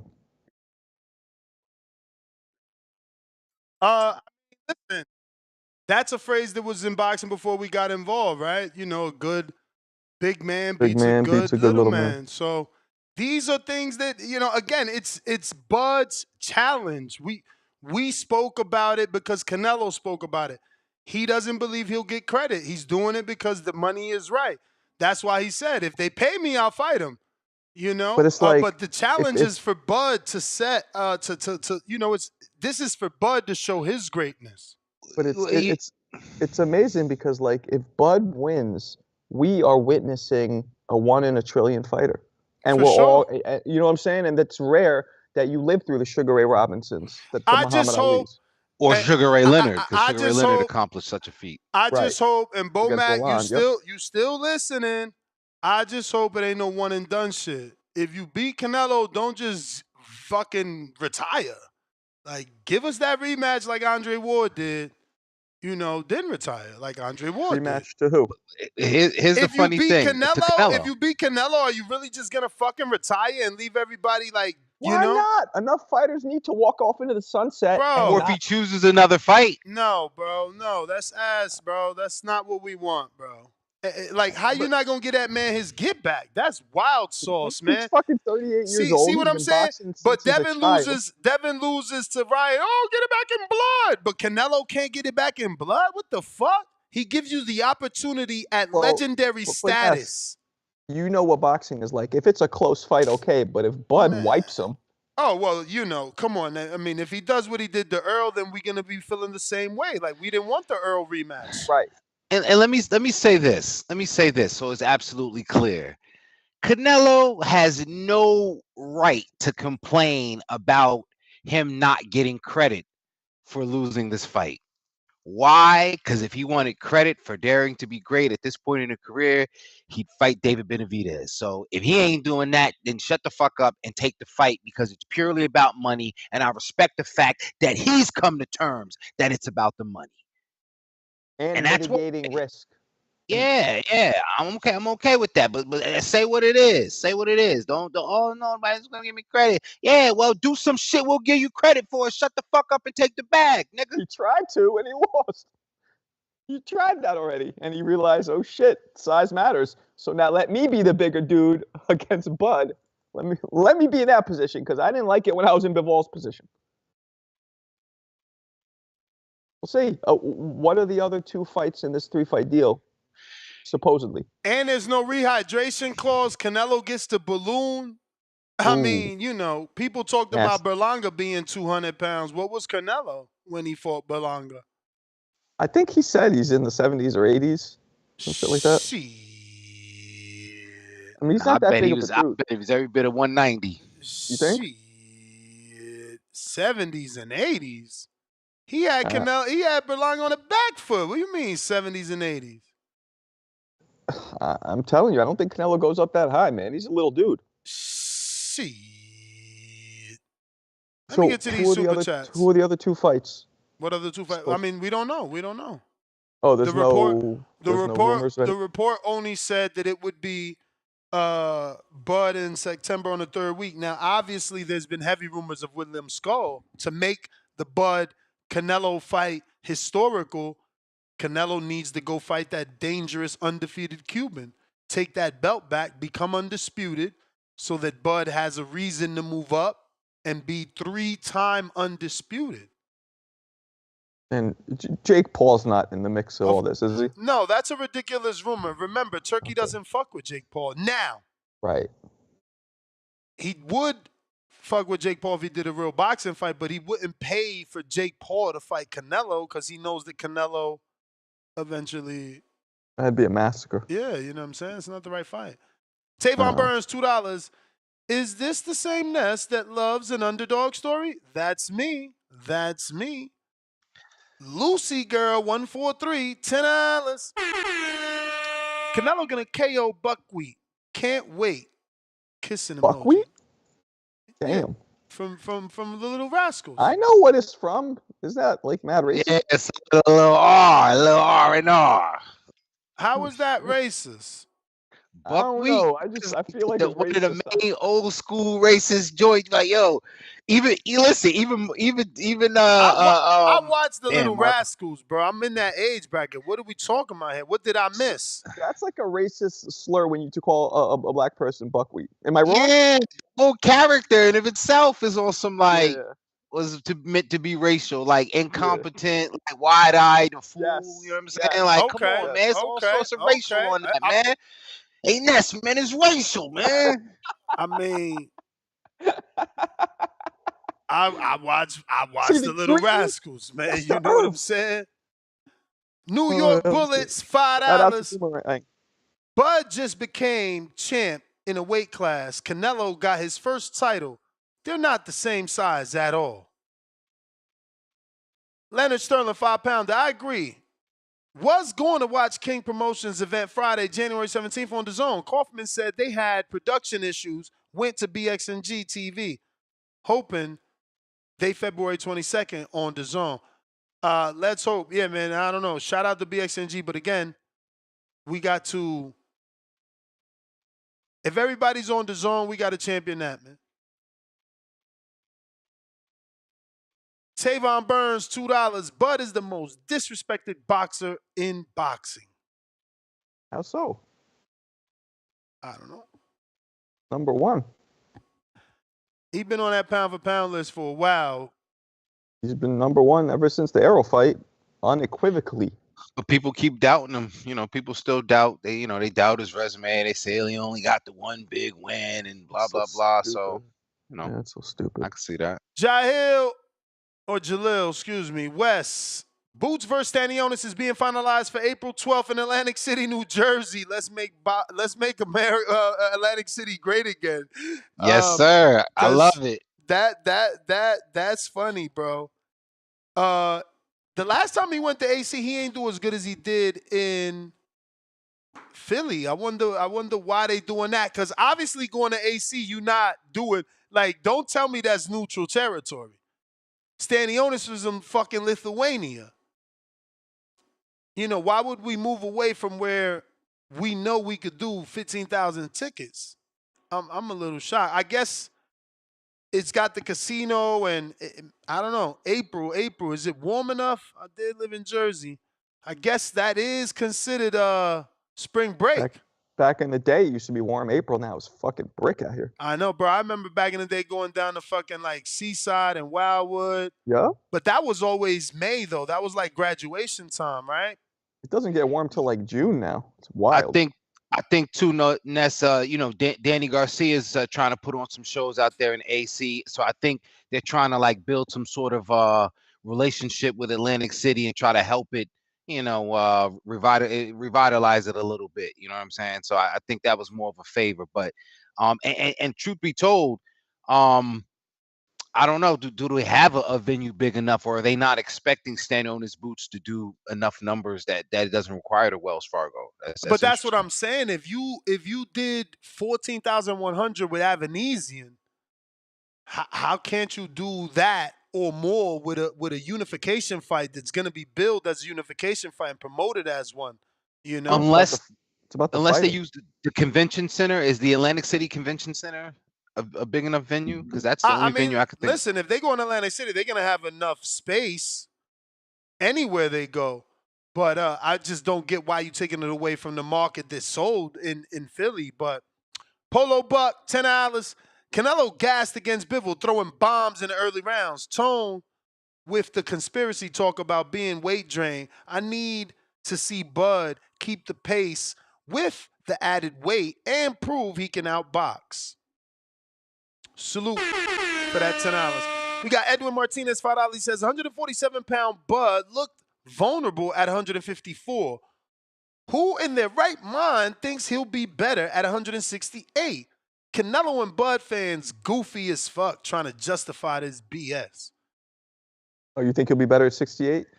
I just think I'm picking him. I'm picking him to win. You got Bud I feel like this is an older. Yeah.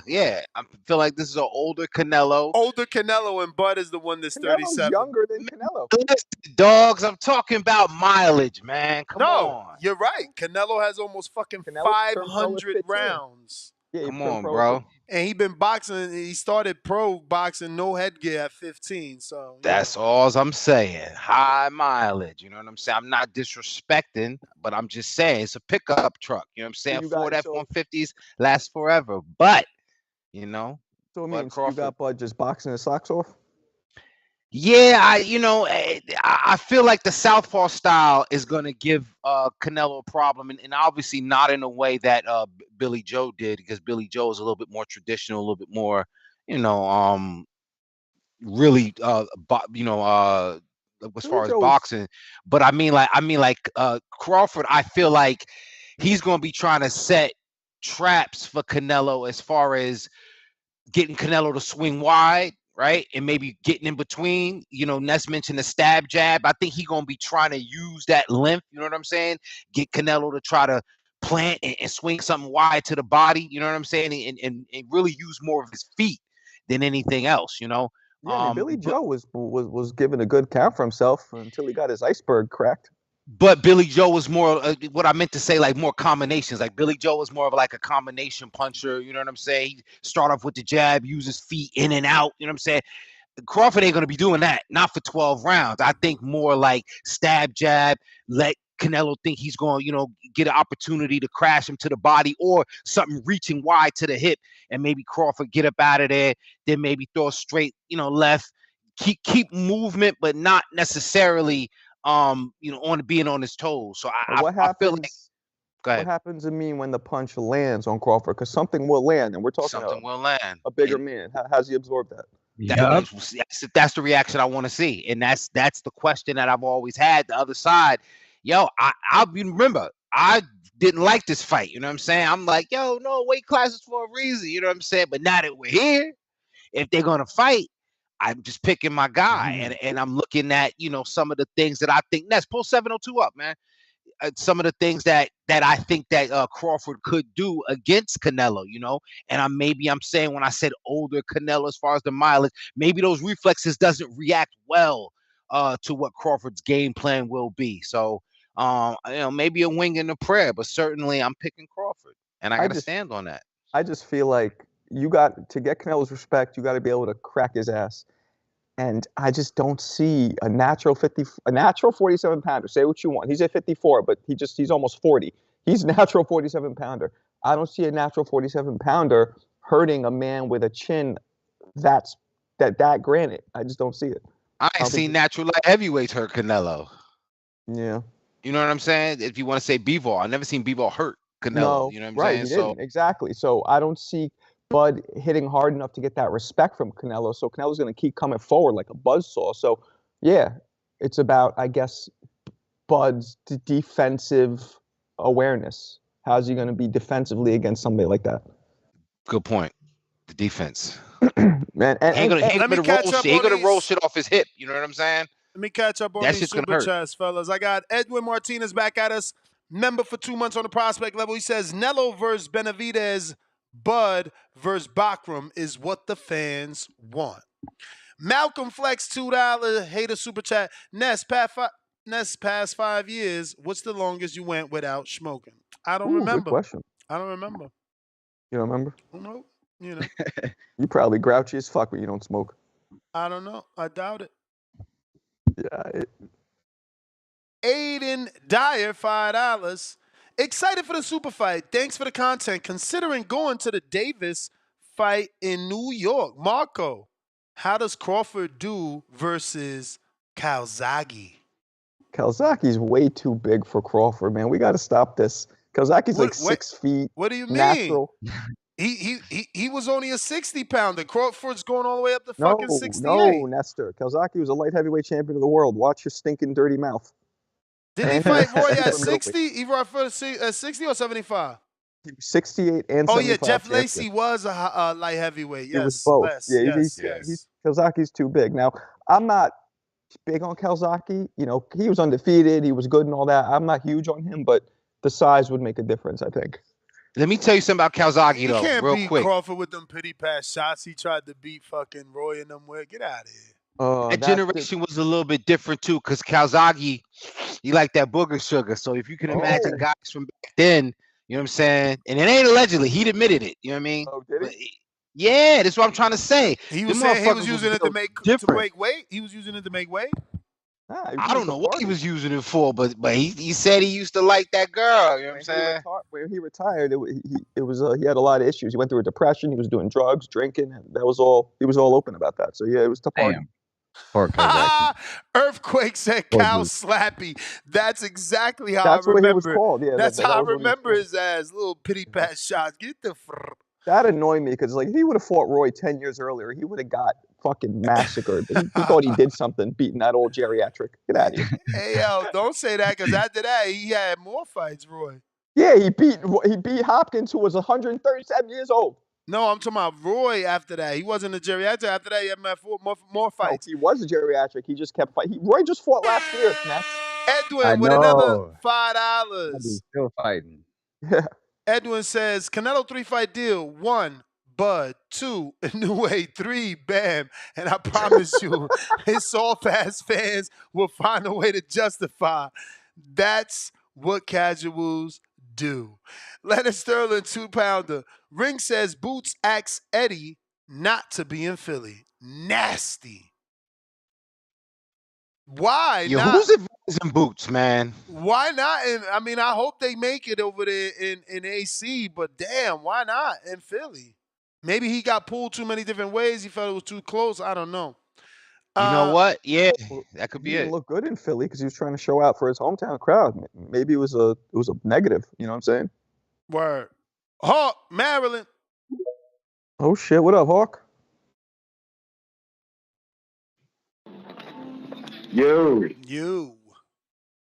All right. What up next? TBV #1. Who you got in there? Marco in there? I thought I heard him. Yeah. What up, Hawk? What up? What up, Marco? King in there, I think. What up, King? Is he in there? Hawk, what up, brother? Ain't too much. Hey, look, man, I'm trying to get this off quick. First off, Ness, 531, you know you my guy, man, but you made a bad statement earlier. Oh, and another thing, CYP, bro, I got your back, bro. I'm never betting against you, bro. I got you, CYP. TBE, TBV. Let me say, Ness, you said if Crawford can beat Canelo, then Canelo can't beat Benavidez. That's not a true statement. Boxing is a beautiful sport. It's not the size of the dog in the fight, it's the size of the fight in the dog. And I'm going to tell you, when it comes to boxing, speed and power are not always the best determination. You can also beat a fighter, like Crawford could fight Canelo and move around and box for 12 rounds and get knocked out in the 12th. Or Crawford could fight Canelo and use what I call better than speed and power, timing. If you are faster than me, don't mean I can't hit you first. It's about timing. Crawford could actually fight Canelo, be in front of him, but you have to be a boxer to know this. It'll look like he's in front of him, but he'll be off to the right or to the left, just a hair, and use those inches and just time Canelo and just hit him, and body shots will be key, but he could actually move around in front of him and beat him and knock him and possibly stop him. Or it could go vice versa. It's the fighter on that night. And to think Benavidez could just beat Canelo, I don't got that. I'm a Benavidez fan. If Benavidez learns to calm down and box and know how to take a person out late, he could do that with Canelo. But if he go in there throwing 5 and 6 shots at Canelo, he's going to get clipped with a left hook somewhere along the line. Canelo's a beautiful counterpuncher. But that's also the problem with Canelo fighting Crawford. Crawford's a beautiful counterpuncher. But Crawford would have to be in a distance, in a range, where he can hit Canelo, but don't be so far away. You got to hit him, be right back in position to hit him again, and get out the way of them shots. So, I mean, we got to see the dudes fight. You can't never say one fighter can beat another fighter because he can't beat the other fighter. That's not true in boxing. Boxing is beautiful, man. I could go out there and beat the hell out of somebody, and then the dude I beat him to death could destroy me. Boxing is just beautiful like that. you got to see him on that night. So, like I say, there's a way for Benavidez to be Canelo, but there's also a way for Canelo to do the also vice versa. But in that fight with Crawford and Canelo, I believe Crawford, if he stands in front of, not really in front of him, it'll look like he's in front of him, and just beat him with timing. He could do that. He's that fast. You may feel like it's your So, time, that's boxing, but it's not beautiful your sport. time. TBD, number one. Hawk, you the man, player.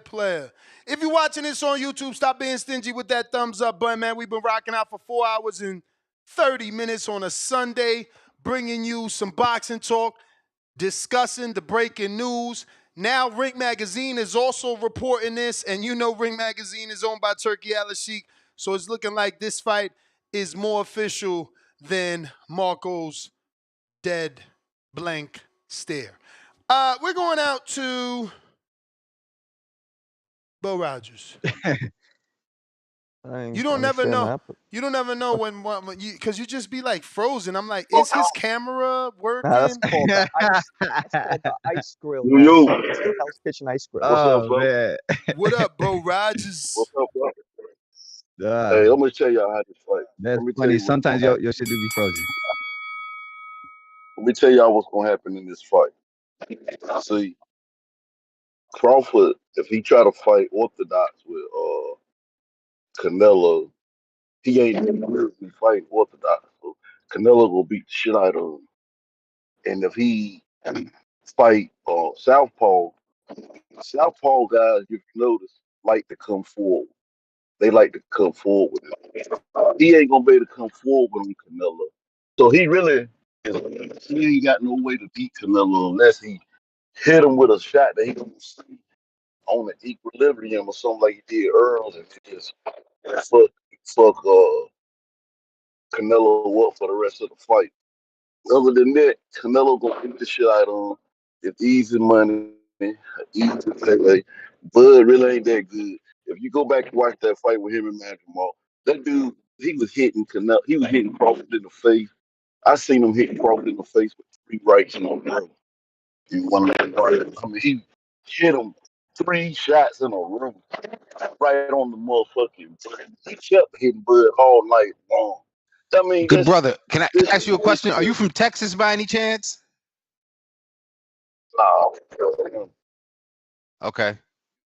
You're Earl Spence fan Are by you any on a chance? Bluetooth, man? Because you got some sort of feedback, I feel like. Oh.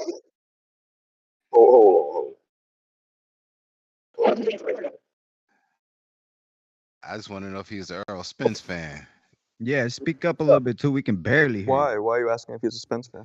Because the Crawford slanders, you know, again, I'm not Yeah, he's Crawford's a Spence attorney. fan. Yes, he's a Spence fan. That's Okay. old news. Yeah, I mean, but I'm just telling the truth. Crawford, I've been telling y'all, Crawford waits until this fight right here. If he beat Canelo, I will put him up high on my list because he is doing something special. He beating a guy that's younger than him and bigger than him. If he go up there at 37 years old and can look as good as Floyd looked at 36, 37, I'll take my head off to him. But he'll never be able to do enough to be compared to Floyd Mayweather.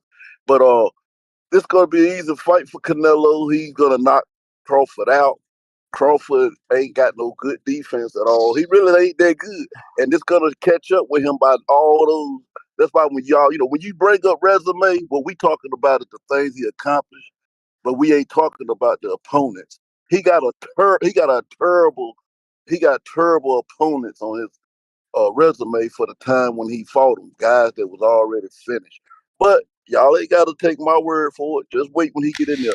He don't want to take a chance fighting nobody else at 154 or 160 because he know he probably gonna lose that fight. He can't beat Belanga. He can't beat no damn You may feel like Jaime it's your McGill. time, I but it's thank not you, your time. Turkey, for making the fight. I'm out. All right, Bo Yeah, Rogers. he definitely did not like Bud. I don't know why.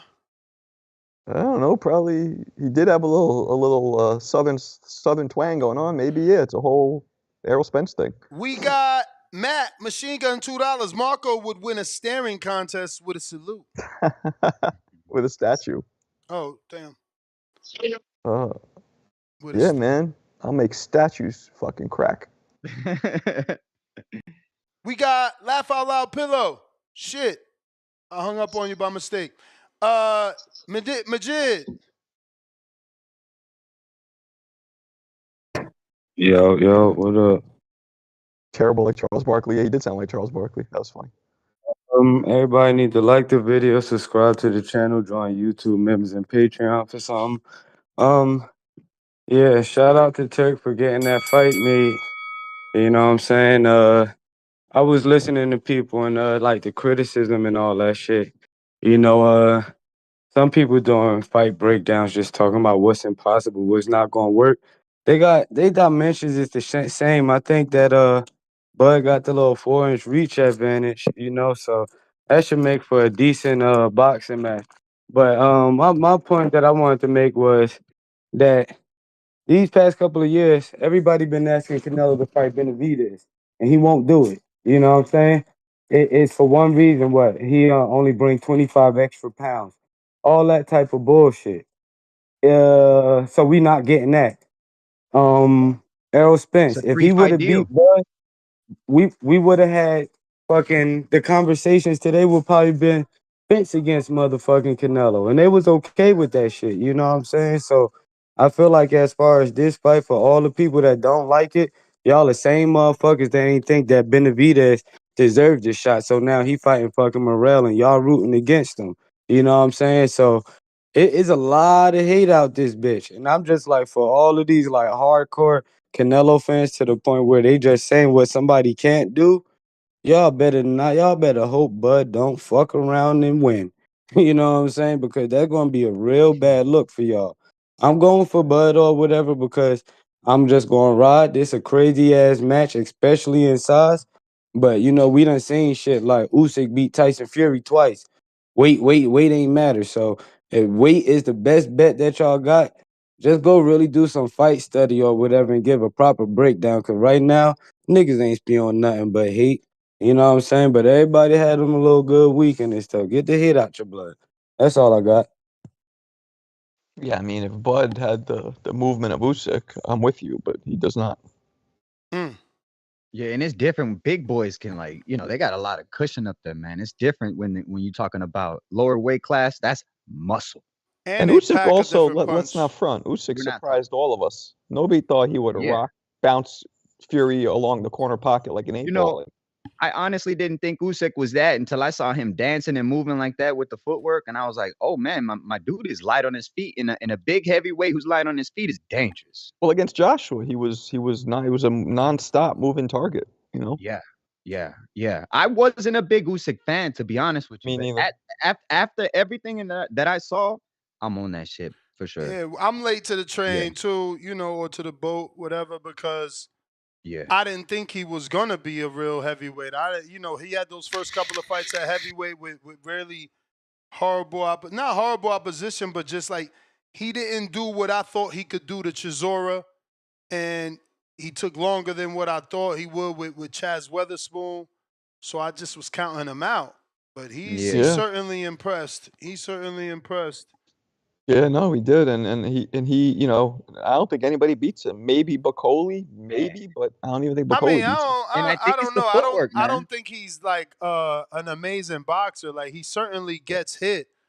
I don't think that he can outbox everyone. It's the heavyweight He's division. a fly dog. It's the Well, he got heavyweight hit a lot by Fury, who has that unbelievable reach and size advantage. Most fighters aren't as big as Fury. You know what I mean? But he went down in pain and agony from fucking Dubois. That body, that was Dubois. He's not let me letting ask you a his question. hands go like Bacoli. Why did Fury not deposit way more money into the breadbasket in that fight? I mean, I think he tried, but Usyk is a good counterpuncher, bro. You got to give him credit for that. Yeah. Brandon.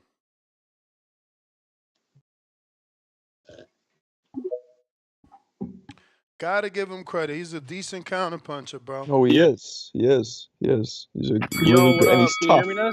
Yeah, we hear you, bro. What's up?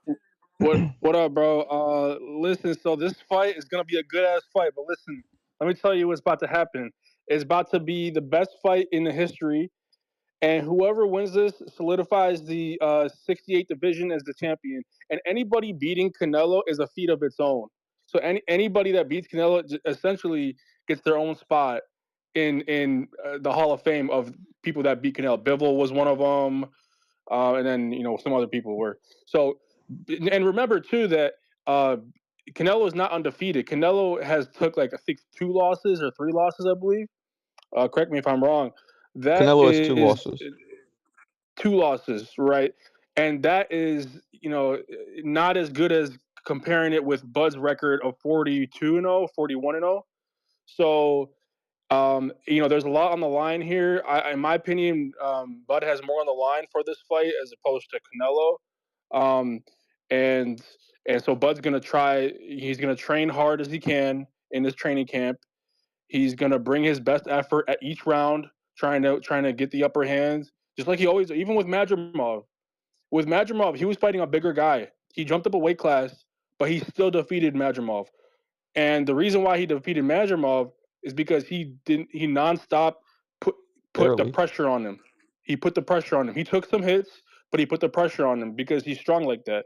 He knows what he's doing, and he can actually maneuver throughout the ring in a positive way.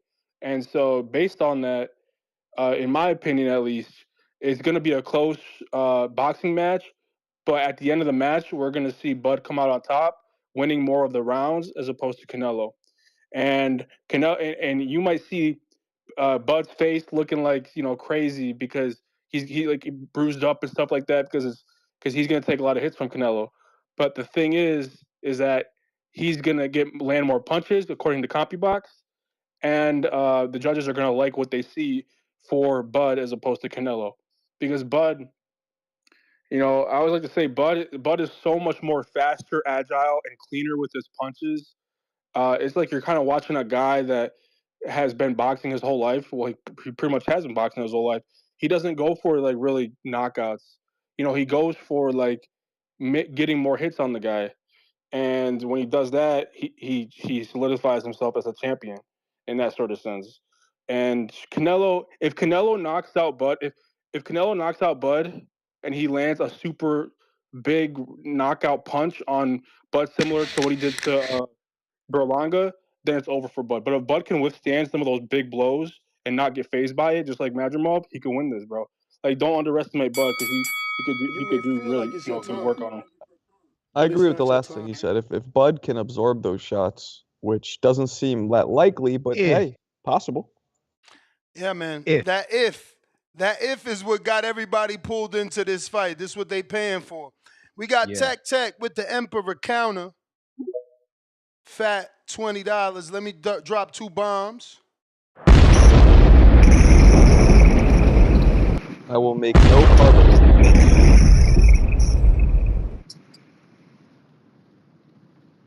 That's a big Yo, if, what's up, Marco. fellas? That's a big if. What up, Tech? Huge Welcome back. Like, I could see maybe Macumbi Plant type of deal, Like, man.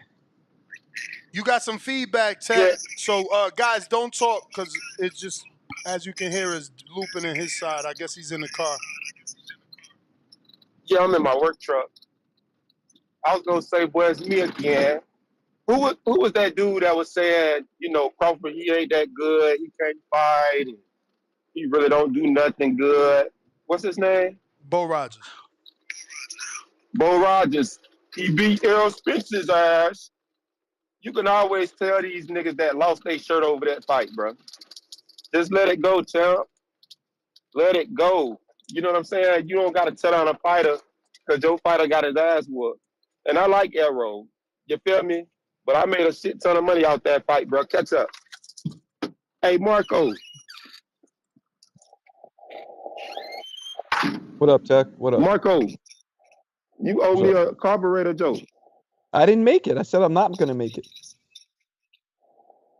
Correct me if I'm wrong. I thought I heard you say you was cracking statues with that left hook. I don't know what the fuck you're talking about.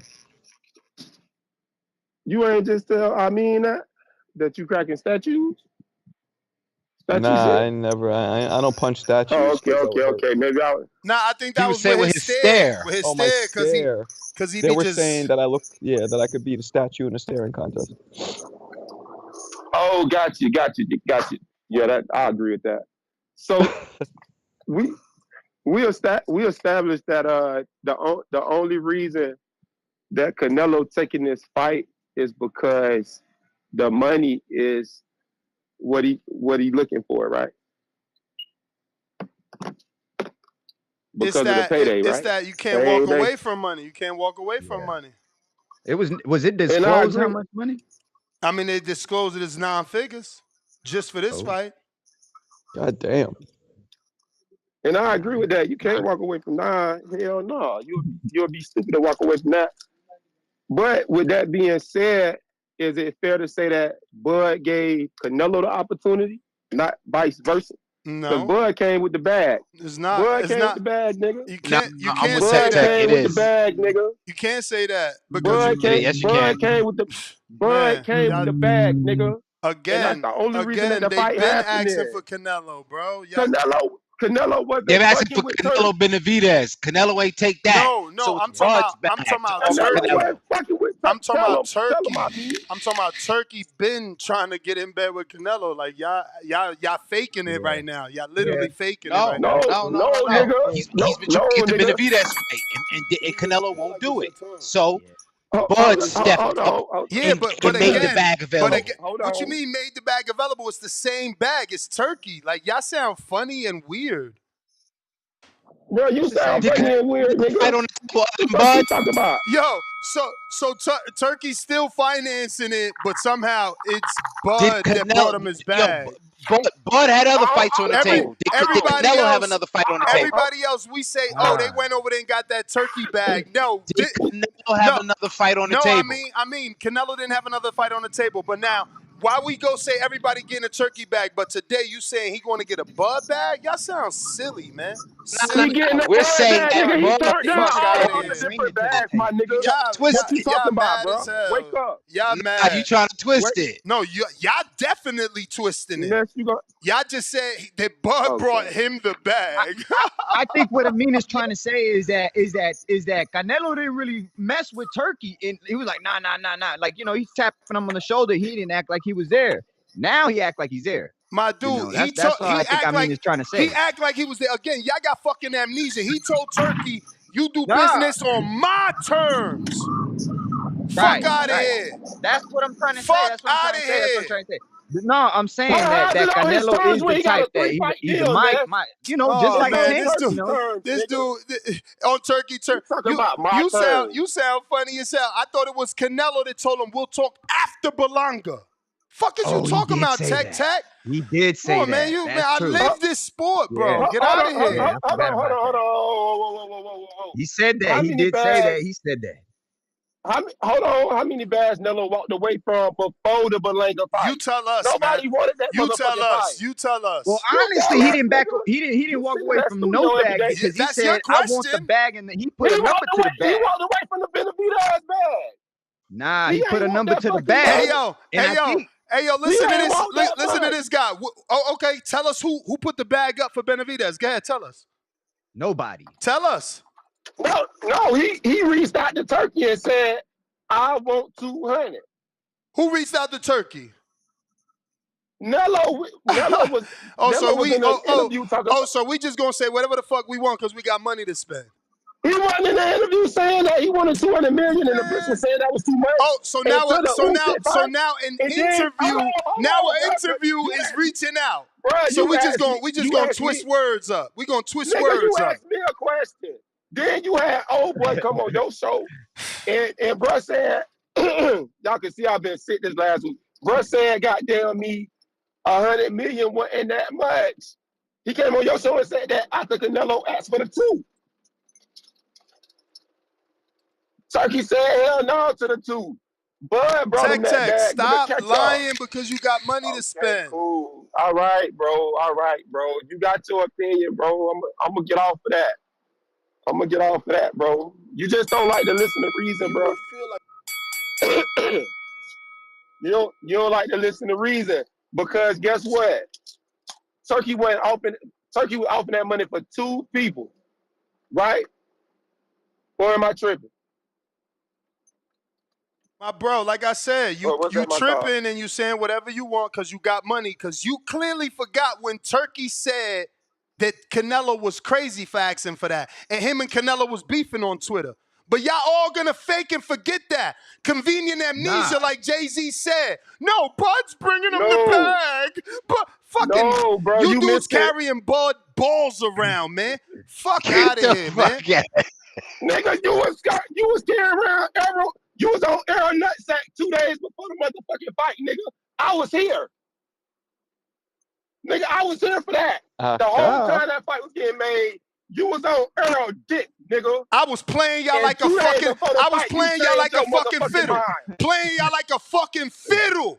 Playing y'all like a fucking fiddle. Right here. You thought ain't nobody remember that. Right here. No. Everybody was begging for my pick, and I made y'all wait for 48 hours out. And what the fuck happened? What happened? What happened? What happened? What I said was going to happen happened. Just like I said this fight was going to happen, and it's happening. The motherfucking oracle of this shit.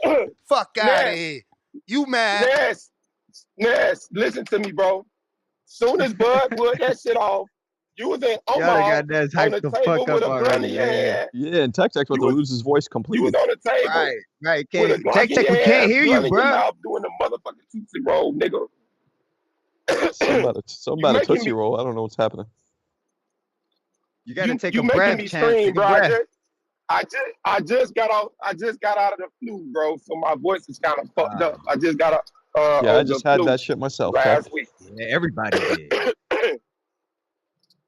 Yeah, that shit hit me kind of hard, bro. It's cold as fuck up here. But yeah, I tap back in, bro. I know y'all can barely hear me. I'm in my work truck. Hey, yo, y'all gonna act like I wasn't out here the whole build-up talking about how he killing us for the shirts. Y'all the one wanted my pick, and I didn't give it to y'all. Two days before the fight, I made my pick. It was left field to y'all. Y'all expected something else. That's not my problem. Who'd you pick? Right. You picked Errol? No. Or you picked Bud? Of course. And they mad about too, that. But they nobody mad. knew that it would be, as lopsided as it was. Big Aerosmith fan. Before of that, course nobody knew. Yeah. How the hell are we supposed to know that fight was going to look that way? Yeah, that was unexpected. That was very. It was almost disappointing. It was disappointed me. Only you disappointed. I was yeah. like, 702 was disappointed. Yeah. I was because he didn't come to the fight party. He should have came to the fight party. We was in that bitch having because it's almost like you're almost like looking away like it's a car crash. Like, all right, it's enough. You know what I mean? He was whooping his ass. Yeah, bro. It looks. Thank you, Malcolm. Damn. Thank you. But I didn't think he was good coming into the fight, bro. His eyes just looked a little off, bro. His eyes were very droopy. Bro. I smoke trees shit all the time, and it looked like he was. Here we go with the weed rumors now. Now he was high. No. Now he was high. Bro. No, Ness. Nah, man. You said my no. eyes don't even, bro. My eyes don't look nothing right now, bro. And I'm gone. But I'm saying his eyes look like he was something else. Yeah, you know what's that called? High, that's called nervousness in the eyes. You see it in the eyes, Chico. Yeah. Fuck out of here.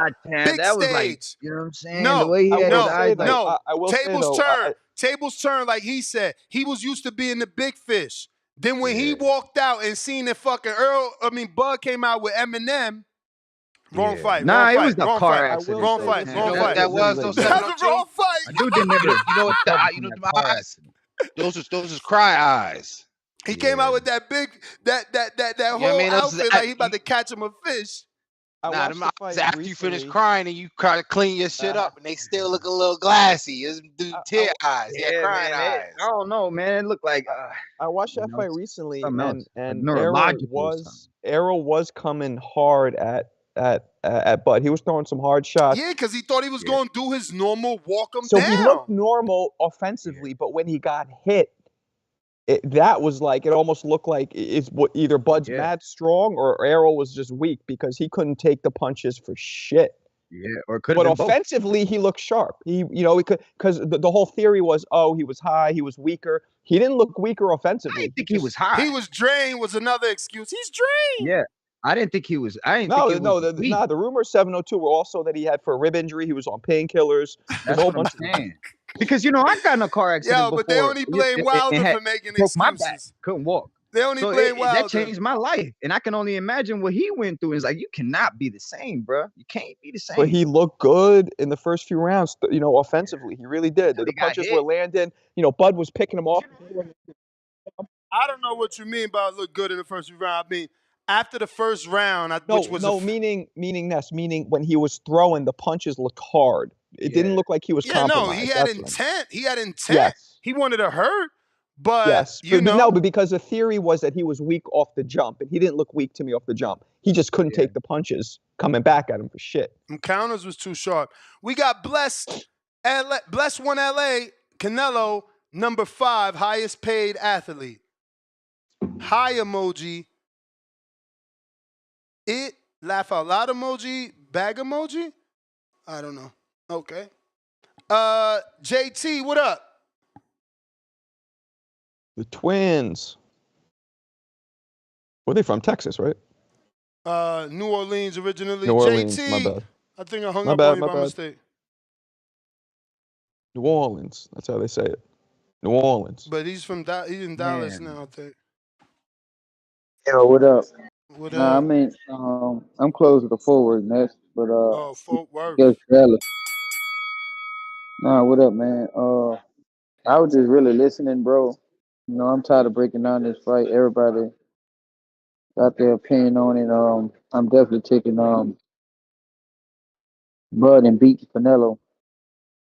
Just think he's a smarter, craftier, sharper fighter between the two. And we go find out when this fight get made. Next you talk a lot. I think Bud will really humble you this time when this fight get made. Because there ain't gonna be no excuses. You don't know who I'm picking? And let's keep in mind and tell the truth. You picked against Bud, not me. You picked against Bud. You picked Earl. You picked Earl. No, first of all, let me tell you something. It's a difference in being smart and knowing that it was a 50-50 fight at the time. I was rocking with Earl because Earl was my favorite fighter and still is my favorite fighter. I ain't talking about back on no Earl. What I'm saying is to say this. I wasn't stupid. I knew Bud could beat Earl. I just thought it was a 50-50 fight. And I was rocking with Earl. So you could say I'm picking it, but I use my brain to know that Bud had a chance on beating Earl. But you think Bud don't have a chance on beating Canelo at all. So I mean, when did I say that? I ain't even make a pick. No, you say that on all your calls when people call. I ain't even make a pick. There you go assuming, just like y'all did in the Earl Bud fight. Don't worry about what I'm gonna pick till I pick. Nah, yeah. Talking about you need to see the weigh-ins. Stop it, man. You see the weigh-ins. Hell yeah, I need to see how Crawford get at 68. Of course, I need to see the weigh-in. What if he looking fluffy like your boy Jamel? How you call in and basically respond to some of these callers? It sounds like you got Canelo, bro. Hey man, so I don't have to worry about you know what they say about people that assume. But, I want Marco to eat his words because I was listening to Marco. He just saying Canelo's too big, but Marco been around boxing long enough to sit there and know when you got different type of fighters that can move up in different weight classes and do different extraordinary different things. Based on what we saw at 54, I don't think he's one of them. Okay, well you gonna learn that, dude. You gonna learn boxing. You've been around boxing long enough, Marco. You gonna learn. Maybe I will. You will. It ain't gonna be no maybe. That's what we love about the sport. Shit happens we don't expect. Because you've been around when Sugar Ray Leonard was moving up in weight classes and beating up on bigger guys. I just think Bud is one of those type of guys. Well, you're right. And if Bud's one of those type of guys, guess what? I'm gonna love it because I get to say that I lived through that era and I saw him fight. Yeah. So until Canelo develops some kind of feet work, man.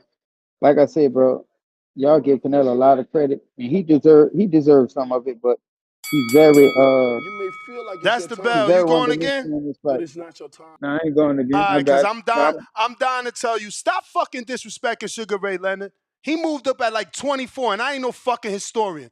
Get the fuck out of here. How dare you talk about Bud like Sugar Ray Leonard? So one dude move up at 24 and challenge himself, and you telling me this motherfucker wait till 37 and we the same? The fuck is we talking about? Like, I ain't no historian, but how old was Sugar Ray when he fought Hagler? And how old was he when he fought Leonard? 30, I believe. 30, 31. Like, what the fuck? Yeah, but Just Sugar Ray, saying shit Bud to did say move up shit. though, Ness. He was at 35 at first. What? Bud moved up from lightweight. Yeah. Younger. Yeah, So he but moved up not the two divisions that Roberto moved up. Right. We talking about 2 and 3 divisions. Right. And Like, and Sugar Ray fought. if we're gonna say he's like them, well, let's talk about the fights that he did like them. Yeah, but if he beats Canelo, it puts him in that league. For sure, especially at 37. But again, to say he's like them when they did it in their prime. Like, how old was Roberto when he moved up to fight the 24-year-old Leonard? That motherfucker Roberto was winning championships almost in his 40s. But he's a rarity. Man. That's a rarity. Ohio runs boxing.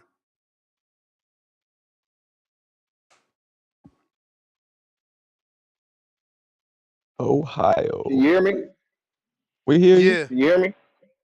What's good? What's good, guys? What's good? Man, I'm gonna say this. Hold on a minute, because somebody trying to say Sugar Ray ain't move up. Like I know I ain't no historian, but I thought there was a story about him having quarters in his pocket just to make weight. But you ain't move up. Sugar Ray beat Donnie Lalonde and picked up the 168-pound and the light heavyweight strap in the same fucking fight. We out here just be capping for our favorite fighter. This shit has got to stop. I don't claim to be a historian. Windpipe, by the way, and almost killed was on the back end of his career though. I don't claim to be a historian, but y'all gotta get this knowledge under your belt. Go ahead, Ohio. Yeah, that's why I tuned in over here. Man, you know I'm a big Bud fan, man. The only time I run against Bud is when he fought my boy Sean Porter. And I'm gonna use 2 Ohio fights to describe what's gonna happen in this Canelo fight. Do you remember the fight when my boy Antonio Nieves from Cleveland, Ohio, when he took on Inoue? Do you remember that fight? Yeah, well, I remember it. It was on Top Rank. Absolutely. My boy Inoue came in there, and we thought he had a shotgun. But when we realized during that fight, Inoue was the one with the shotgun, Antonio Nieves had the 22.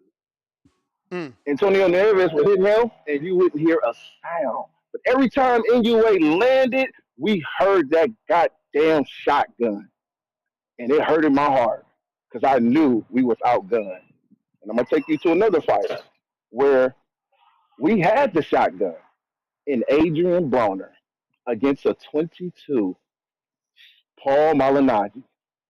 Ohio. But the difference between this one was Paul Malignaggi had the boxing ability. He had the skills, and he was actually doing good in that fight. But here's the thing, though, Ness. He wasn't getting credit because the one with the shotgun was showing that he had the more effective punching. So the judges looked at the one with the more devastating punching and the more sound behind the shotgun than the one who was boxing, showing the skills. Now, I think we all in this panel know our boxing. Paulie did good in that fight. He didn't get a lot of credit. So when you got Terrence Crawford, who has a shotgun, and he brings it all the way up to 168, in that weight class, it's going to be a goddamn 22 with a great skill set, right? But he might not get credit for the punches he's landing because Canelo, with his goddamn shotgun, we're going to hear it. We're going to hear Canelo's shotgun in that goddamn fight.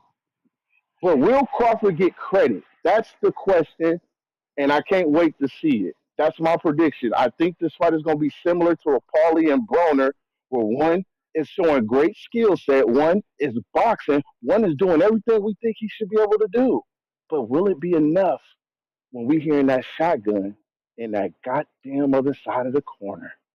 That's but it's about how the shotgun is absorbed. Huh? It's about how he absorbs the shotgun. If Bud could swallow those grenades like nothing, absolutely, like nothing, like nothing, that would be great. Tell Lions Ordy, Was those shots Hey, nothing? let's see, and I think that's gonna be great. Ex Berlanga. That'll be great. I was gonna If say those that. shots was I was nothing. gonna say, look how big Berlanga is. Them some big boys, man. Nah, they out here Those wilding for respect, big man. boys, and they were complaining about them hip shots. They were like, "Hey, yo." But look, you got guys. It happens. James Toney went up to heavyweight, never got hurt, so it is possible. But that's but my we call, have to wait guys. to see. I'm out. Yeah. You may feel like it's your time. It's possible. But it's You know, not Bud's your time. really never been hurt. Yeah, he got rocked once, but I mean, in general, he has a good chin. I want to see when Canelo hits him to the hip one time. Bow! See how he moves him, and that's what we're gonna tell the whole. Is he night, gonna swell his shit up? Is he gonna give him eye jammies all over? It's gonna be to the body, champ. He's got to beat. Look, man, Crawford gonna be moving, bro. He gonna be moving. Crawford's not that big of a mover, though. Y'all keep thinking he's it's Crawford he's gonna be that night. Who's the A side? Who's the A side? Who's the A side? Canelo. Okay, so who gets the ring advantage? Canelo. Okay. Bud doesn't Small fuck around ring. in negotiations, though, Ness. Bud will walk away before he gets a disadvantage. Man, he ain't walking away from If you Turk. don't slap yourself Nah. right now for talking crazy telling you, nonsense. He doing everything daddy Bud said. is like that. Let me well, daddy is wild and nasty work. That's crazy.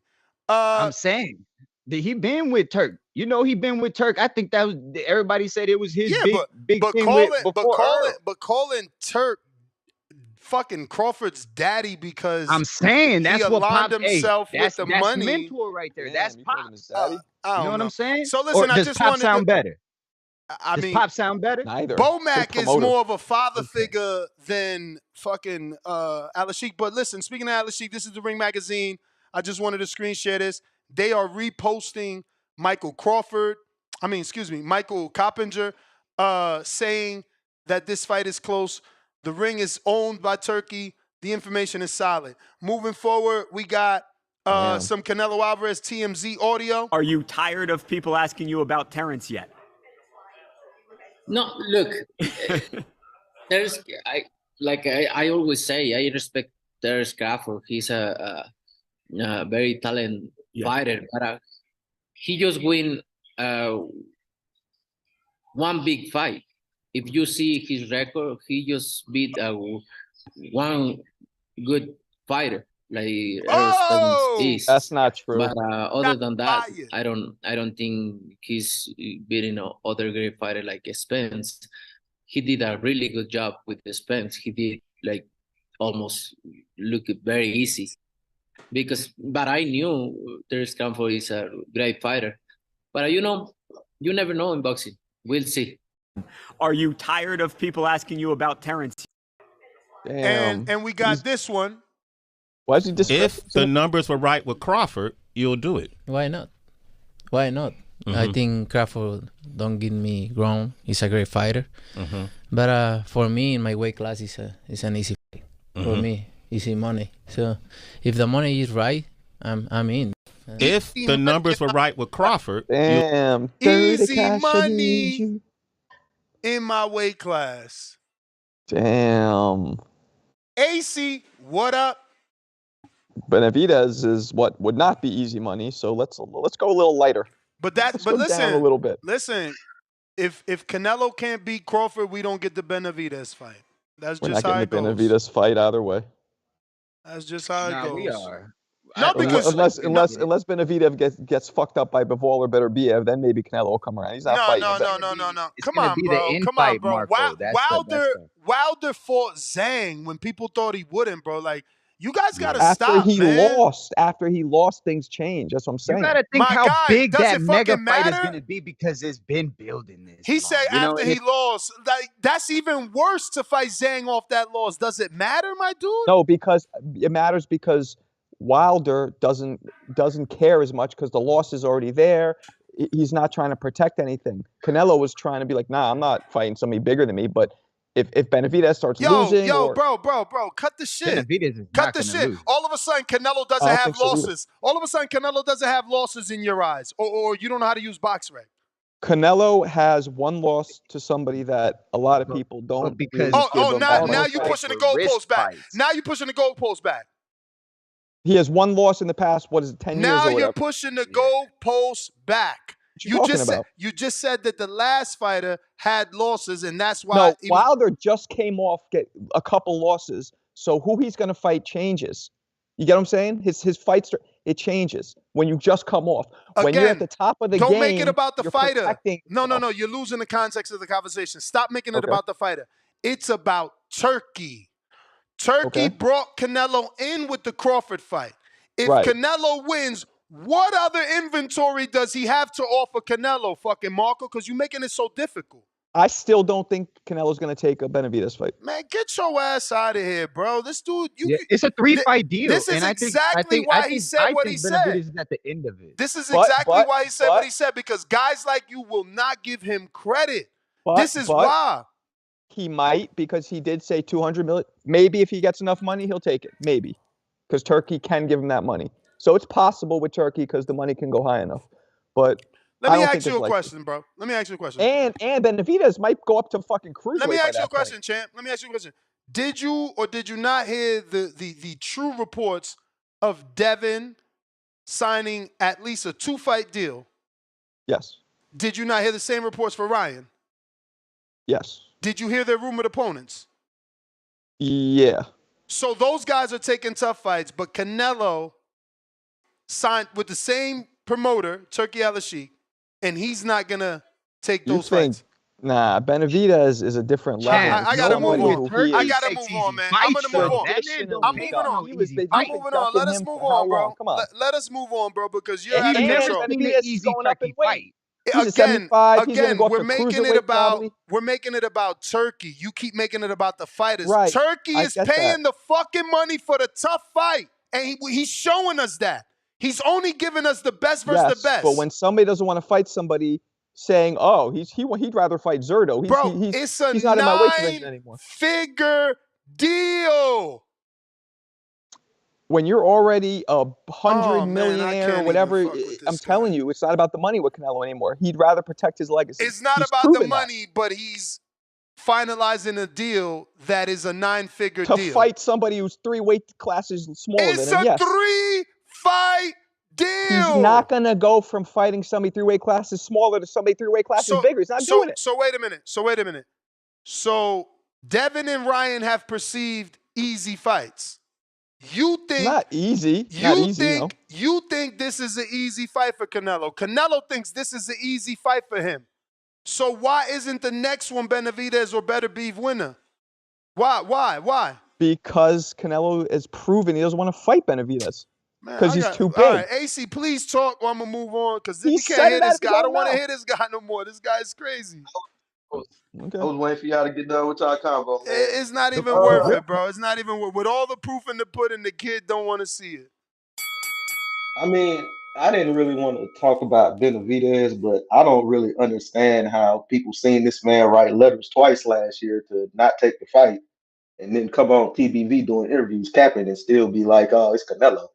But I mean, as far as the Turki Alalshikh stuff, man, I feel like that's a good look, man. Everybody knows Canelo. He's like a free agent anyway, man. If you got the best fights and the best money, that's 9 times out of 10 where he gonna go.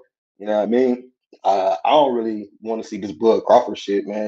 I don't really get what people were seeing with this stuff, man. You know, respect the Bud. He's a legendary fighter and all that, but his weight class is for a reason. Like, that's not no made up thing. People act like, and you had an interview, man, with Conwell, man, a couple days ago, and he said something, bro, that a lot of people I feel like be overlooking.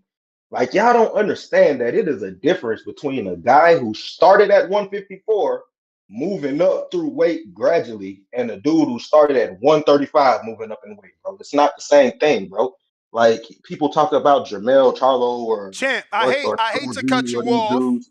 I hate to cut you off, but you can't use Conwell because I just mean the comment because he turned he made about it when you asked him. Yeah, but remember that he also said he feels because of Canelo's size, he could also move up and fight Canelo. He just that's the same reason he felt Crawford could do it. But what weight did Conwell start at? He started at 154, 154, 160, 168.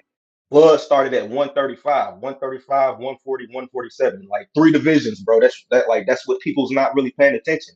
It's 3 divisions from 154 to 168. It's 3 divisions from 135 to 147.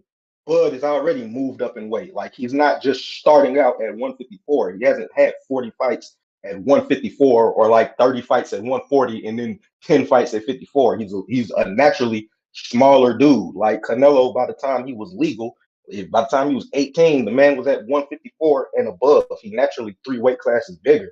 But it's not just the size that, like, bro, he's one of the most skilled people in boxing. He's not no bum. For all the talk about the man footwork, these dudes can't really get away from him. This retirement run that people keep talking about, he's been on since Bivol, included the dude who was the current unified 160 champion, the dude who was the undisputed 154 champion, the 2 people who were unbeaten younger contenders who are known as fucking punchers and dudes who come in the fight, and then a tough guy who could have arguably been the lineal champion at the weight class. You know what I mean? Like, that's the retirement run, bro. And he's beating the hell out of these dudes, bro. Like, he's fought people with good footwork, man. Homie earlier brought up Laura. Like, I feel like people are kind of tripping. Like, that was a close fight, but that was simply because anytime you have a fight with low activity, it's gonna be close. The man ran half the fight. Unless you think Bud is finna run from Canelo, that shit's not gonna happen. He too small and he just the skill, bro. It's not the man finna get beat up, but no, it is what it is, man. We'll see what happens. That's the bell player. Appreciate you. We got AG Counterpunch. I'm sorry I'm seeing that late, AG. I'm gonna learn that moving forward. I appreciate you, but I do apologize. I just seen that. Yo. How's that? You heard me? Yeah, you hear me? Yeah, I was just apologizing for just seeing that counter, man. My bad. Oh, no worries. This is my first call, and shout out TBV, all the hosts and everything, Marco. I think Canelo beats Crawford in September. But check this out. I was on Marco's channel yesterday. I was in the chat. I think that depending on what's it called, if Benavidez wins and he gets the undisputed showdown with the winner of Better BF Bivol, I think he gets that fight with Canelo for the number 3 fight at 175 undisputed. I think Canelo will move up for that. It'll be a huge fight. It'll probably be a $200 million fight that he's asking for, you know? So that's pretty exciting right there. Hopefully that goes down. It's possible. Yeah, we'll see. And I think there's no way in hell Crawford hurts Canelo with the chin he has. He fought Triple G 3 times, took all of his hits. He fought Bivol. Kovalev, he fought Bivol, took his shots, didn't really get hurt. Bivol arguably hurt Beterbiev a little bit. I'm not sure if you saw that, but he caught Beterbiev a couple times. It looked like he reacted a little bit. You know what I'm saying? Definitely so remember we'll see how that goes. Yeah, so I actually had Bivol winning that fight too, but watching it again, I thought it was a little closer. I would have been happy with the draw or Bivol winning. But either way, it was a close fight. What else? I think that the fights being in Riyadh season, I know they are funding it, but damn, I don't think a Canelo fight. I think it belongs in Vegas. The crowd and everything. You know, the Mexican fans, the American fans, especially against Crawford. You got Mexican and American that's going to be in Vegas. The crowd is going to be ecstatic. I mean, look at the crowd at Riyadh fights. Like, you see a bunch of people, some of them not sipping their tea while looking at their phones sometimes. They're not even paying attention to the fight. It's quiet as hell. Man, you want to see beer being thrown up in the air, freaking Modelo's. I mean, but we can't have our cake and eat it too. We don't have anybody that's gonna finance the fight, and we thought the fight wasn't even an option. So if they pay for it, they get the right to put it wherever they want, and we gotta support that. You know, and they got big pockets out there too, no? Of course. So like, we don't know what their seats are paying. We would never be able to afford it, right? You know, so it makes sense. Yeah, exactly. In their eyes, it'll probably do a big gate for those guys over there. But I think over here, given the Mexican American fans, I don't know, man. I don't think it's about gate for them. They want attention on the country, and they want tourism. They're trying to set the breadcrumbs to make Riyadh the new Vegas. Yep. Right. I think this is how you get the world stamp on the ring. This is how, but a Riyadh stamp on the ring ain't as good as showing Riyadh, showing Saudi Arabia, and the fight being over there, and the world having to turn over there to see this fight. Remember, again, the talk is gonna be this fight. We didn't think we were gonna get it. No one could afford it. It took Saudi. It took Riyadh. Like they're gonna get the promotion they were looking for. Yeah. No, And now I it's can like agree with you on that. everybody wants to go over there like they used to want to come to Vegas now. I don't know about everybody wanting to go over there just yet. Man, but I'm saying just to go check it out in the future, right? What they need to do, they got all this money. Why they don't buy a few fucking airlines? That's what they need to do because it's too expensive. Yeah. Like what fucking they'll normal get more crowd person out there if they do that. Exactly. What normal person like is a tour paying bus in the sky? What normal person is paying $1,500 for one plane ticket? Like, bro, I pay $1,500 for a whole goddamn vacation, everything included at the resort, bro. Yeah. Like, that's insane to Hell pay yeah. $1,500 for one flight, bro. That's crazy. Like, if you really want to make tourism big in Saudi, we got to drop them plane prices. Them tickets is out of control. Yeah. You got to make an all-inclusive package like going to Mexico or something. Yeah, and listen, Bob Arum and the city and country of China and Macau, they did it. They made $1,500 packages, bro. Like, you got to change it up. Ain't no way motherfuckers going to afford to go all the way to Saudi, bro. Yeah, or maybe they want it like that, you know? Maybe they like, if you can't afford it, don't someday. even step over here. I don't think they want it. When you say you want to open up tourism, you're not trying to limit tourism to the rich and famous only. That's it, you know? If that's the, you know, if they don't go down on their prices, maybe that's all they want to do, right? You know? But champ, that was the bell. Appreciate you. You still get a free call, AG. So just stick around. Once we ain't got no more people that I didn't get to, then we go back to those that got their free call. We got Charles.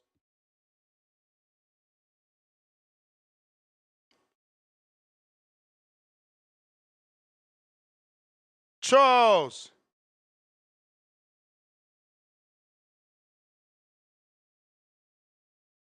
Charles, you might need to jump out, jump back in. Yo, look at that. A flight with a stop, 1,221. 18 fucking hours, 18 and 55 minutes worth of travel, bro. That's nasty work. From where? New York? My flight from Las Vegas to Jeddah, bro. That's crazy, bro. That's nasty work, bro. Who the fuck wants to be traveling for 18, 19 hours, bro? And spend $1,300 for an economy seat, bro. Like, nah, if you ain't lowering the fucking price, I'm buying that shit on pay-per-view. I'm not doing it. It's pay-per-view for me. I can't afford it. $1,500? Man, that's a mortgage payment. Fuck out of here. Yeah, that's a lot of money. Yo, we average people, man. They gotta wake up. This I didn't realize $100 it's such a long pay-per-view flight. every fucking month. Like they trying to abuse us, man. Yeah, man, it gets expensive, man. Nah, they can't do it like that, bro. That shit is bananas. We got Jaywalk with the $5. He says, I'm from Texas, and Earl, my dog, but what Crawford did to him was some in the Matrix-ish. The only thing comparable is maybe Floyd versus Gotti. Errol gonna come back strong, man. He gonna come back strong. He need to. Edwin Martinez back with another 5. Ness, the only one that thinks Canelo will magically grow a set of balls and fight David Benavidez. Marco is 100% right. Yeah, y'all crazy. It ain't about Canelo growing balls. It's about them satisfying the money that he wanted. If you think that Usyk made $100 million and Canelo going over there to just make $100 million per fight, y'all got another thing coming. Y'all got another thing coming. It's definitely possible. Of course. Oh, now you're changing your fucking tune. No, I don't think it's. No, of course it's possible. And when the news breaks that Canelo walked away from Saudi Arabia with $500 million or more. Or more, because my educated guess is going to be the deal values at 450 to 600 million. Easy. God damn. Easy. 3-fight deal. Easy. And these guys, I mean, how long can they go losing money? Because and again, that's a money loser. My minimum is 450. My minimum is 450. I'm saying 450 minimum. If you giving Usyk 130 or whatever the fuck we gave Usyk, Right. please. So you think Canelo and Crawford is worth more than Usyk and Fury? Yeah. Absolutely, bro. Who the fuck watched Usyk Fury? Yeah. Who watched it? Where's the viewership numbers? Fuck out of here, bro. Fury, I can see like him pulling some weight, but at that time, that fight was free in like 8 hours.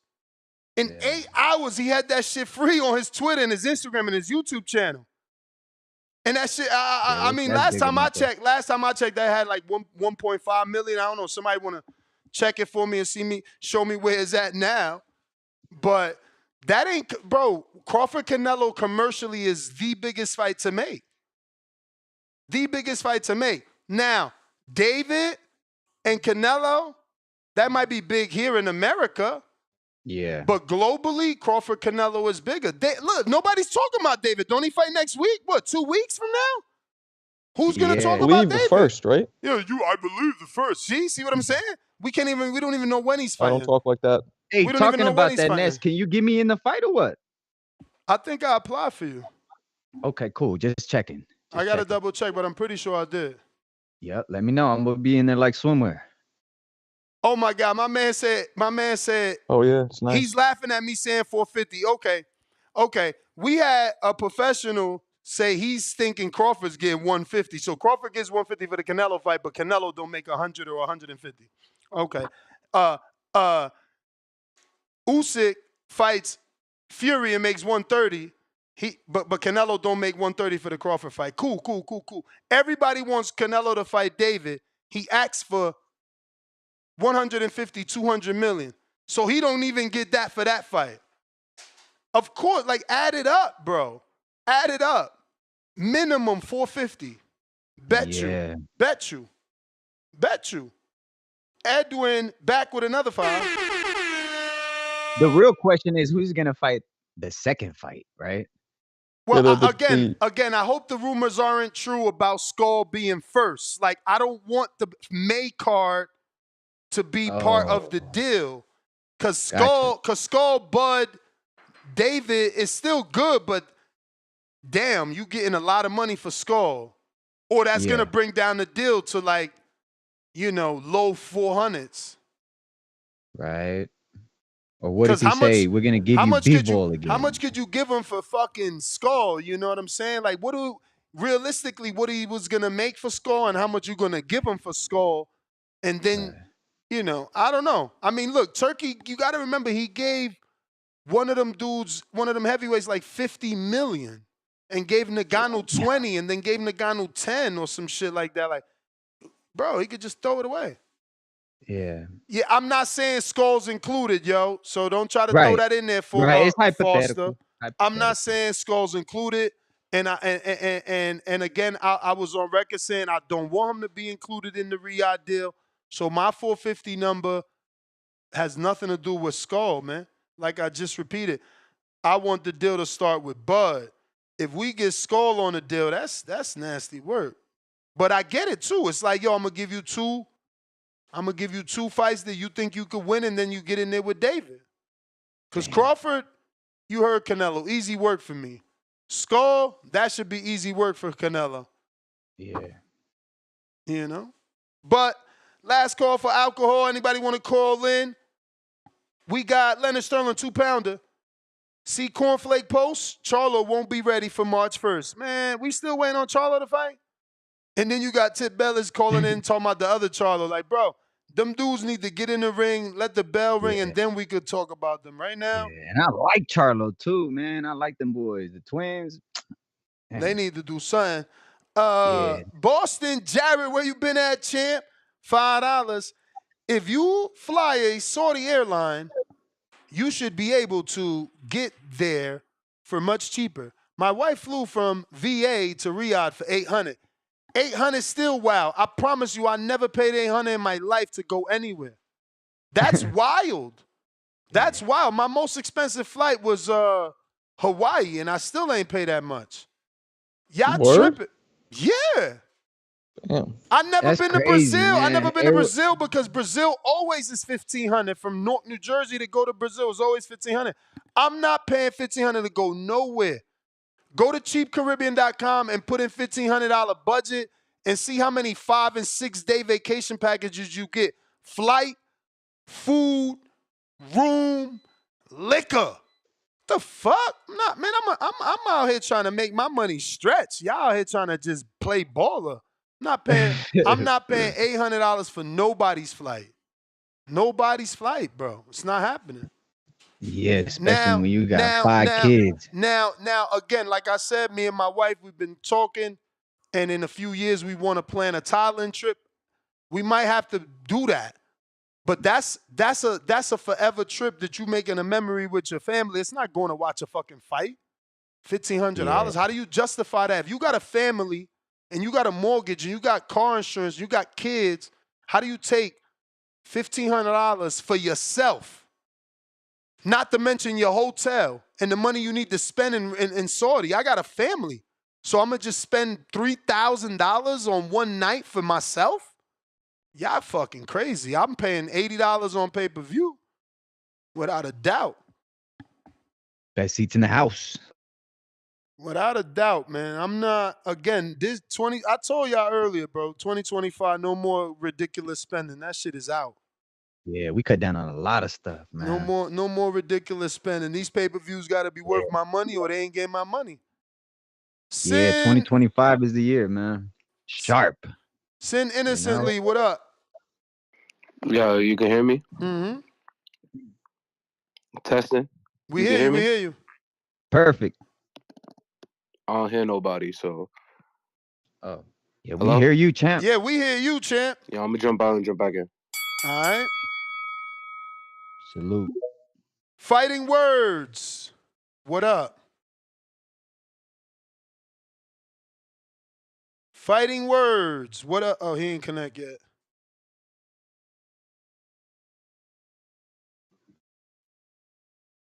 You know, put it in the Allegiant Stadium, Canelo Bud. Make the cheapest ticket $50 for some stadium seats. You know, get your little rich seats down there on the floor for the rich people on the floor.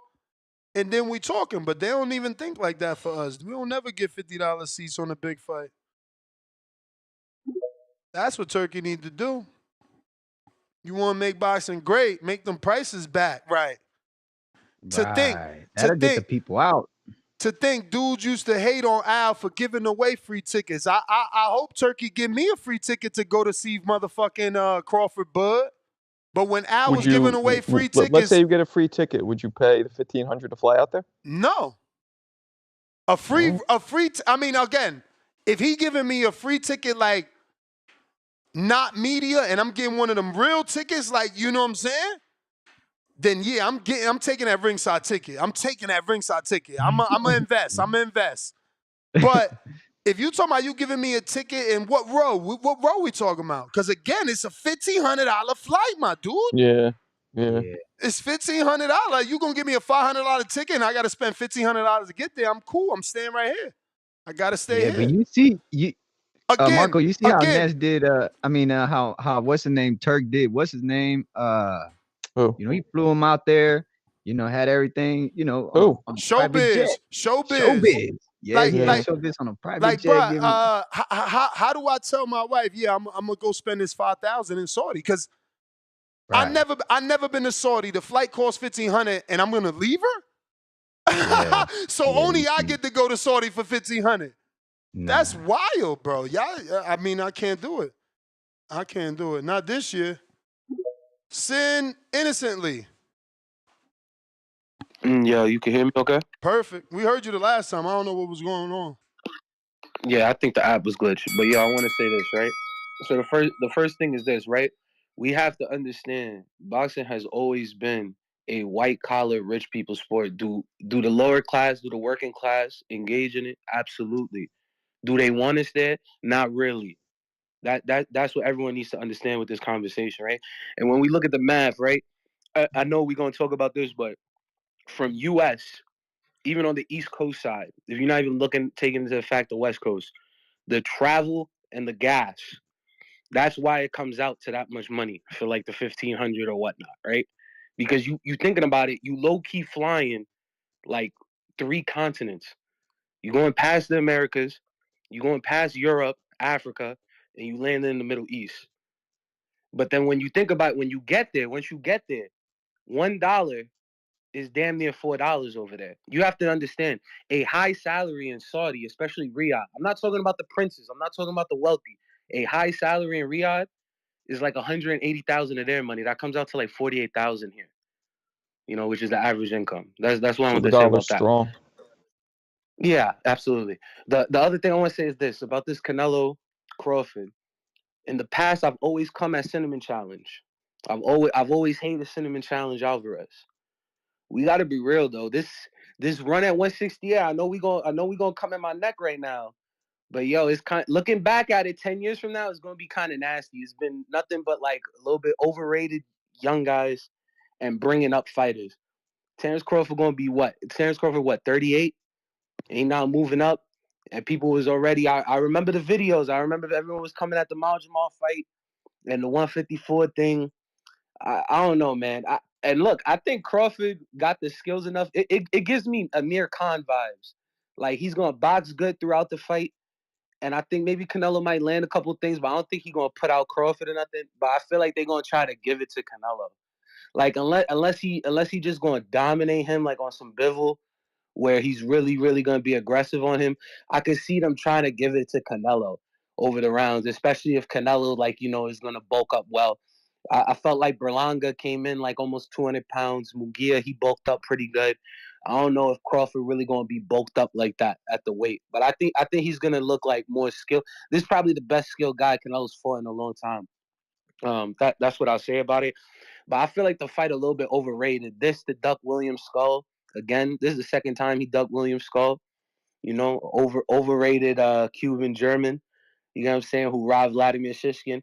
I'm just saying, like, we at what point we understand Canelo's still number one, but Yeah, I gotta but understand. I listen don't to know why what you we all getting hyped said. for this. You say he Uh-huh. ducked Williams skull, but then you say he's overrated and robbed Vladimir Shishkin. So why would Canelo fight someone that isn't on his level? Like So why he how don't you want call another it a belt duck? again? How you Why he call don't that want a another duck? belt again to be Well, undisputed I don't twice know. again? I don't know if you Because just we know tune he in. just That's the chasing bell, accolades. though. That's what he want, right? Champ. He just chasing accolades. I don't know if you're just tuning in. That is the bell, but you're wrong. The rumor is he is fighting Skull in May, and the rumor is Crawford September 3rd week, Independence Day. So Weak wrong ass again. 168 run. That's all I'll say. Wrong again. See, even when you saying you want him to fight him, and now they're telling you he's. This is what I'm saying. This is why Canelo demands the big money. This is why his deal will be $450 million, because you dudes don't give him credit. Exactly. He just wanted him to fight William Skull. I'm telling him you must have not heard the show. We reporting that the dude is allegedly fighting William Skull. I'm repeating myself saying I hope the William Skull's not part of the fucking deal. Part of the right. Like again. Yeah, and then the average boxing fan doesn't want to see we'll rather see a Crawford, instead of a set William of Skull. I mean, Skull. there's a hardcores want to see a Skull. I don't know about want to see. I don't know about want to see. Hardcores will watch William Skull Canelo. It ain't that because we they know want to it's a tough. see. They know that's what it's supposed to been happen, right? Yeah. But I mean, Canelo's the man deserves his shot. Like, he deserves his shot. He became mandatory or whatever. But like, if there's bigger fights for Canelo, bigger fish to fry, they there to be fried. Exactly, and that's what we had to understand. If the money's there, the money's there, man. And if it ain't there, it ain't there. We're not going with it, Yeah.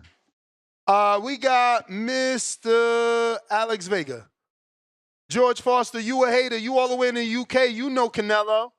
Talking about I think he Cristiano Ronaldo. Man, I tell you what. I bet you got that Cristiano Ronaldo deal. Yeah. We hear you. We hear you. All right. Yeah. Good afternoon, everybody. All right. So more news, huh? Canelo is reportedly signing a three-fight deal. All right. It's going to be interesting to see exactly how it all plays out. I mean, say what you want, Canelo still seems to be the face of boxing. Whenever there's news on him, people want to see. They start talking, and they're wondering who is Canelo gonna choose next. Where's the fight's gonna be? Exactly what is it that Canelo's trying to do? I'm not sure, but obviously we got the report saying that he's looking to fight Terrence Crawford in September. which I find odd because it's like, all right, what's the fight before? And obviously everyone is, well, not everyone, everyone except that last caller is assuming he's looking to pick up that strap from William Skull. And I agree, it's not really a fight I want to see, but I mean, when you look at the landscape, there's not really so many quote unquote sexy options. I'm not sure exactly what people want him to do, but this seems to be the new thing with Turkey. Maybe I'm misinformed, but I mean, from the recent reports, we got Theo Boots, Haney, Ryan taking quote unquote interim fights before they meet, that they are expected to meet up in the next, and then boom, it's like a playoff bracket. That those winners and even possibly those losers are going to meet after that. So maybe that's what we're doing here with Bud and Saul, right? Go ahead, have a fight before, meet up, and I'm assuming maybe he's going to fight. The third fight is going to be, if Canelo wins, better be a B-Vol. If Canelo's able to, I mean, I'm sorry, if Bud's able to beat Saul, maybe he's going to fight somebody at 154 or 160, like Shiraz or Adames, or whoever they may fight in their little playoff bracket. I got to say, I'm not the biggest fan of Turkey because I worry about someone having all this power. But I mean, if he's able to do things like this, quote unquote, these brackets, I'm all for it. I like to know what is possible, what the future may hold, who's going to face who, instead of always being in this limbo. And Turkey is bringing, so it seems, real structure to boxing, which it's lacked for so many years. He's got the ring, he's got the money, he's got Riyadh season, and he's making things. He's letting people know. He doesn't ever seem to be, when he speaks, it seems to be mostly the truth. He's letting you know what he wants to see, and then he's making it happen. So I got to pay him a lot of respect, and I'm excited to see how everything plays out. I hope it's successful, and I'm hoping guys stop throwing away guys off of losses, man. Even if Bud loses, Canelo loses, doesn't mean they're shit, they're trash. They're still very good fighters. Fighters we're always going to remember, and I'm gonna stay tuned regardless of the result, man. I appreciate the time. Salute, champ. Well said. Well said. Jerry Soriano, $2. Bud and Bomac are taking this fight because they plan to win. Trophy emoji. I mean, nobody go into a fight thinking about losing, but that's certainly a part of the fight. We got Mr. E, member for 2 months on the prospect level. Pitbull gonna get flatlined by Garcia's left hook. Jay Swift, what it do?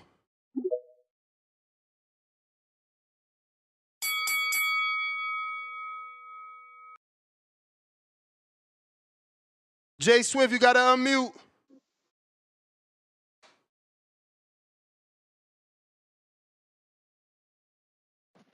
1 2 1 2. We hear you. Can you hear me? Well, so this is a fight that you guys were rooting for. I don't see it as a great thing. I think it's gonna wound up like Crawford and Spence. Only Canelo's gonna be Crawford. I don't see. I mean, that's just my opinion. I'm not an expert like you guys. Very possible. But We're listening, champ. We're listening. I'm a Canelo fan, though. I watched Canelo from the very beginning, and I think what Canelo was doing by not fighting David Benavidez was he was extending his time to complete more fights and get more money. But I don't think he's in there to lose. But my question is, if David Berlanga Edgar Berlanga could not hurt Canelo, how do you think Crawford's going to be able to hurt Canelo? Because you got to be able to hurt him. Timing. You got to be able to hurt. Timing. What happened? Timing. Speed. Oh, that's what you think? Yeah, but who's got the best timing in boxing right now? Canelo. If you think about it.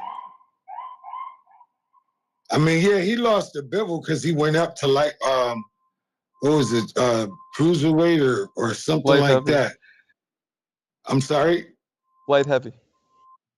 Light heavy. Okay, thank you, Marco. Hey, Marco, good to see you, bro. I haven't seen you in a minute. Yeah, man, I was sick as fuck, but I'm back. Yeah, me too. But I was on medical leave. But yeah, I mean, right now, the person that has everything they need to win every fight in boxing right now is Canelo. But he has to fight the right people as well. Everybody else is picking and choosing. Tank is picking and choosing. Shakur is picking and choosing. So everybody else is picking and choosing, except for maybe David Benavidez. But I think Morrell is going to get him. Wait, hold on. So David didn't pick. So he didn't pick Vazdat? Feel like it's your time. Because it felt to me like he picked Vazdat. And then it also I'm felt talking like, about and then it felt like he also picked Morrell, a dude with 10 fights, instead of staying at your division and making the WBC make you the mandatory to the king of the division at 68. So I don't know what we be talking there about. you go. There you go. Everybody's picking and choosing, so why not Canelo? Of course. Why not? No, and that's the problem. People think it's only one person when it's the whole fucking sport walking like this. It's the But whole sport that is so correct. Shout out to Turkey, You're though. so correct. But shout out to Turkey because what he's doing, he's making boxing interesting again. Because PBC dropped the ball. So, yeah, he's making boxing interesting. And I would shoot over there, too, with 1,500 if I was going to get a front row seat. If he gave me the front row seat to the fight, I'd pay 1,500 to go over there and see that. Yeah, front row. Hell yeah, I front would. row. Yeah. I'm there. But I'm not that married. was the bell. You're That was married. the bell. I understand. Yeah, I'm married, yo. How you gonna go to Saudi, and not experience that with your 100%, partner? I understand. You gotta experience that with your partner, 100%, man. I'm a good partner, man. Hey Jay, that's Nah, the bell though. Fighting words, trying you again. He having all sorts of connection issues. You gotta unmute. Yep, I'm here. All right. Yep, I'm here. Now Hello? we got you. Hey, what's going on, fellas? I mean, yeah, man. Listen, I'm gonna be the Crawford guy in here. I'm gonna be the Crawford guy, man. This fighting words. Listen, Canelo's a great fighter, but this is probably gonna be his second toughest fight of his career. You know what I'm saying? The first was against Floyd. Well, let's say third, because Bivol beat him up. You know what I'm saying? And the thing about it, if he got all that timing, why he wasn't timing Bivol? And Bivol was way slower than Crawford. Did you just say the second toughest fight of his career?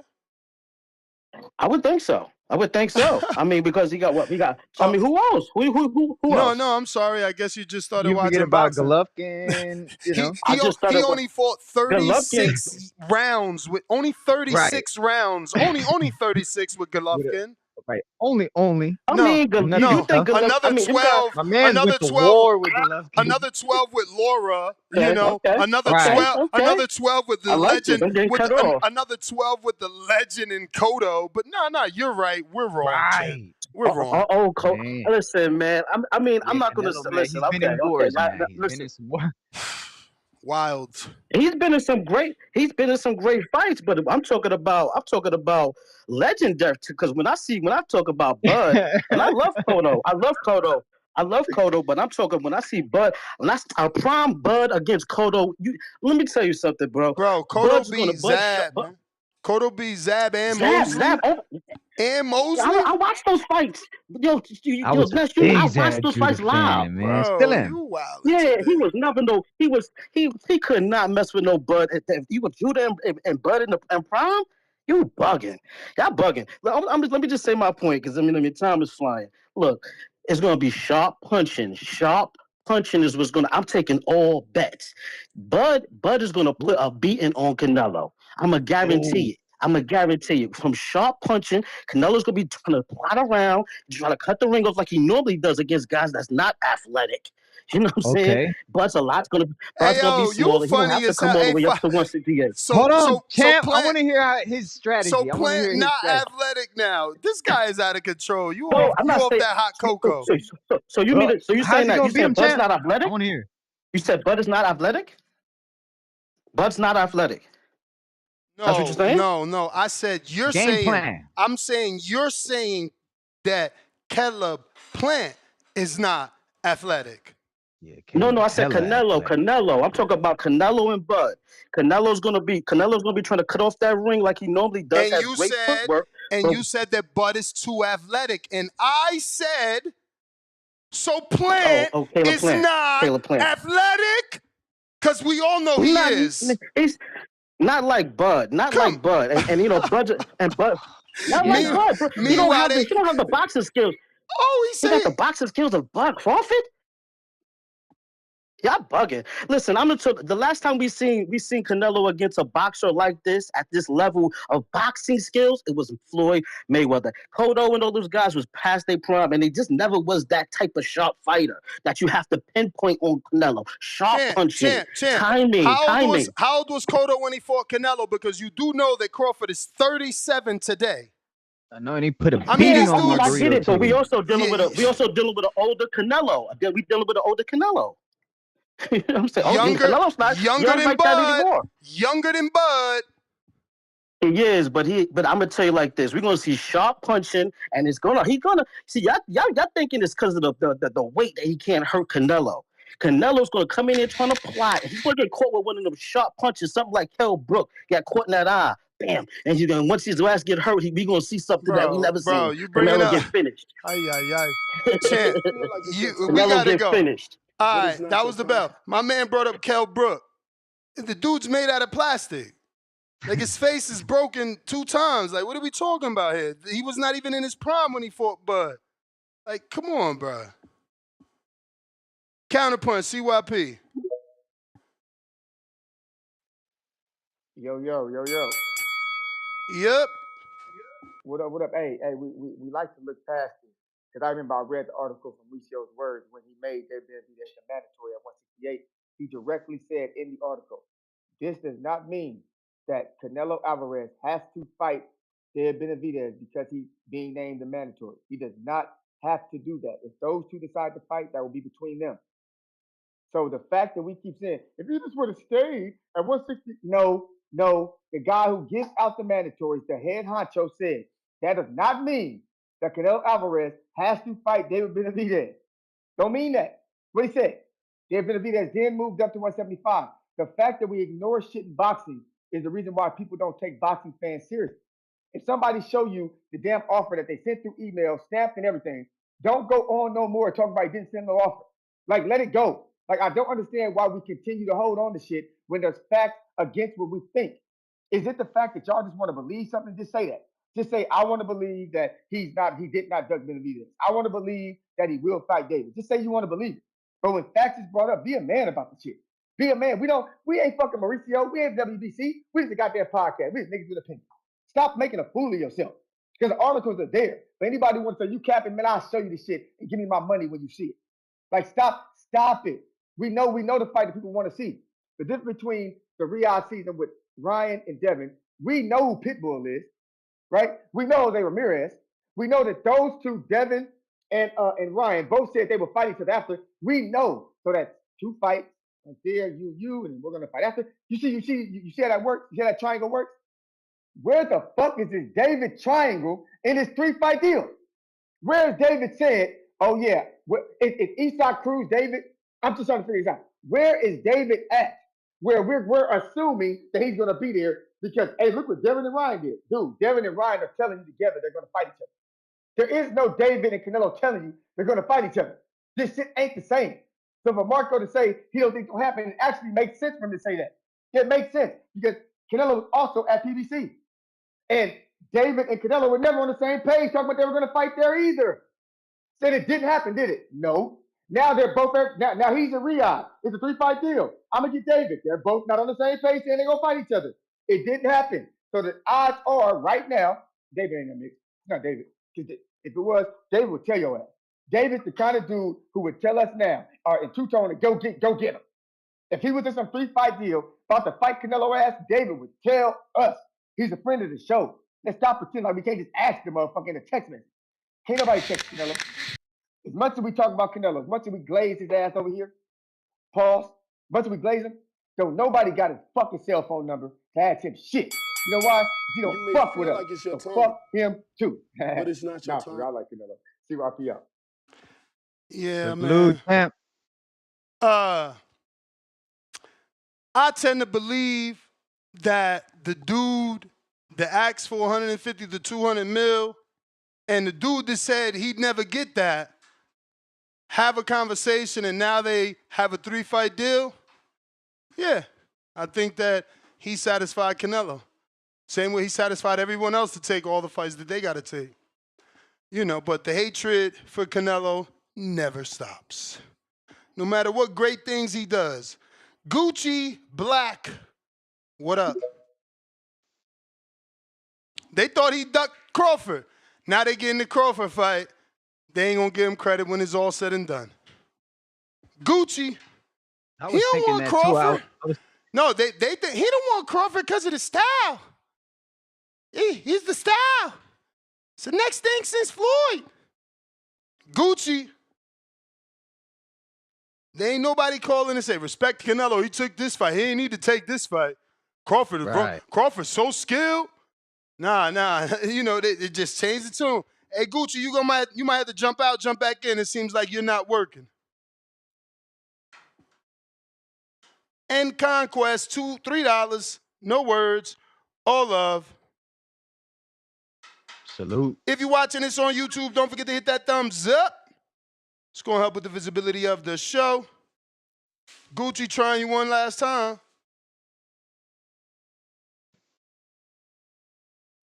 You there?